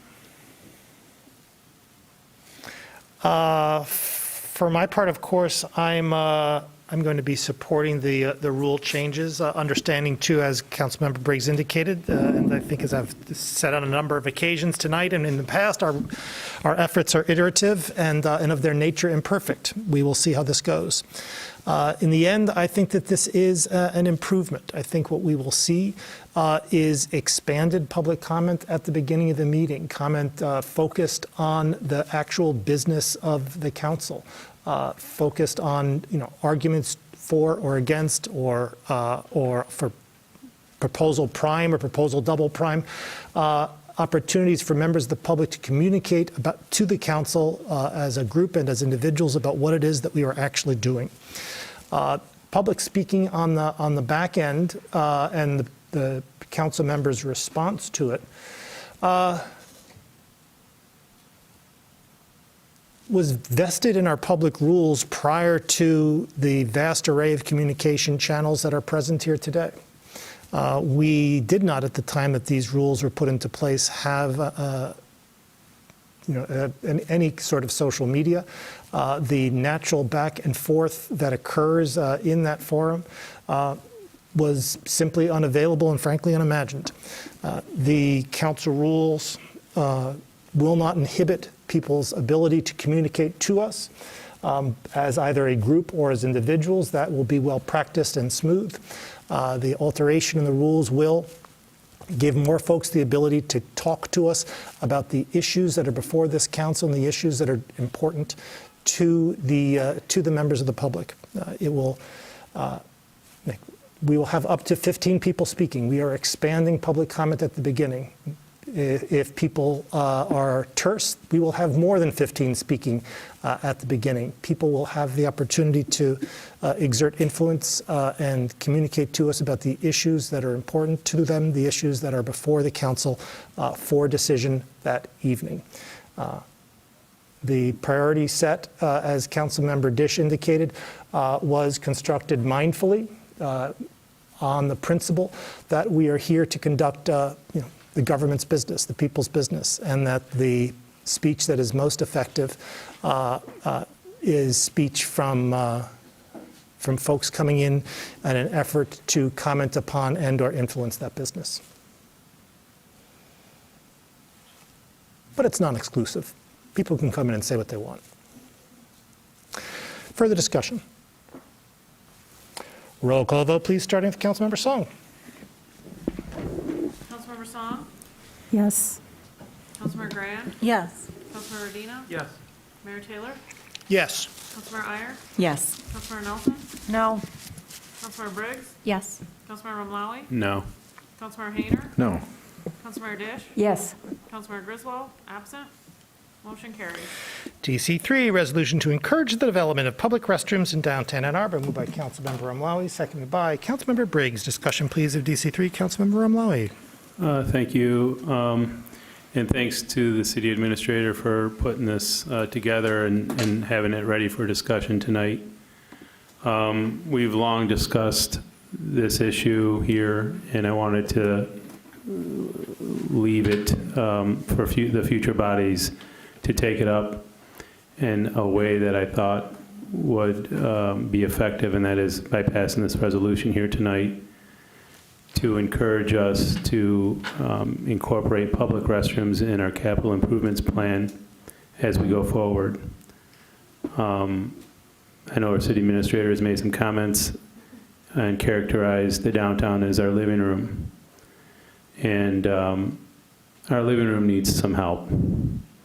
If you're not somebody who's come into downtown to buy something, you generally don't have a place to use if nature calls. And this was really exposed, this vulnerability and deficiency was exposed during the pandemic. You know, working downtown 6 days a week, I'm in the heart of it, I see it all. And we allow our restrooms to be used by whoever, you don't need to buy anything. But during COVID, it was bad. And, the DDA installed, and it wasn't cheap. They spent tens of thousands of dollars on portable restrooms to allow folks to, have some sanitation facilities. What spurred this really was the period product resolution that was brought forward and the period poverty, issue that was used to pass the resolution, which I support. I see that this is restroom poverty. If you're somebody who doesn't have the means, then you don't have what you should have, and that is, the decency to use a place that, is dignified. And what I'm hearing are more and more reports of shop owners and operators describing situations in the downtown that are inhumane and unsanitary. And if we really want to achieve that progressive status that we all want to be, I think it's overdue that we don't, that this problem continues to exist. People are using the alleyways and other places to relieve themselves. And it's just, that's not a very dignified way to live and really run a city that we have. Councilmember. And I'll be back, thanks. Councilmember Hayner. Thanks. I'll be brief. I was hoping to be added as a co-sponsor of this. I think it's as you said, it's long overdue. If you work downtown like I do, like Councilman Ramwali does, if downtown's the living room, the alleys are the bathroom, and I think our officers in attendance here could support that. I mean, you go to, I mean, San Francisco is not a comparative city, but I mean, they have public restrooms, right? They have self-cleaning ones. Grand Rapids, you know, they have it. Detroit, Plymouth. Jen Hall has been nice enough, Jennifer Hall for Housing Commission, to consider that the integration of some of these into some of the new building spaces. Of course, you know, the library has public restrooms, if you're aware of where the library is, the bus stop and so on. But, you know, I think the city should too, and so it's just the right thing to do. That's what communities do. And so, you know, I'm not clear on, I think that, you know, we have a lot of public properties, right? And so we're going to have these new public properties that are Housing Commission properties, but they're going to have a public face to them. We have parking structures, which are civic properties owned by the city. We have parks, and some parks have bathrooms and so on. We have problems with those because we don't have enough, right? And so if you're working down by Wheeler Park and sometimes the bathroom's open, sometimes it's closed, sometimes there's 20 people sleeping in it or 10 people sleeping in it. The person who comes to clean up has to get them all out the way to clean up. So there is a shortage of bathrooms, just like there's a shortage of housing, and we need to rectify that, and this is a good step. Thank you. Further discussion? Councilor Song.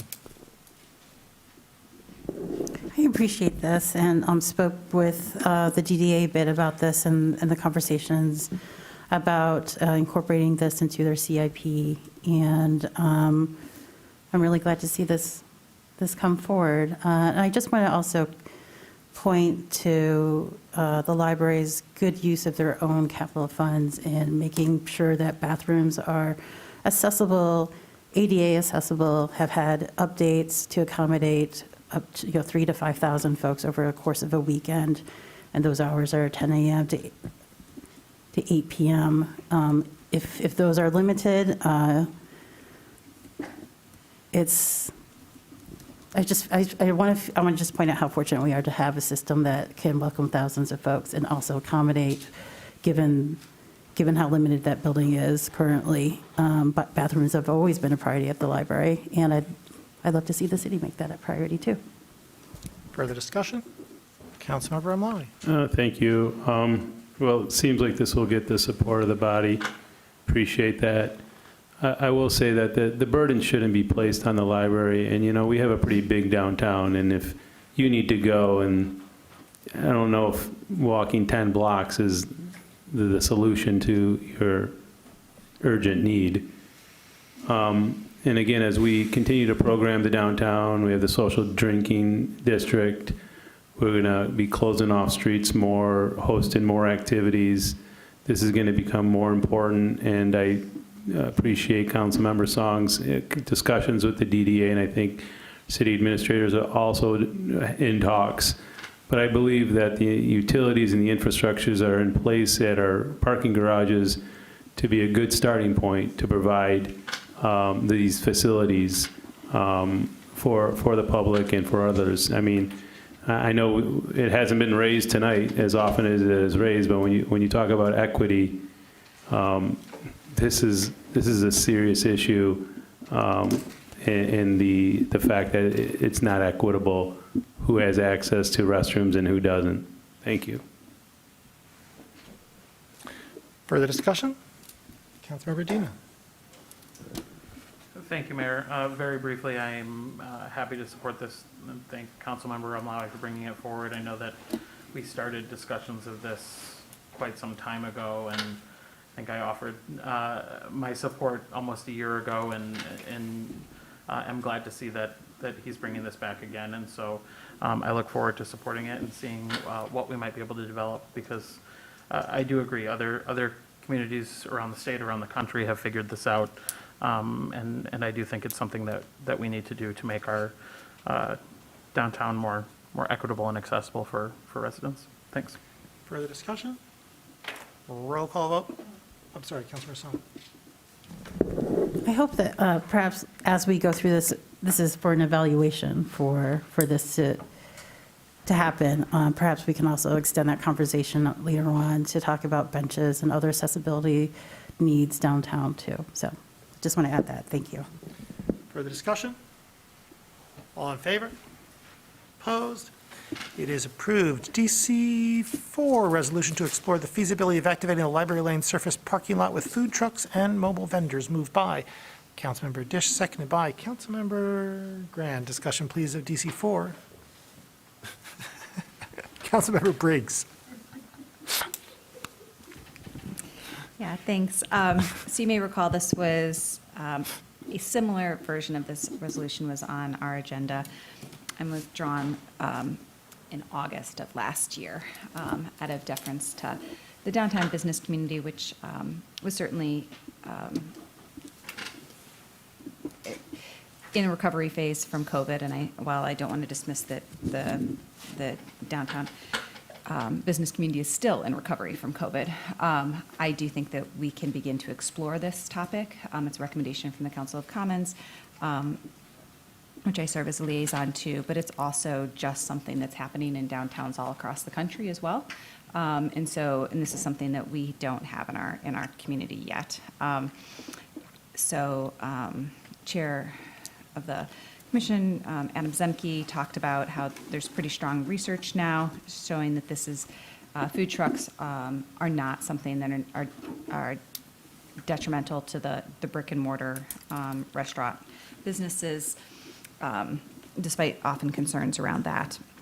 But they do often help to launch new businesses. They're particularly accessible for way to start minority-owned businesses. I think 80% of food trucks in Chicago are minority-owned, and so that's a good way for smaller, folks with an entrepreneurial, it's too late, I can't speak, spirit to be able to get a go in our downtown. So anyway, hoping that we can explore this and see where it goes. I'm sure there'll be challenges ahead. But. Councilmember Hayner. Yeah, thanks. Yeah, I recall this being withdrawn, and we've had we had a handful of things in going through those minutes where bodies asked for something and it hasn't come forward for a variety of administrative reasons. Like, when we were going to select the vendor, right, for the master plan redo, that was tabled until a work session was scheduled. The work session was never scheduled. We appoint the pilot subcommittee, never appointed. Activate the space. A couple times we've had these, so I'm glad to see this back. I had people calling me when we have big home football games. Hey, I got a food truck. Where can I park? Right. The promoters that I talk to, big event promoters, and their take on bringing something in here. I passed it by a bunch of them, and there were concerns from the restaurants and so on, but their take was, when you got people downtown, you got people in a community, and they're out looking for something to do, the more the merrier, right? There's activities, constant hive of activity, and that just, somebody's going to float to these different things. And I don't think the person who's going to Ruth Chris for a $40 steak is the same person that's going to a food truck, as an example. So I don't think there's going to be a lot of poaching of customer base here. I think it's all for the better that we have more things happening in our community. And this is one way to get there, and, fully supported. And I've had a lot of folks asking me, what can we do on top of that library lane, where they just have events in mind. And so I think if we see some success with some of these types of events, like they have seen in Carytown as an example, then it'll be kind of more evident, and more people will come forward and say, hey, I got an idea for you too. And hopefully it'll kind of build on itself in an organic way. And so, just glad to see this happening, and hopefully we can get it going. And of course, Sonic Lunch, right? It just seems like perfect. Hey, Sonic Lunch, here's some food vendors, whatever. It's all part of that same block. And if that, and now the name escapes me, that fantastic little Ginger Deli, they were selling sandwiches at Sonic Lunch. And had I never tried one from essentially their food table, I would have never known how awesome they were and started going there, And so I think that local restaurants have an opportunity to participate in this as well. I don't think this is excluding anyone, so I'm all for it. Thank you. Councilmember Grant. Thank you. When I first had a conversation with Councilmember Briggs about this, it was because I was coming from another community where they had food trucks that really seemed to complement other kinds of downtown activities, including restaurants. It was a place you could grab a drink before going to dinner, or vice versa. And what, just, I want to address some feedback that I've heard from the community that, there are concerns that this is, taking a perspective one way or another on Prop A and in the history of the library lot. And, anyone who knows me knows that I have very strong feelings about this space. But really, upon reflecting, like, what is the highest and best use of this space? It's not a service parking lot. We, tend not to like service parking lots. And so what I also like about this is that it's not committing us to anything, but that it is temporary. And so if there is a higher and better use for that space down the line, this is easily reversible. But right now, when I go by that space, I see a service parking lot and I see a deer topiary, and we've got to be able to do better than that. And I think this helps us get there. Councilmember Adina. Thank you, Mayor. I want to thank the sponsors for bringing this forward. I know I've had a number of conversations as well about this. And interestingly, actually, I had conversations about this concept more recently with several constituents. A couple who are already operating a coffee cart that I have been privileged to partner with for my coffee hours, who would love to be able to get a foothold in Ann Arbor and have a brick and mortar shop, but that's just not realistic right now. And so this is an opportunity for them to potentially have a space where they can see if they can get a foothold into Ann Arbor. This is, they have been lucky so far. If anybody wants to check them out, they are at Monty's on most weekends on Packard. But and then I've also heard from students who were interested in exploring the possibility of a Korean street food cart and setting something up, but acknowledge that, that's not something that's likely possible without a dedicated space like this under our current ordinances. And so providing kind of that additional option for new startups to maybe get their start and evolve into something that could be a more permanent space in our community, that we've actually seen other examples, as Chair Zemke pointed out in his communications to us, I think is an interesting idea to explore. And I agree with Councilmember Grand, a better use of the space than we currently see. And I also do want to point out the temporary nature of this, and I want to acknowledge that we have heard some, I think, fair feedback from our business associations as well about potential struggles that they're having as they're coming out of COVID and this potentially creating additional competition. I do tend to agree that I think that these can complement one another, particularly with our social district and the ability for people to travel from one space to another and fully enjoy our downtown.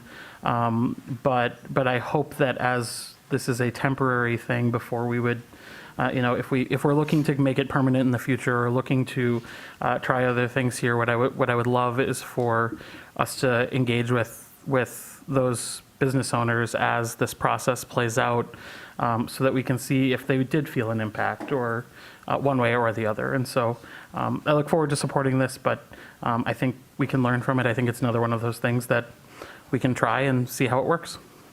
Councilmember Omlawi.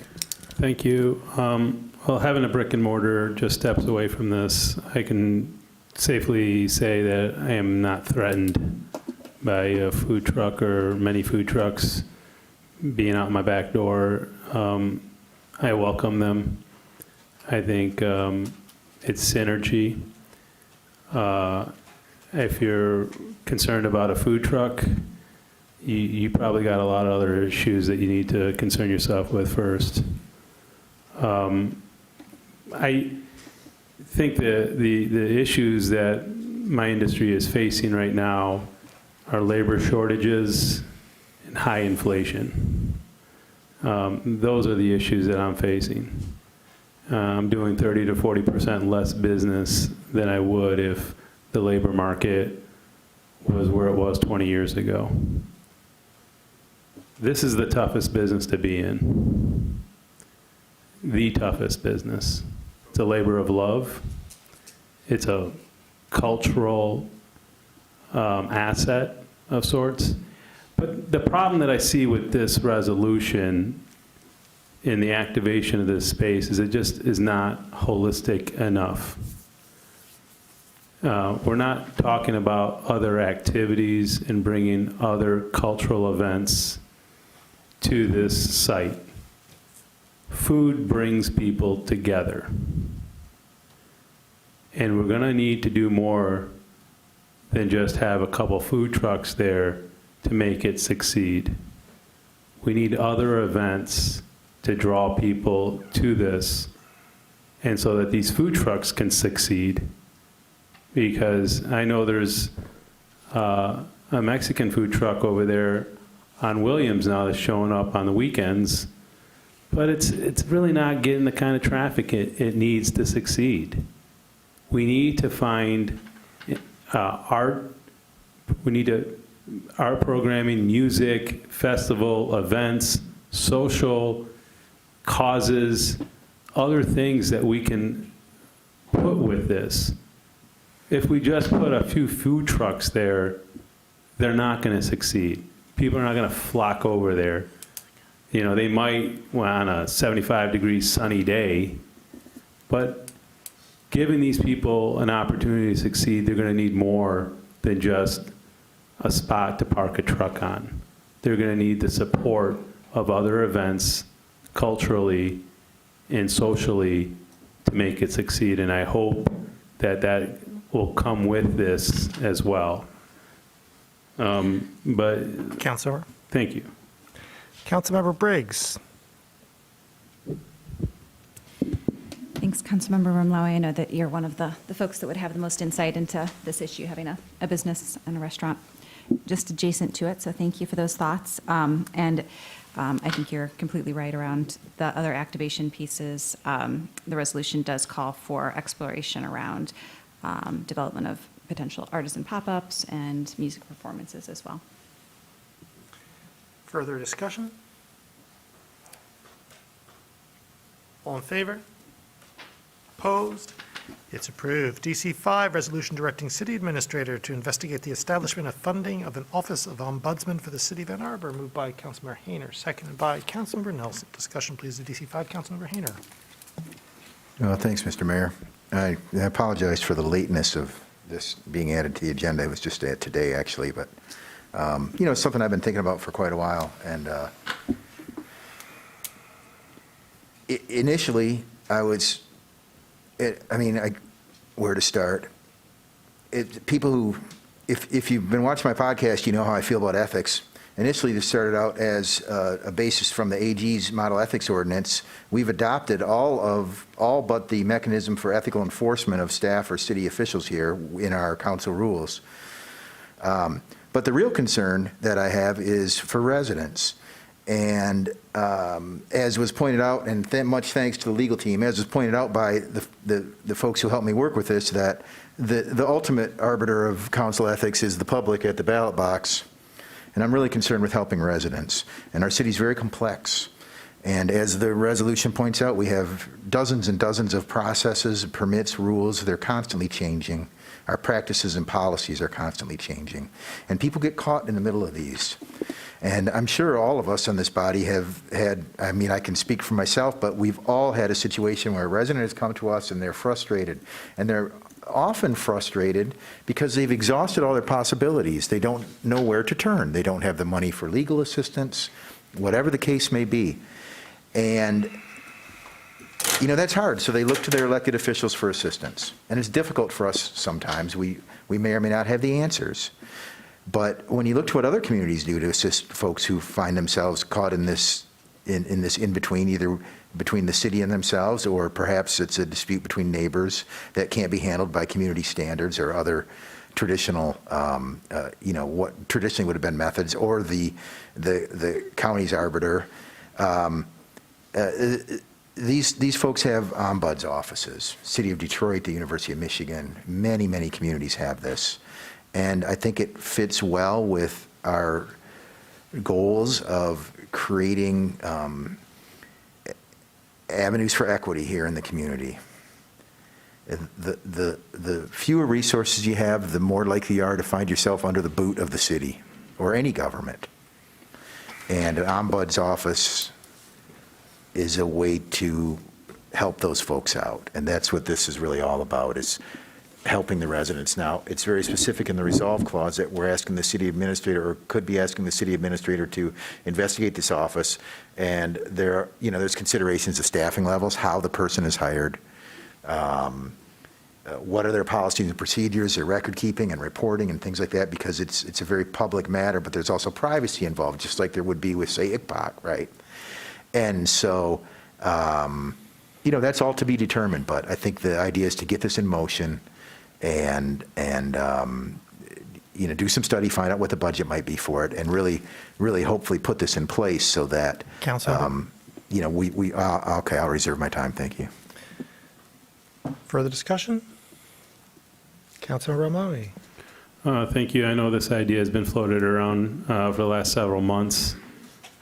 I would like to be added as a co-sponsor. I do believe that this would be beneficial for the residents for many reasons that have already been stated. Quite frankly, residents come to council members, and we're not experts on everything, far from it. And there's a lot of nuances, there's a lot of changes in code, there's a lot of, things to understand and know. And if you're not doing it every day, you probably don't have the answers for them or the resources. We don't have staff working for us. We're our own people. This is designed to be a part-time job. We want an everyday person to be able to sit in these chairs, not just retirees and people who don't have to work. You want people who have one foot on the ground still sitting in these chairs. And quite frankly, those people a lot of times have jobs and families and busy life. And so you can't give your constituents sometimes the answers they deserve or they need. The only place they have to turn is to their own, resources, which require money, lots of it, to understand and navigate the policies and procedures.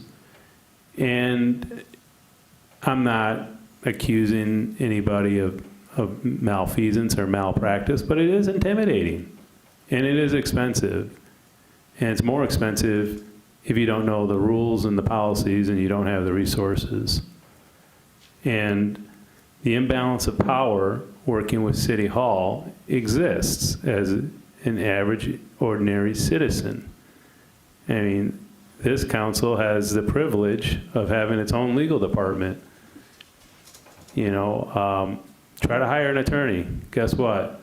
They're not going to talk to you unless you pony up $10,000 or $20,000. So that takes out a lot of people right there.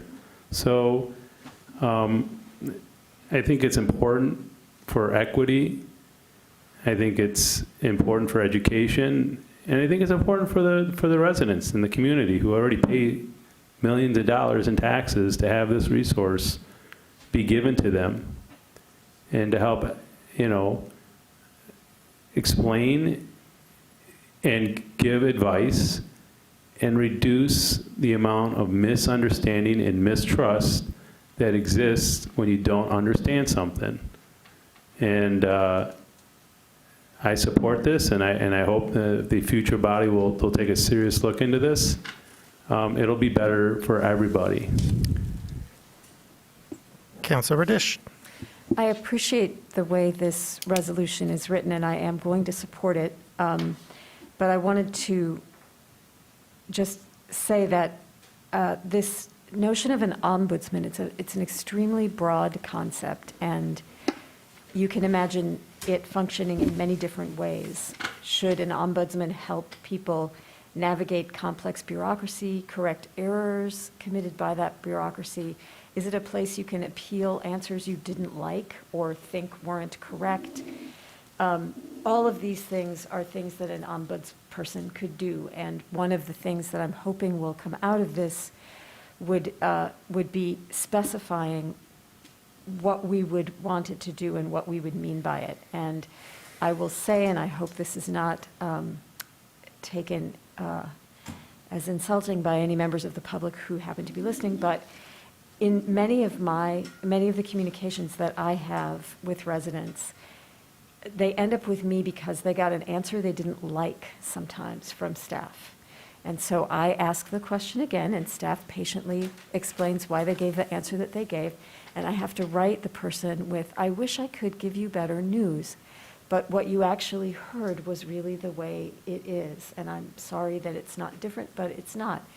And so, I mean, my feeling is, and I've also heard many, stories of where staff have really patiently helped someone try to understand and work through a process. I think our staff is doing a lot of ombuds work, and if we could take it off their shoulders, that would be great. But if we can't, I think that this resolution will help us understand what the function of an ombudsperson is, where it is happening, where it is not happening, where things are falling through the cracks. And then we can make an informed decision about if we need this, what we need from it, and how much it would cost. Councilmember Hayner.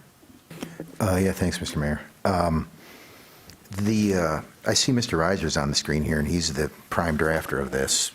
I appreciate his help. The ombudsman person in many cases exists in a sort of what, I don't know, this isn't the right legal term, but it's sort of an extra legal type situation where they may, like you say, if you're having trouble with the city, they may, I've seen instances where they say, okay, you can't afford to find somebody to get all this together, so they gather all the legal documents and all the procedures and everything, and they make a copy of it, and they present it to the person, the complainant or whatever, and they say, here's the story, and I'll explain it to you the best I can, like Councilwoman Dish just said. And so I think that's one process. But, depending on how it's written, there is also the consideration that they do have some type of authority to make suggestions to the body, to the administrator, to staff, and so on. And I don't know if Mr. Reiser wanted to comment on any of that, but he and I had come to the conclusion that the focus was on assisting residents more than creating a EO, like a type of ethical ombudsperson office, as is thoroughly described in the AG's model ethics ordinance for local governments, local units of government. And so we're varying from that a little bit, but I think in the proper direction. So I don't know, Mr. Reiser, if you wanted to add anything. I don't really have a straight up question. We've had a lot of back and forth on this. I really appreciate your input. Not at 12:30 a.m., but thank you for the opportunity. All right. All right, well, I appreciate anybody's support on this. I think our administrator will give it a dedicated look, and indeed crafting the functions of that office is going to be critical. And really the thing that really got me kicked off on this was when ICPOC hired Miss Jeans, and she was fielding all kinds of phone calls. And she's just such a great lady. I went up there and talked to her a bunch of times about what she was up to, And she said, well, about half the calls are not this. They were other situations that could maybe be handled by another office. And so I'm hopeful that some of that will work in tandem with her, or, in this similar ways to help out our residents. So that's kind of the origin of all this. So. Councilmember? Thanks. Councilmember Briggs. Thanks. I like this idea. I think that exploring and investigating the idea of this office is useful for any city to do. I certainly see that in our own city, it appears that the city attorney's office often takes on investigations of a little extra digging, and so there could be some cost savings someplace. Though my guess is that those staff members have a lot of other work that they need to get to, so I don't know that we would necessarily be able to find the budget through any cost savings in the city attorney's office. And so I guess what that leads me to is the cost of developing this, which I know that's a little premature because this is what this is supposed to be looking into.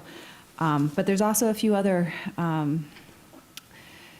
staff members that I can imagine the city having. I know that we need somebody working on renters issues. I know that we need somebody who's doing zoning enforcement after hours.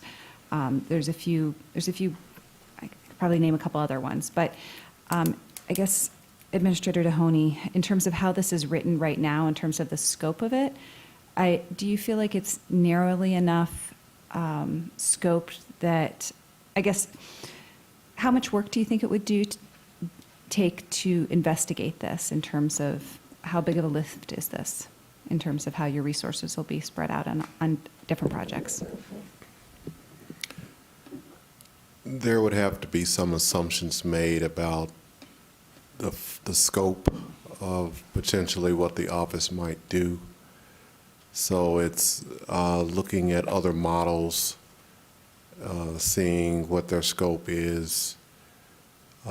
Someone mentioned earlier about the authority, seeing where the authority is placed, and there has to be a determination, is this position potentially assigned to the administrator side of the house or the legal side of the house? So, I don't know which way that would go, but in stacking it up against other positions that we're looking at, that's where the challenge will be. All the positions that we need, we cannot afford. So we'll have to determine what's most important. And we can't do that until we take a deeper dive.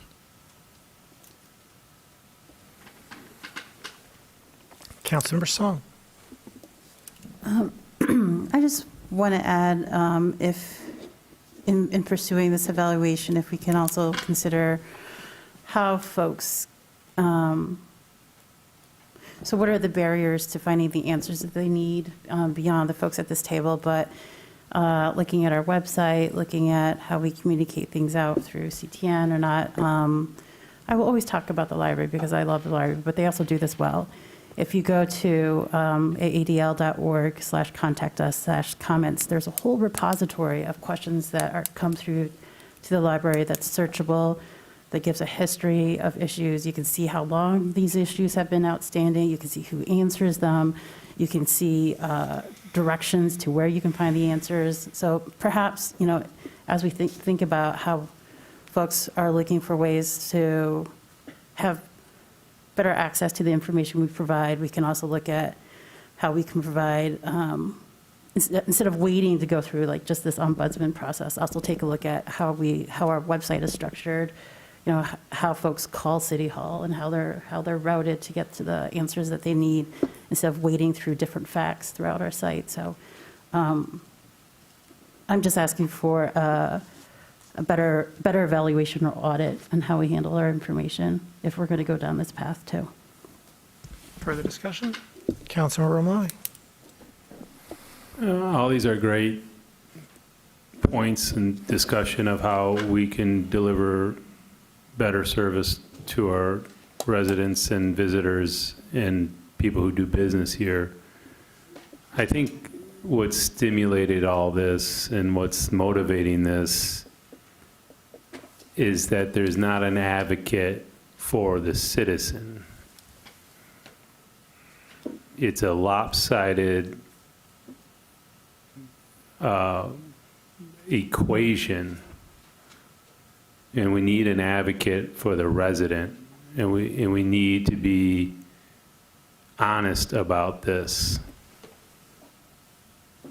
And it's not to undermine or challenge the authorities that currently exist, but I believe the residents, visitors, taxpayers, and such deserve an advocate. I think this body does a fair bit of towing the line, defending the brand, etc. But who's on the other side helping the resident? And that's where this needs to be focused. It's not about us. It's for the residents. And it's keeping us honest. And I think that's a good thing. And I appreciate that our website's being updated and information will hopefully be a little bit more understandable and disseminated more effectively. But this role is for the people who don't have a voice or get steamrolled by big stacks. And that's what it's about. Further discussion?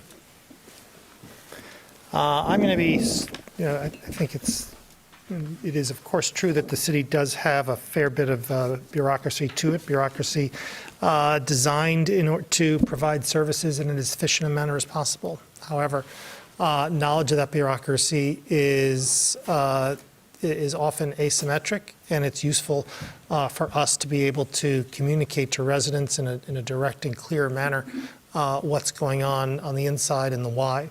I don't know that an office is the best and most effective way to assist residents as they look to work with the city. But it is, I think, a goal that is laudatory. And so, I'm looking forward to supporting the resolution to see what the administrator has to say about how we can do a better job in communicating to residents what's going on in the city and why, and help them get through whatever issues they have.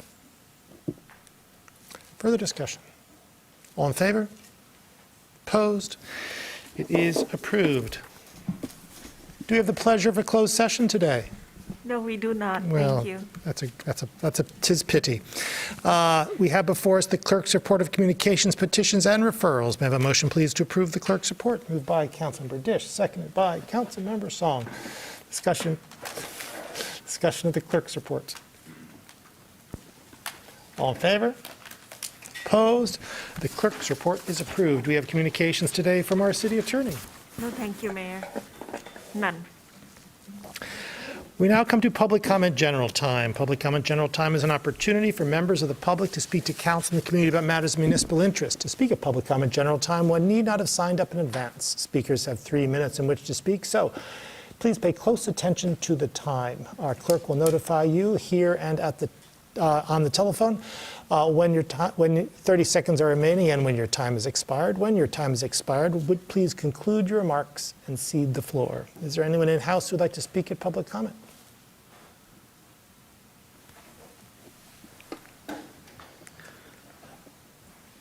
I don't take it for granted that I'm speaking now.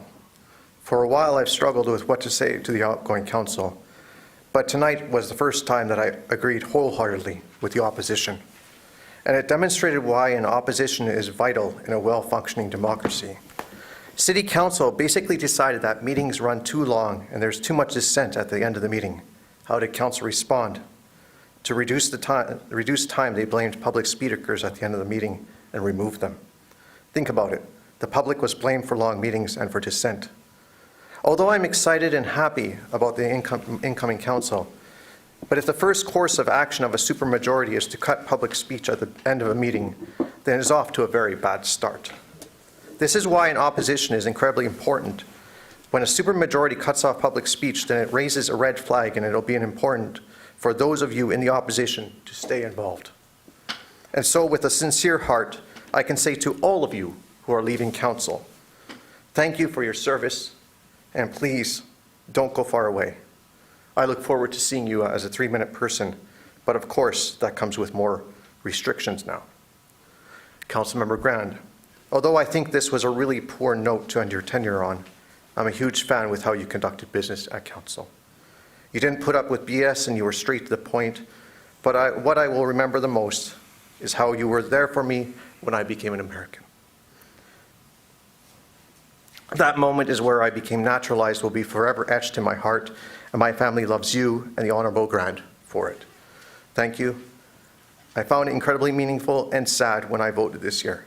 I shouldn't have to vote in favor of women's rights when those rights should never have been taken away from them in the first place.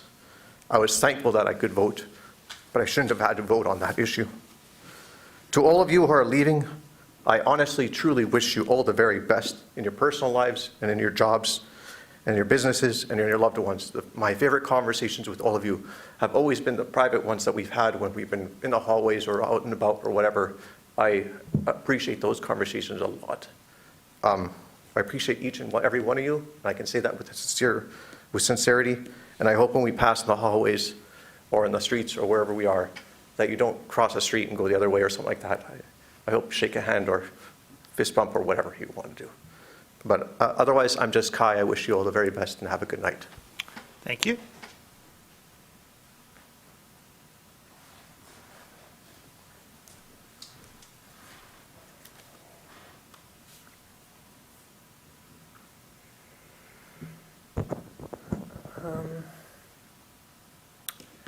I wanted to talk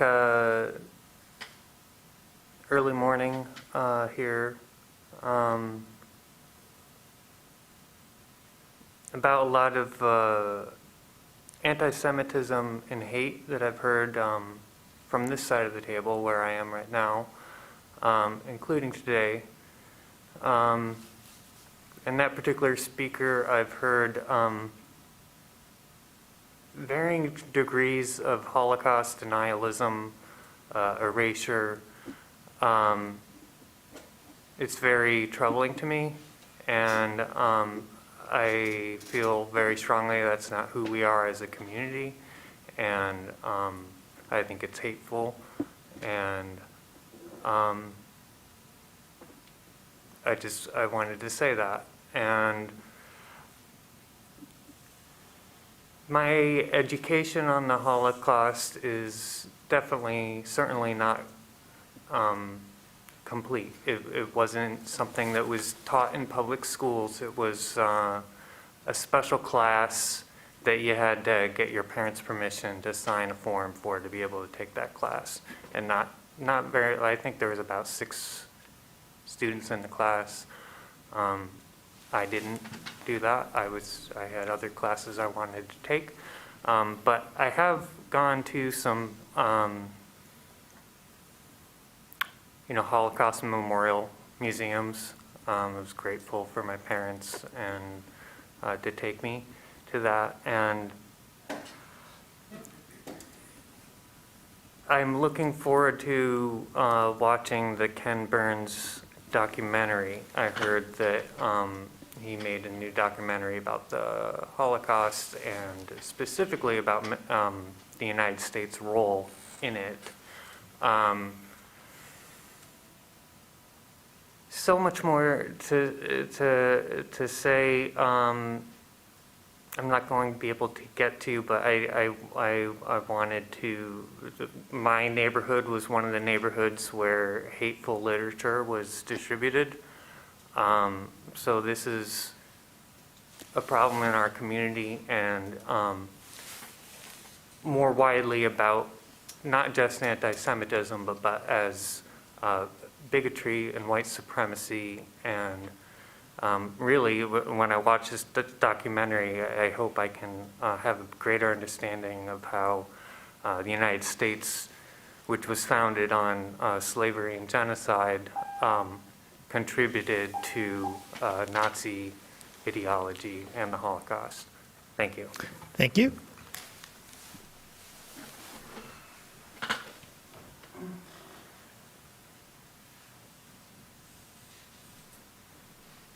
Good evening, everyone. My name is Evan Suliotis, Ward 5 resident. I'm speaking regarding an ombudsperson's office. I'd like to offer clarification. Ombudsperson's offices are not necessarily an information office. They're not even necessarily a helpline. That's not what they're about. Typically, what they're about is when there are complaints that are structured. There's a format that they need to be submitted in. There's a time frame in which they must be submitted. And they tend to react to specific instances where there's a problem. I'll leave it at that. I'm sure the administrator, in looking at various different models that exist, will come to this conclusion as well and see how ombudsperson's offices actually function. I'd like to thank the council for passing this resolution directing the city administrator to investigate creating an ombudsperson's office. It's my hope that the city administrator will also communicate with Washtenaw County officials and the administrators of other cities within Washtenaw County in an effort to create countywide ombudsperson's office. I particularly noticed my own council members' questions regarding costs. And that's one of the most important reasons why you'd want a large catchment area. And I'm going to give a very simple and not particularly accurate example. The county has roughly 380,000 residents. If each resident paid $10, we'd be dealing with $3.8 million. Now, obviously, we have households, not just residents that we're looking at. But the economics in a large catchment area work well. The professionalism that can be granted to the office itself is better and more efficient. And the staff that you can acquire will be more professional. This is very important in the function. The other issue will be whether there are complaints about the office being independent. And I'll be upfront about my own position. If the city of Ann Arbor simply controlled its own ombudsperson's office, I would have questions as to the independence of the office. I know how some of the actual appeals processes work, where a board of appeals could actually have a city attorney sitting on it, from what I've been informed. And city attorneys can actually operate as prosecutors. Now, suddenly you're dealing with a kind of conflict of interest. You're dealing with the administration itself or the staff of the administration. You're dealing with the prosecutors who are supposed to be in the middle but aren't necessarily in the middle, and all kinds of questions begin to arise about the independence. So an ombudsperson truly needs to be independent of the city function. In addition, I think I'd like to address very quickly DC2 regarding the change in how people speak at council. I can see the pros and the cons, but my concern is that there was no public hearing on something that actually affects the public's ability to speak and interact with the council. And I believe it's something that should have been, where the public should have been brought in. Thank you. Thank you. I will keep this very brief because it's almost 1 a.m, but I just, excuse me, wanted to say thank you to all of you for being willing to serve, and especially to our outgoing council members. It's a lot of work. It's a thankless job. Very frequently, you all probably make less than minimum wage doing it, and just, thanks and good luck, and hopefully future meetings will be a little shorter, so good night. Thank you.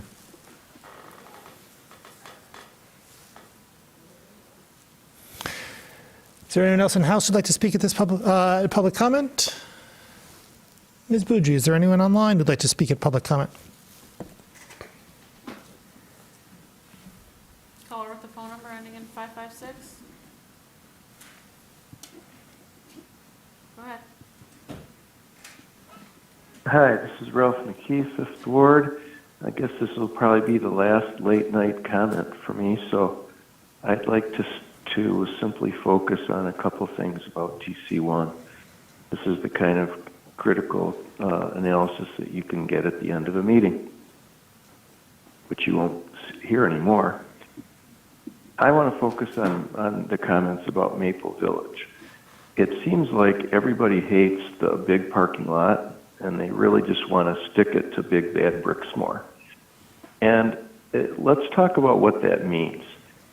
This TC1 prevents them from building any single-story building in the front of the parking lot, which you might want to actually have businesses at.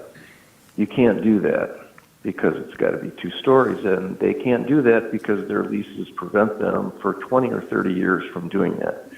So what you've done is frozen the parking lot that exists now for 20 or 30 years. They can't do it, and you can say, Councilmember Dish, that they can build a minor addition. So what? They can build a little bit along the side, maybe? Ask Ms. DeLeo, because I did, about what would happen if they built, say, the side along where English Gardens used to be. They build out that way. Now it's a gray area, and maybe the Zoning Board of Appeals doesn't approve. Maybe they don't approve because they really want 2 stories or housing. So basically what you've told Brixmor is you can do nothing really of any magnitude, and people can actually walk there and shop at those stores. They all have to do is cross Dexter Road. They don't even have to cross Jackson if they live on the north side. Nope. Just freeze that parking lot just like it is for 20 or 30 years. Great result. Excellent critical thinking. And the proponents who called in and expressed that, saying, oh, we hate the vast parking lot. Well, this is what you got. You hate the parking lots, and you just did something that made them exist in almost perpetuity. To the council member Song, I will say this. Walkable shopping district means you have to have a shopping district. You can't have just residents. You got to have shopping too. And also,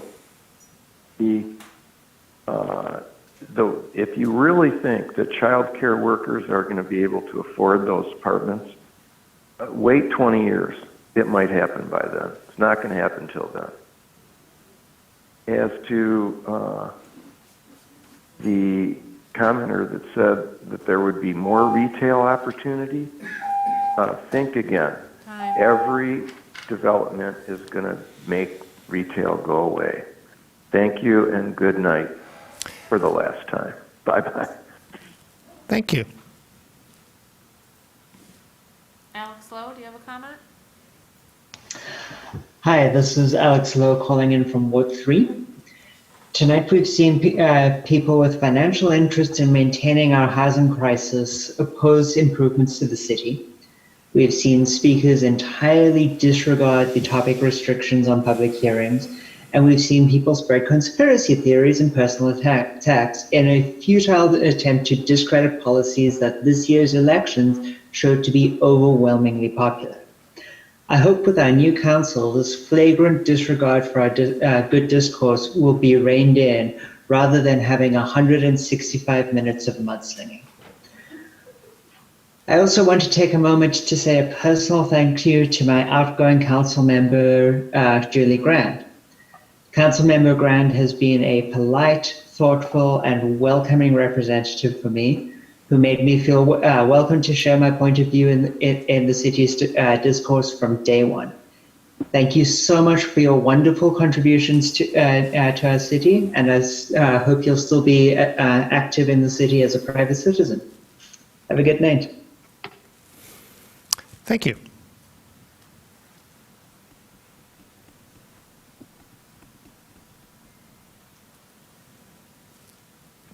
Luis Vasquez, do you have a comment? Yes, good evening, Luis Vasquez, First Ward. Thank you, everybody, for your service to the city, and welcome to the folks coming in. Everybody has a great challenge to serve the public. I'm looking forward to, moving forward on, greater development all throughout the city, making everything much more walkable and bikeable and drivable, even, while maybe considering also, Liberty Plaza, maybe closing off Liberty Street to, from State to Main in the summer, and maybe Main from Washington to William, I think that's what we should do in the summertime, is, make Ann Arbor that kind of summer town. Thank you for your time. Let's move forward and build more affordable housing too. Okay, thanks. Thank you. Caller with the phone number ending in 083, do you have a comment?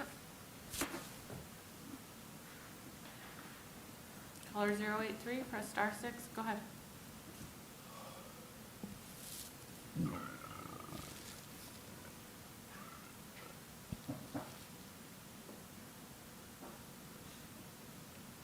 Caller 083.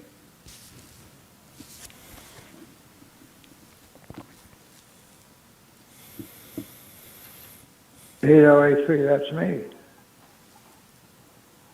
Am I on? Go ahead. You are audible. Oh, good. This is Alan Haber. Greetings, everyone.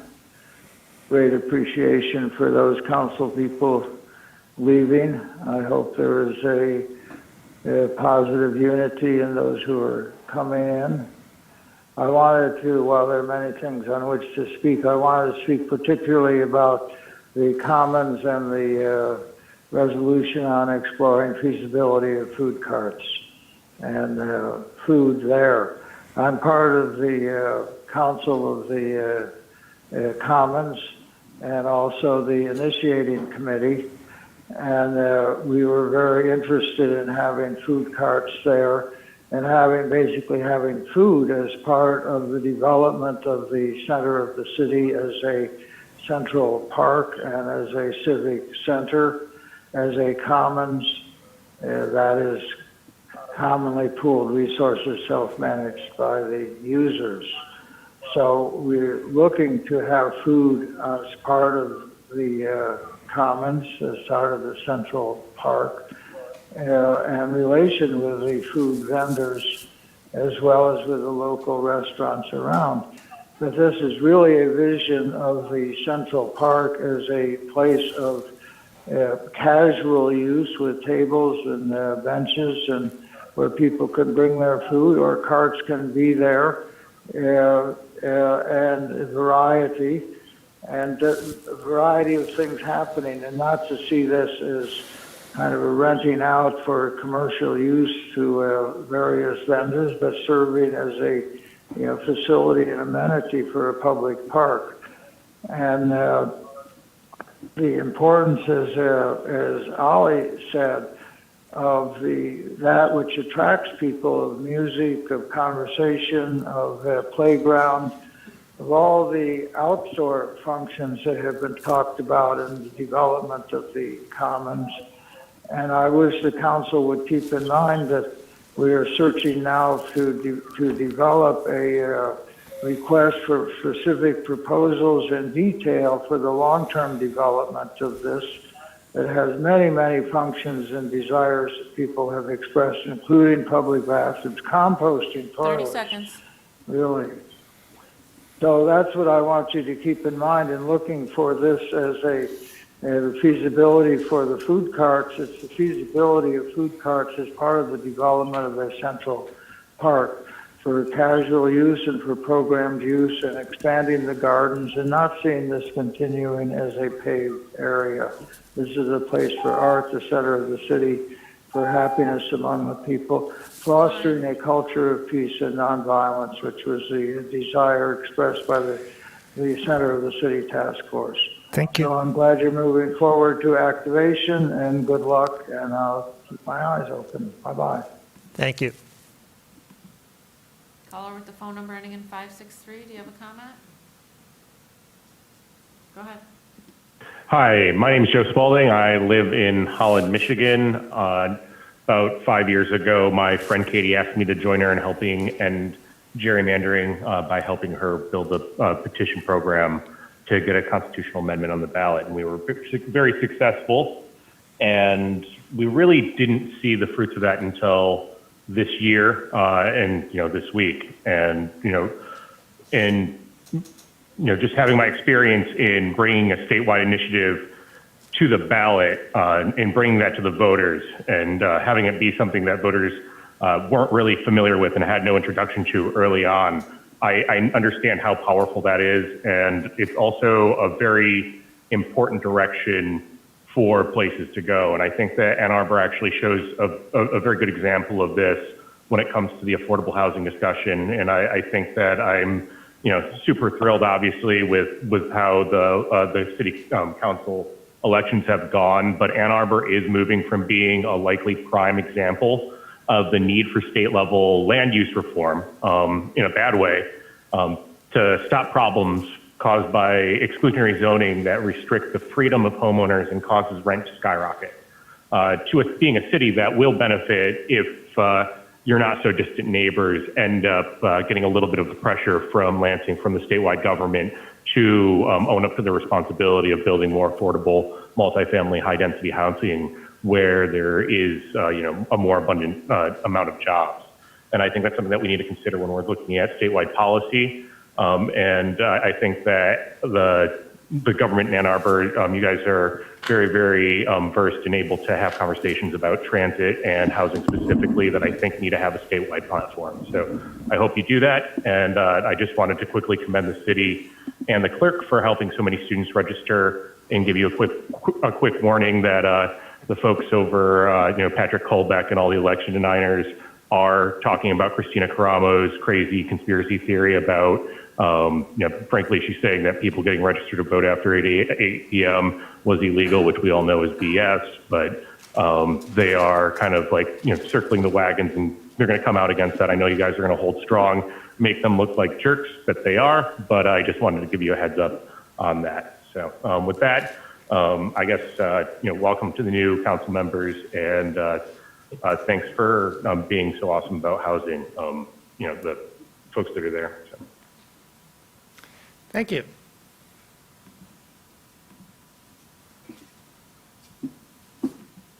Adam Juskevich, do you have a comment? Hi, this is Adam Juskevich from the 4th Ward.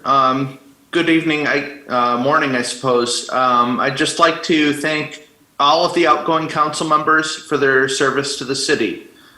Thank you.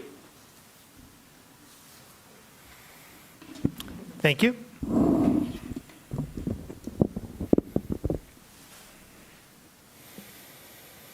Caller with the phone number 534, do you have a comment? Go ahead. Hello again, this is Tom Stolbert calling from Lower Town. Something I forgot earlier to ask about. There's certain meetings that are not recorded that are on Zoom, and particularly of interest to me are working sessions of the Planning Commission, their Ordinance Revision Committee. And other people have asked me, I guess I've been a bit of an ombuds person by default, because a lot of people call me and ask me, how come that's not recorded? And so I listen to the meetings and they ask me what it's all about. So if somewhere you can work that in, it's already on Zoom, so it'd be very easy to record those at this point in time. In terms of other issues, there's more than one kind of representative democracy philosophy. Some people say, well, you've elected me for 4 years to get something done, now I'm going to go off and do it, and I might not listen to you very much. Other people are more about representing their constituents. And there's, they're both philosophies. So in terms of the outgoing council members who I feel have really represented the latter case, where you really represent your constituents, Elizabeth Nelson, you've done an amazing job in terms of holding coffee hours, listening to constituents in person, on Zoom, publishing a newsletter, publishing voting charts. Nobody has ever done that job that you've done, and I really appreciate it, and you've been wonderful with that. It's hopefully those that are trying to imitate you, well, I hope they can do half as good as you've done. Thank you very much. Jeff Hayner, you said at one point early in your term, if you can get us clean water and expose the hypocrisy, you've done your job as a council member. Well, we've got past the mayor's obstruction of the EPA, and they're here now. Unfortunately, we had to live with his law firm billing about $500,000 through fruitless lawsuits till we can get him to finally turn around and say that he's more open to the EPA. Well, all right, we're there. Hopefully we can move forward and deal with that dioxin plume. In terms of the hypocrisy, you've done your job there very well. Thank you very much. Unfortunately, it may not have gotten us anywhere except lay it on the table. Ali Ramlawi, you've opened your heart to us. You have spoken your mind at the table, and we feel emotionally with you. Thank you. You've spoken for the people who need to be spoken for. Government is not about representing the powerful, in my opinion. It's government is there for the people who really need it. So thank you for being there for the people who need it most. Good luck to you all. Good night. Thank you.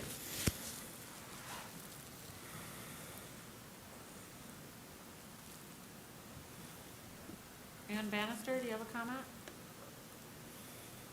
Hello, this is Ann Bannister, and I just wanted to thank the council for considering the equity issue with the restrooms downtown and voting for that unanimously, and for the group of, thank you, Ali Ramlawi, council member, for bringing that particular resolution forward. That was very good. And also the group of co-sponsors who brought forth the food trucks on the center of the city. I think both of those resolutions will be great for Ann Arbor. I do think that the transit corridor zoning and the elimination of public comment at the end of the meeting are going to be bad for our community, and I think they are going to backfire on the council and the mayor, with the community and with your peers. And then, so lastly, I want to give a special thank you to Councilmember Elizabeth Nelson, Councilmember Ali Ramlawi, and Councilmember Jeff Hayner. You guys have been brilliant, and I look forward to seeing what you all do next. Thank you very much. Good night.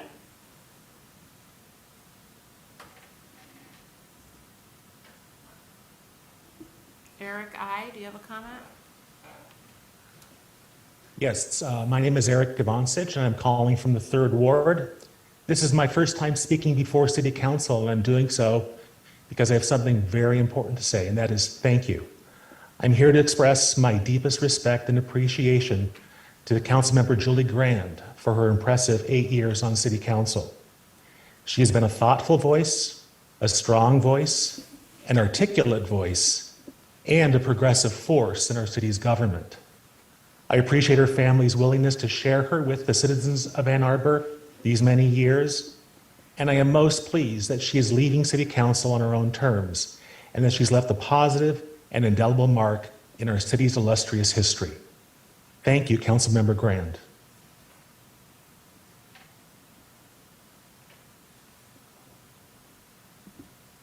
Mayor, there are no more callers on the line with their hands up. Seeing no one, public comment is closed. Are there communications from council? I wanted to say one or two things. The project of local government rises and falls upon participation at all levels. And today is, of course, the last meeting for a number of members of council. Service on council is not without its gratifying moments, but no doubt it requires personal and professional sacrifice. It requires a tolerance for late nights and stress in a variety of forms.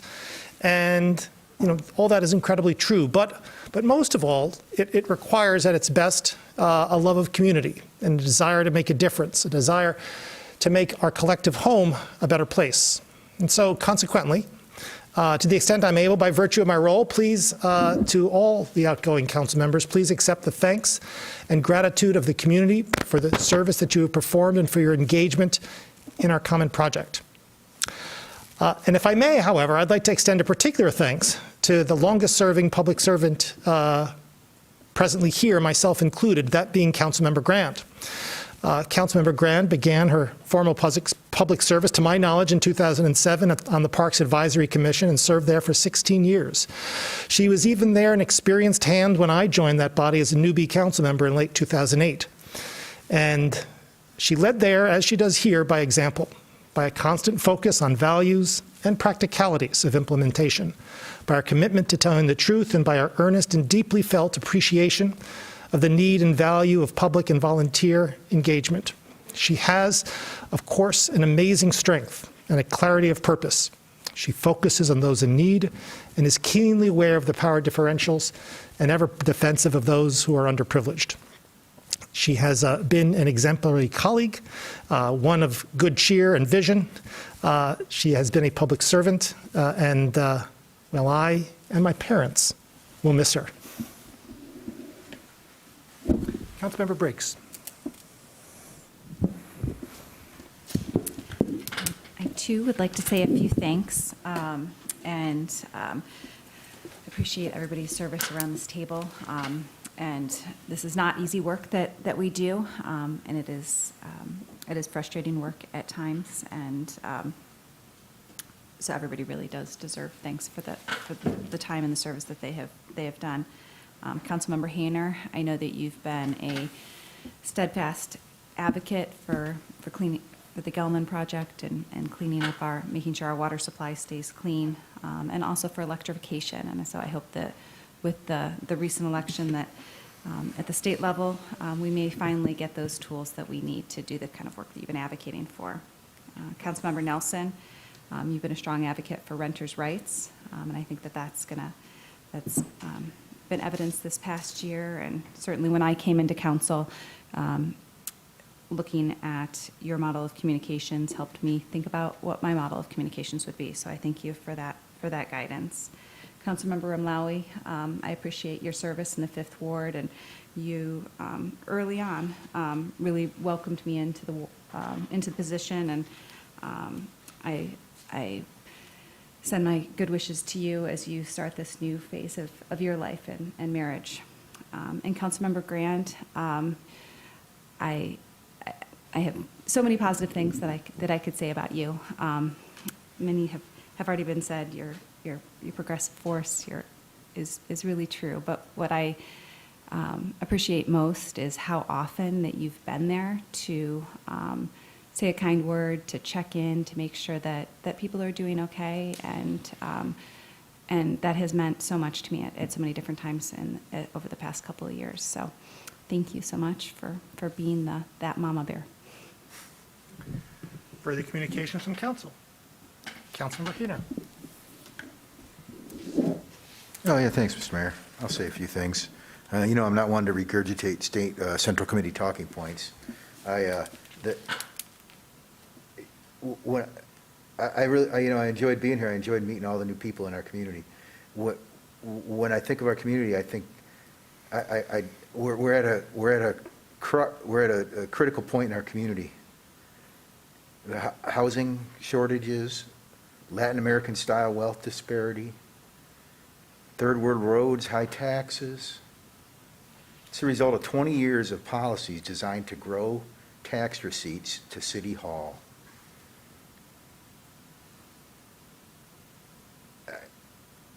I ran for council to try and change some of that, but like a caller pointed out earlier, I knew that really all I could really do is try and lay into Gelman a little bit and try and defend the city's water intake from the United States' largest dioxin plume. But those other changes aren't possible for myself alone. My pockets aren't deep enough. So I want to thank the residents for footing the bill for my 4-year troll of all the hypocrites and pundits that haunts, Ann Arbor politics. I would guess the city spent about $200,000 educating me on the ways of City Hall, including my salary. And they can, residents can be assured that I won't let that go to waste. That the things that I learned here about how our city functions or dysfunctions, as the case may be, will be shared with as many folks as I can. You've heard me say things like no farms, no food, or water is life, or no trees, no air. And another thing I've been saying lately is it's going to get worse before it gets better. And with thanks to those who were helpful and supportive on council, and no thanks to those who weren't, I will remind everyone that the revolution will not be televised or tweeted, and that there's a lot of work to be done here to see through the things that we want our community to be and to save our community's uniqueness, our forests, our trees, whatever scrap of life we have left after everyone gets done raping it for profit. Councilmember? It's going to take a while. Councilmember Radina. Thank you, Mayor. I want to echo thanks for the service of my outgoing colleagues. I've had the privilege to work with all of you on various things throughout the last 2 years. I do want to also pay particular attention to my ward colleague, Councilmember Grand, who I've just been so grateful for personally over the last 2 years. Your willingness to take me under your wing when I first came onto council and make sure that I understood which staff people to talk to when I had questions, and to help walk me through issues when there were new challenges that came up. I just personally am very thankful for your guidance and your support over the last couple of years. And while I am optimistic and excited for what we might be able to accomplish in the next 2 years, it will certainly be bittersweet because you will not be at the table with us. And so thank you for your service, and I know where to find you. So. Further communication from council. Councilmember Amlawi. Thank you. I wasn't going to speak, but I probably should take this last opportunity to again thank the hundreds of employees that work for this organization, who deliver the services, who respond to all the emergencies day in and day out, the unsung heroes, the rank and file. I also just want to, say thanks for the words that were expressed, for the service that myself and the other outgoing members of council have given our community. It all came from a good source. I wear my emotions on my sleeve. I think you guys all know that by now, and I'm not going to change. I wish you all good success in the future, in the next board. There are monumental challenges at hand, and the boogeyman is gone. And I really hope the community holds you all to the expectations and standards that they had for the rest of us.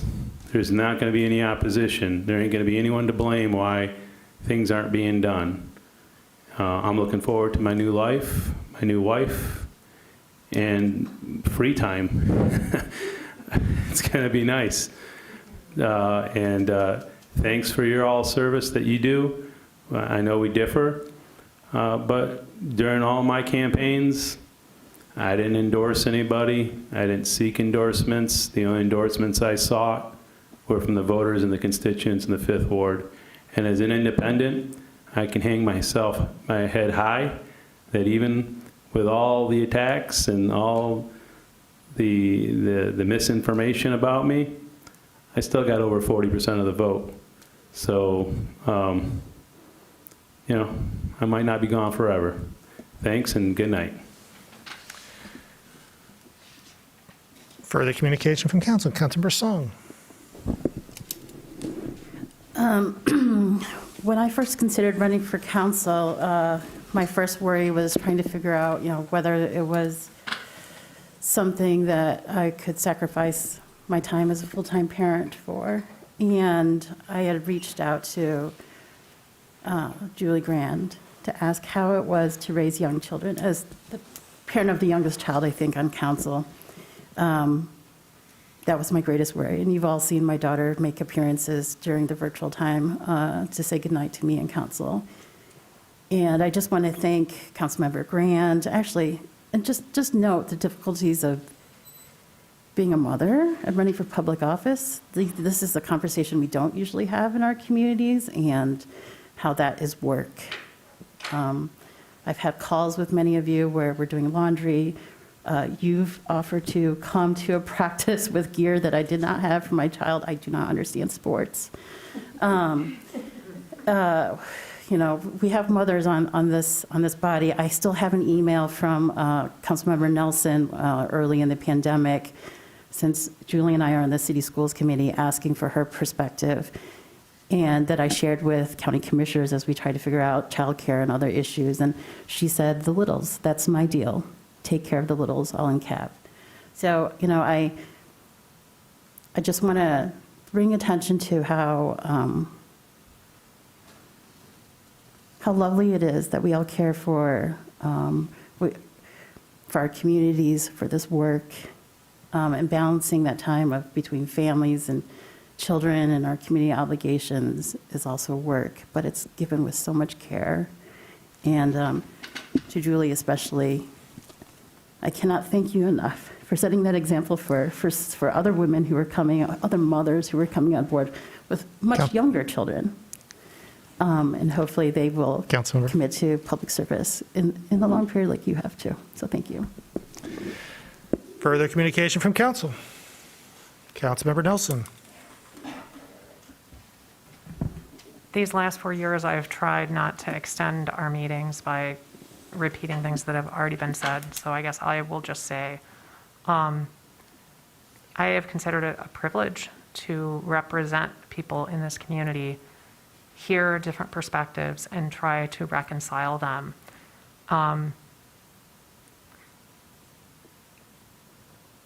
I look forward to continued engagement with people who take our democracy seriously. I think that's the most important thing that matters.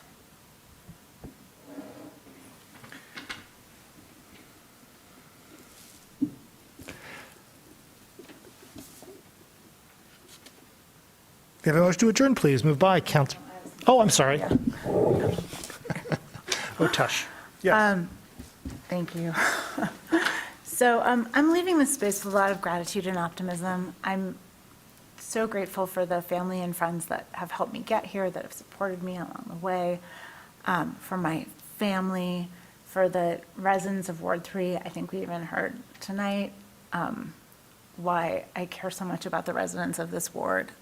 It's a diverse ward. It has great neighborhoods. It has great businesses. It's a model for so many things that we want to do. And so if I had an hour, I would thank all the city staff that I've worked with, because I value those conversations and I've learned so much from these incredible professionals and public servants. If I'm going to thank one person, I'm going to thank Sarah Higgins, because we would all think the city would fall apart without her. But I've also been on a number of commissions and for the entire time, and learned so much about housing and land use, and from our city attorney's office as well. You know, I'm optimistic because I've seen our city move in a more progressive direction over the last 8 years. And 8 years ago, I couldn't have had conversations with residents about policies that they now embrace around affordable housing, transportation, climate action, safety, and that we're doing it with more attention to equity and consideration about how these decisions impact all of our residents is critically important, and something that I'm so proud of us as an organization and a council. And you know, we're able to have these conversations about systemic change, and thank you to the community and for all of you at this table who've helped us get there.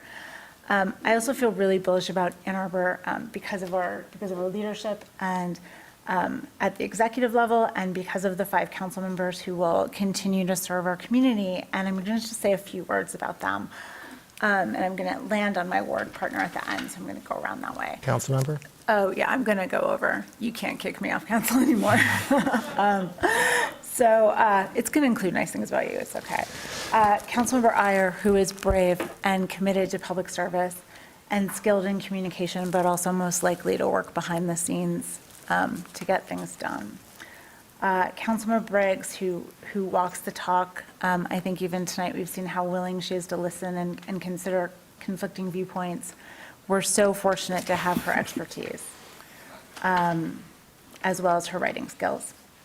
Councilmember Dish, who is just an intellectual deep diver, incredibly kind, passionate about the environment, voting rights, and solid waste, which I could never wrap my head around, so thank you for that. Councilmember Song, who has taught me more than anyone I've ever met about community and connection, and has a brilliant and intuitive ability to look at a problem and know who to talk to and how to connect the right people to get it done, and really just grounds everything in equity and caring.